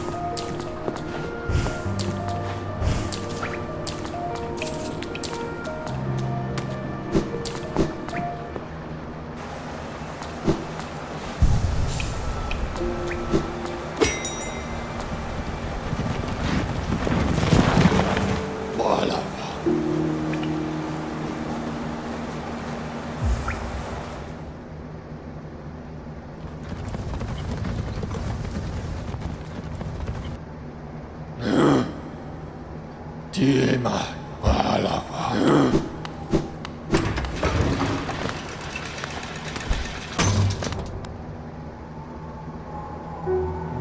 Actually, you know what? Maybe I can get there without if I step on it, it fucking goes up.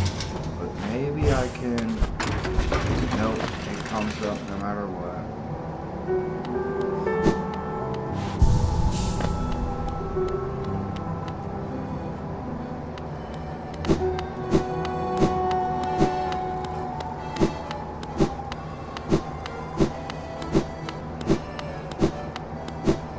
Oh, now that I have Ismus here, I can get a notch to go to the fungal realm.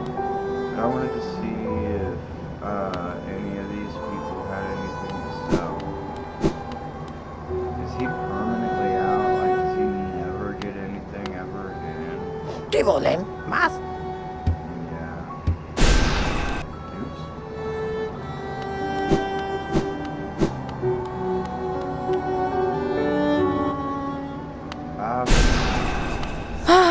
Papanada.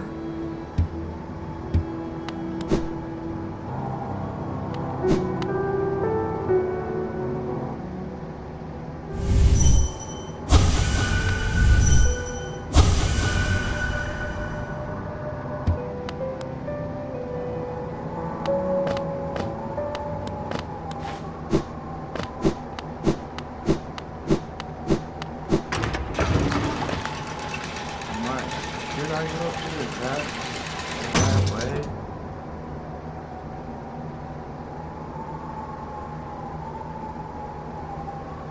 Oh wait, no, I was going to the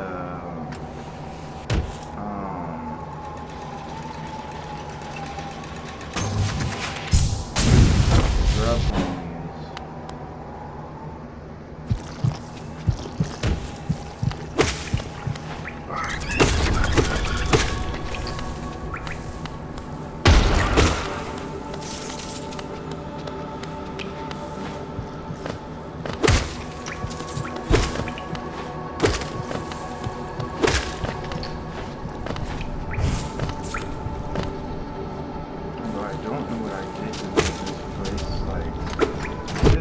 Things are like, no joke, holy shit.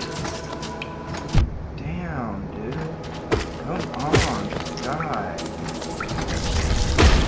Whoa, they blow up too.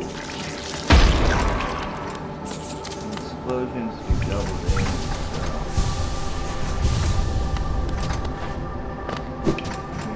Fuck, careful.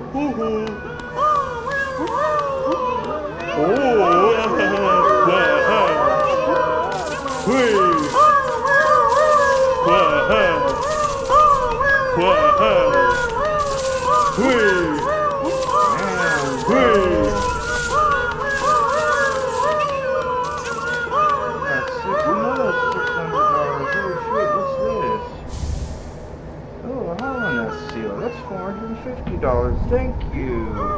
Thank you, thank you, thank you, thank you, thank you.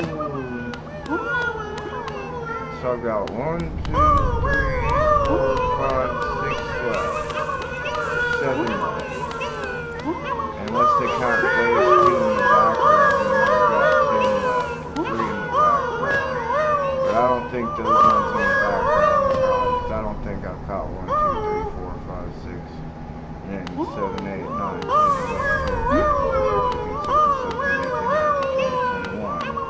I don't think there's that many. There should be 1, 2, 3, 4, 5, 6, 7, 8, 9, 10, 11, 12, 13, 14, 15, 16, 17, 18, 19, 20, 21. There should be 21 little grub homies.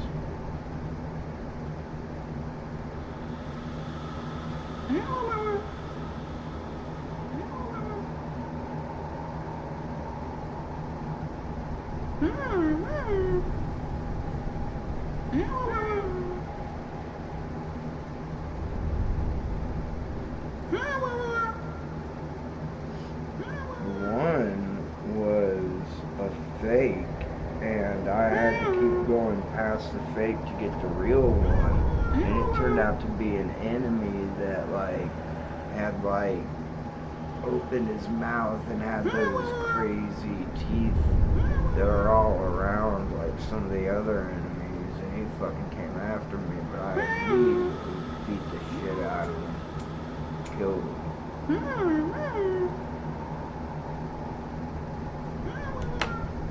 And it fucking freaked me out, dude.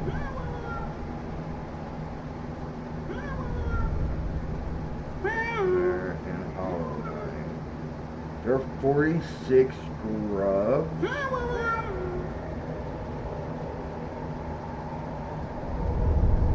Grubberflies Elegitron from the Grub Father.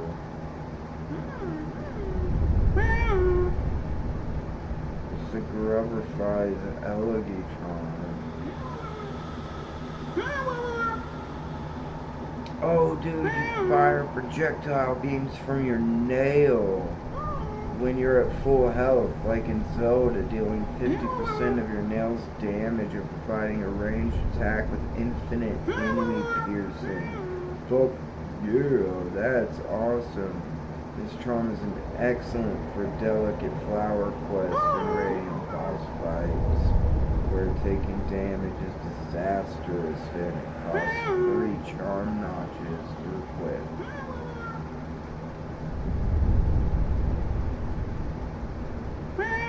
But that sucks because if you get hit, you can't take the charm off and change it. So you better just hope you can. So where are the other ones gonna sit?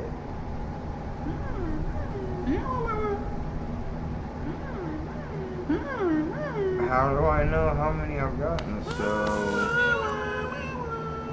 there's 1, 2, 3, 4, 5, 6, 7, 8, 9, 10, 11, 12, 13, maybe.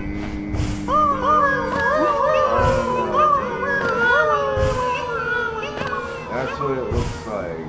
There's no way I've gotten maybe 15. Let's say there's 15. But there's, well, maybe I have.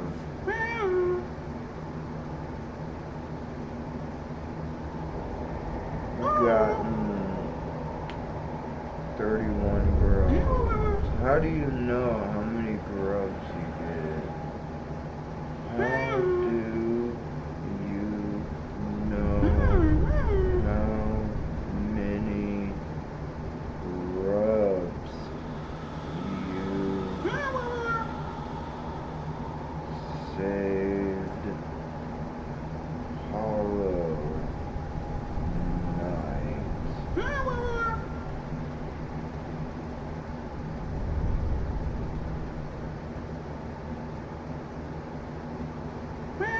Hollow Knight by visiting the Grub Father in the Forgotten Roads and counting how many grubs, how many happy grubs in the jars, with each filled jar representing 1 saved grub. After you beat, wait, what? You know how many grubs you saved in Hollow Knight by visiting the Grub Father in the Forgotten Crossroads and counting the happy grubs in the jars, with each filled jar representing 1 saved grub.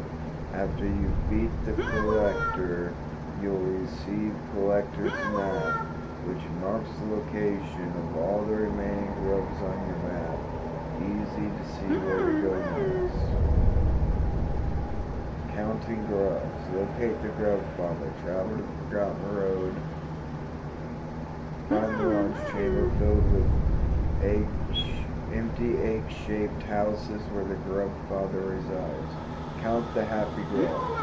Inside the Grub Father's room, you'll see a number of jars containing happy grubs. Each filled jar signifies 1 grub you successfully rescued.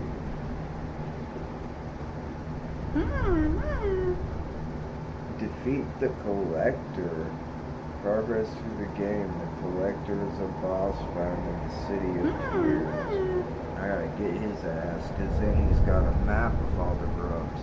But that doesn't make sense, because then I got one. If that's the case, and it's 45 grubs, so the ones in the background must count.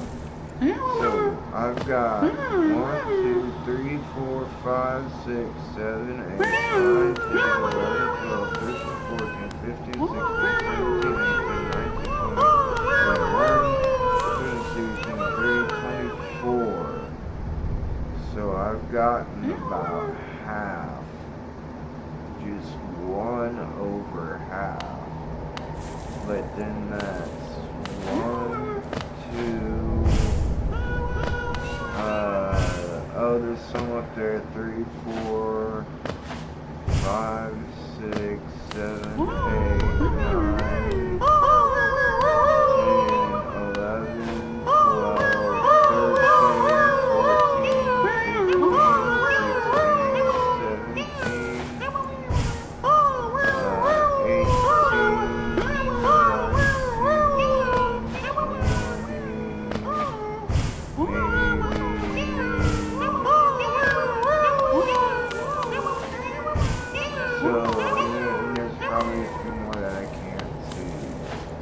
So, yeah, that sounds about right. I've got 46, and I've got half of them, which is 23 plus 1, 24.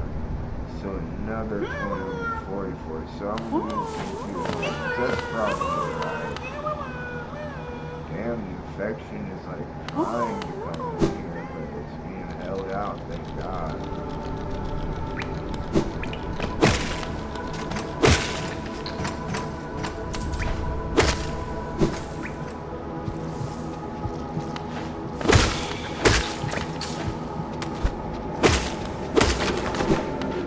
Now I want to go to the Fumble Waste and collect the city, or I want to go to the City of Tears and fight the Grub Collector.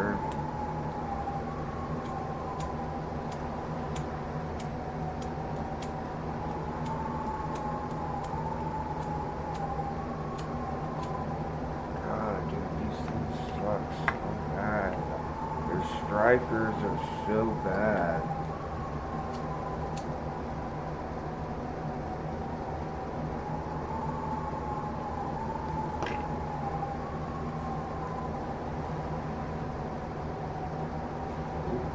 Guess it was done.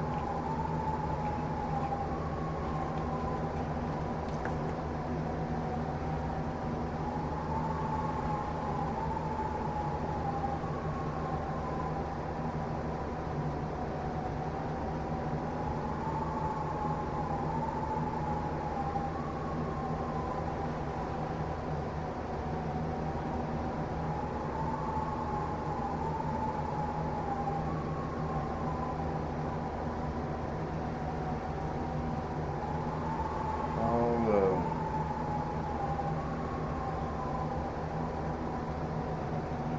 right, Grub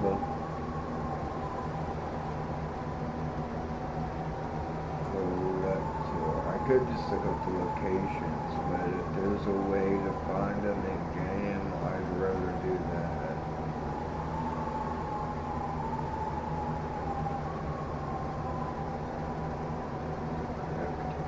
Alright, I'll be right back. Gotta take a piss. I want to make some food.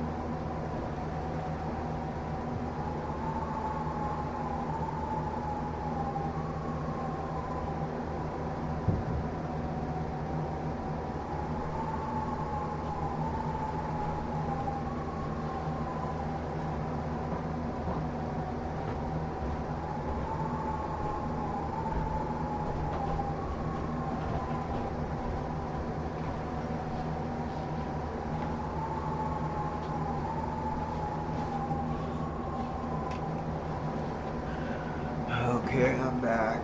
Hey, J-Dog. What's up, dude? Glad to see you back.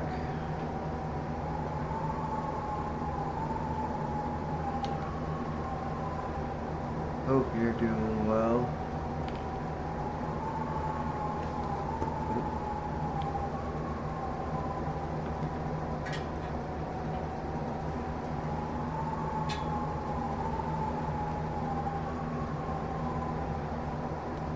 Oh yeah? You were looking for something to watch? I just did a whole bunch of shit. I beat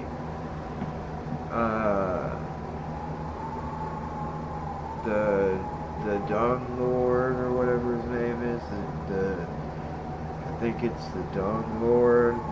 And I got Isthmus here, so now I can swim in acid. I got a bunch of grubs. And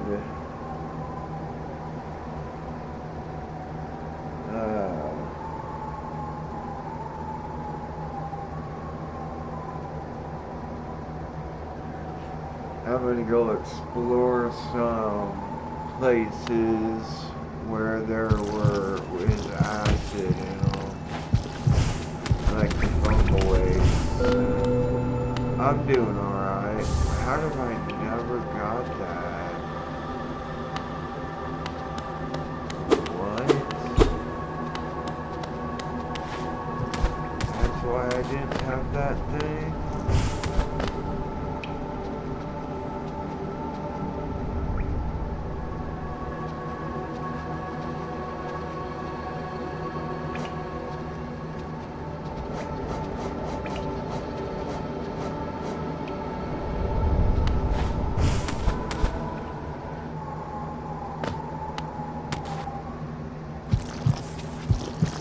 Oh yeah, you usually have the man spawn to get it. I guess every time. Don't help. I just never gone up like that because you just press up and go up. Oh, we're doing good. She's laying down on her bed right now.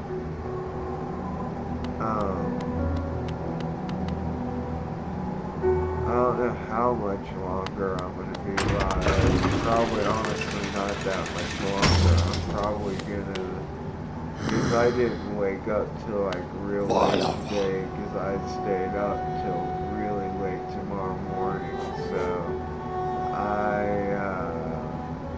am probably gonna end up, where's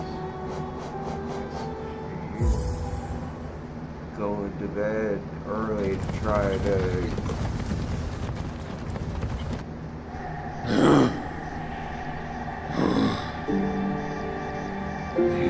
the black locking thing. You mean black looking thing? You mean this?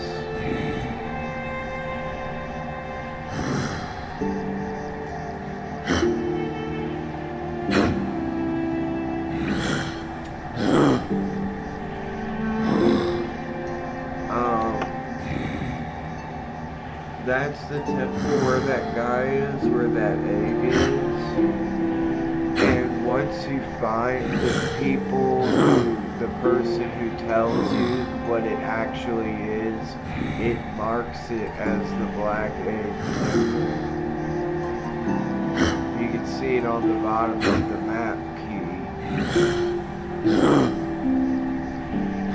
And I think that's where the final boss fight is.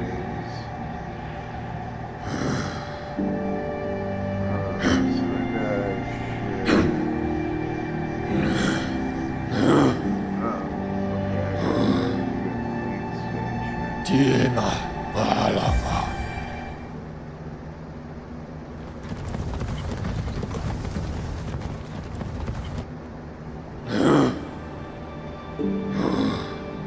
Goro Horu.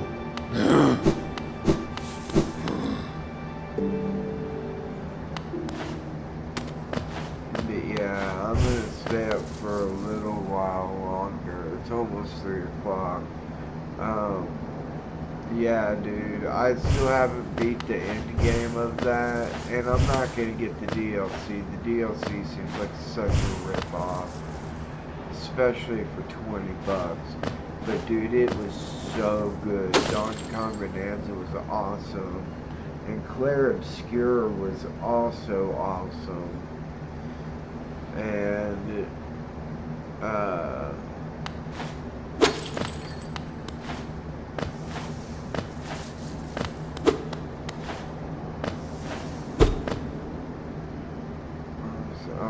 going the wrong way. Kind of. Actually, no, I'm not. To the top of here.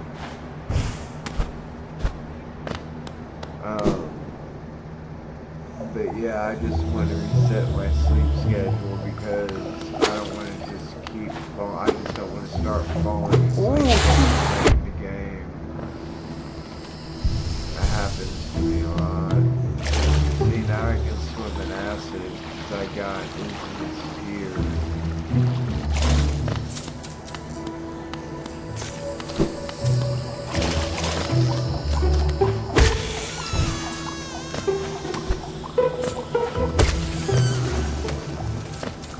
And I'm about to go look for another dodge because I know there's one that I could get. This, and I guess I could use it to put on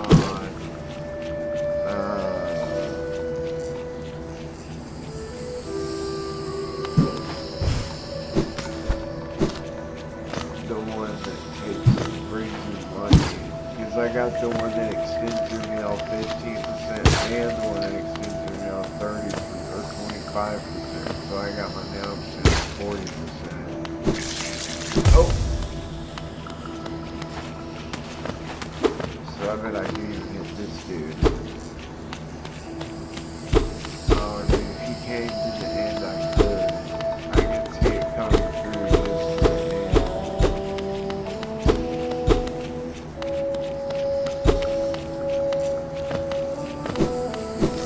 Wait, do I need to go that way or no, I need to go this way.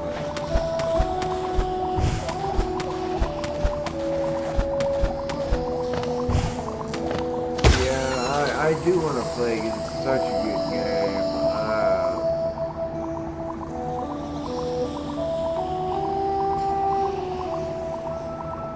Well, I appreciate that. Yeah, I'm gonna finish it eventually. I got kind of burnt out on it, and now I'm kind of gonna go back and play it since I was playing Hollow Knight so much. So I might finish the end game.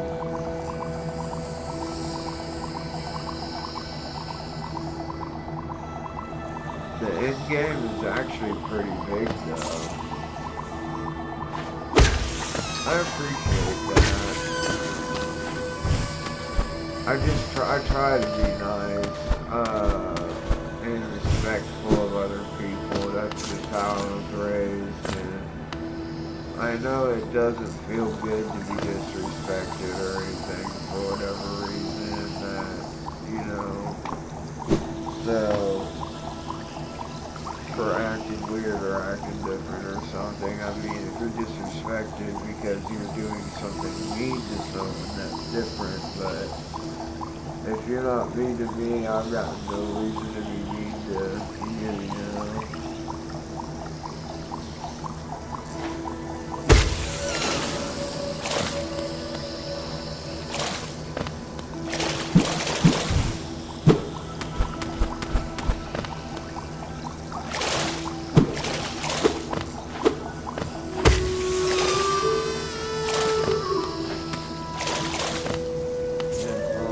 Yeah, long are you streaming?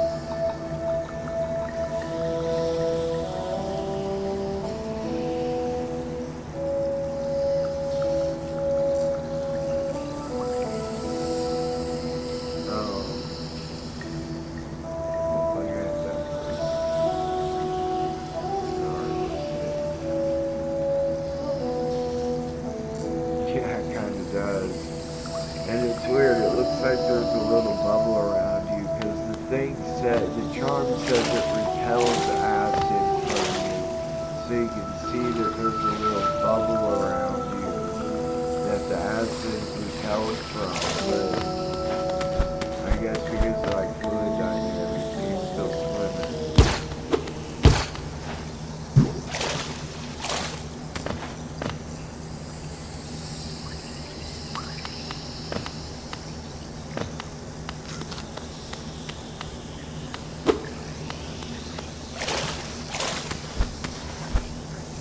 Pretty sure this is something I did when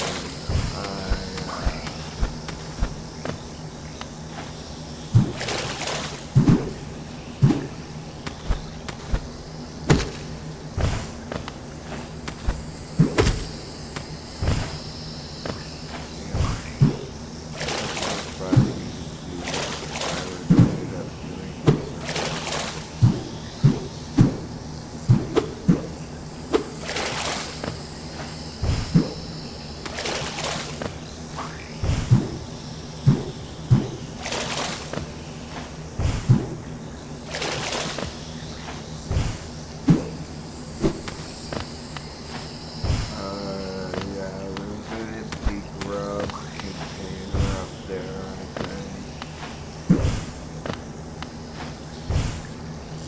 Yeah, I have nothing up there.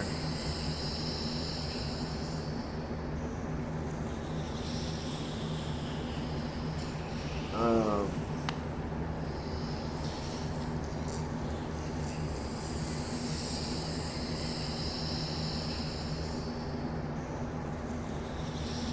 yeah, honestly am not either the best, especially at like side-scrolling Metroidvania games, but,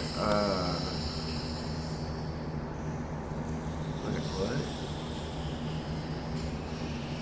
Where's the part where I can't get through without going through the acid?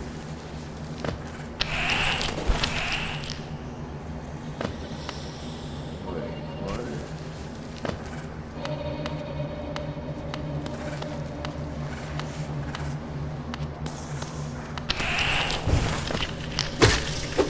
Oh, I think I opened it up by looking up through here.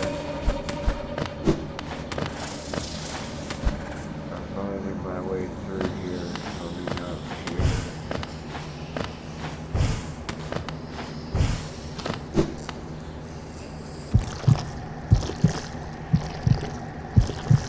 Oh yeah, never mind. This is actually a boss fight. Like, that thing pops up and you know what? Let me try it.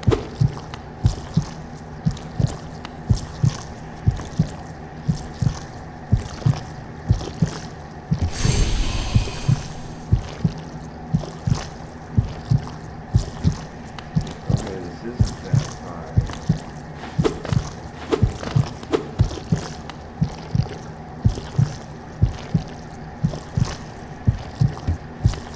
I've got to clear the infection.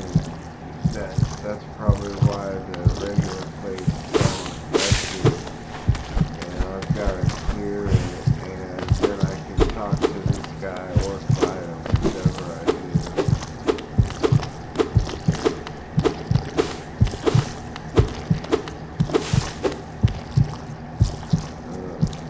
I'm not you. I just got it, Mr. Bud.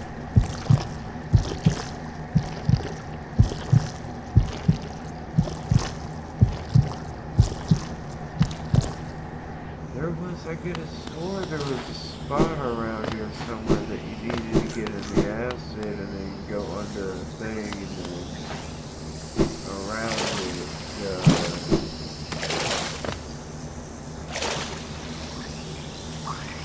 it's definitely not this spot, 'cause that's just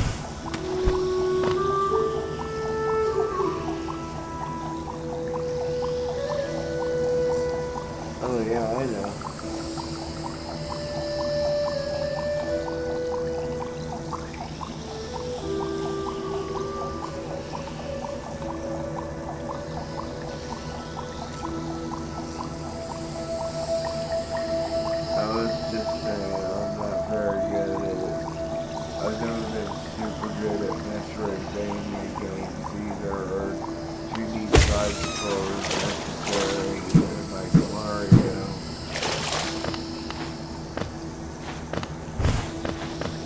3D platforming I can do with a lot more accuracy. 2D platforming, it should be easy for some reason. It's kind of hard to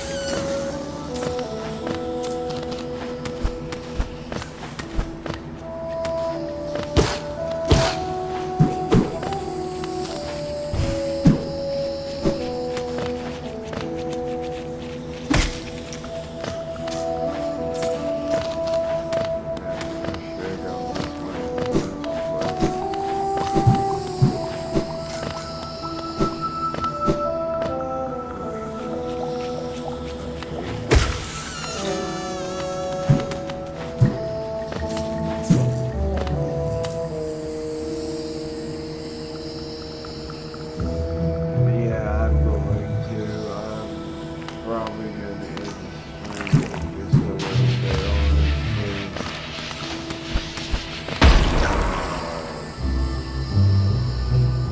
Cause, yeah, I just turned over to 6 hours. And my sandwich is about to be, the chicken patties for my sandwich are about to be cooked. So actually, I think I am going to end the stream. I'll find that place later, but you're welcome to come back. I appreciate you dropping by, man. I'll probably stream sometime tomorrow too, but I'm going to try to get my sleep schedule back on track somewhat at least. So, I appreciate you, man. I'm going to get off here, dude.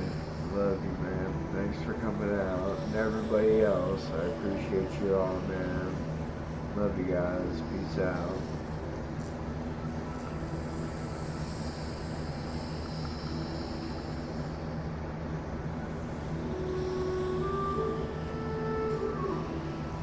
Thanks, man. You too.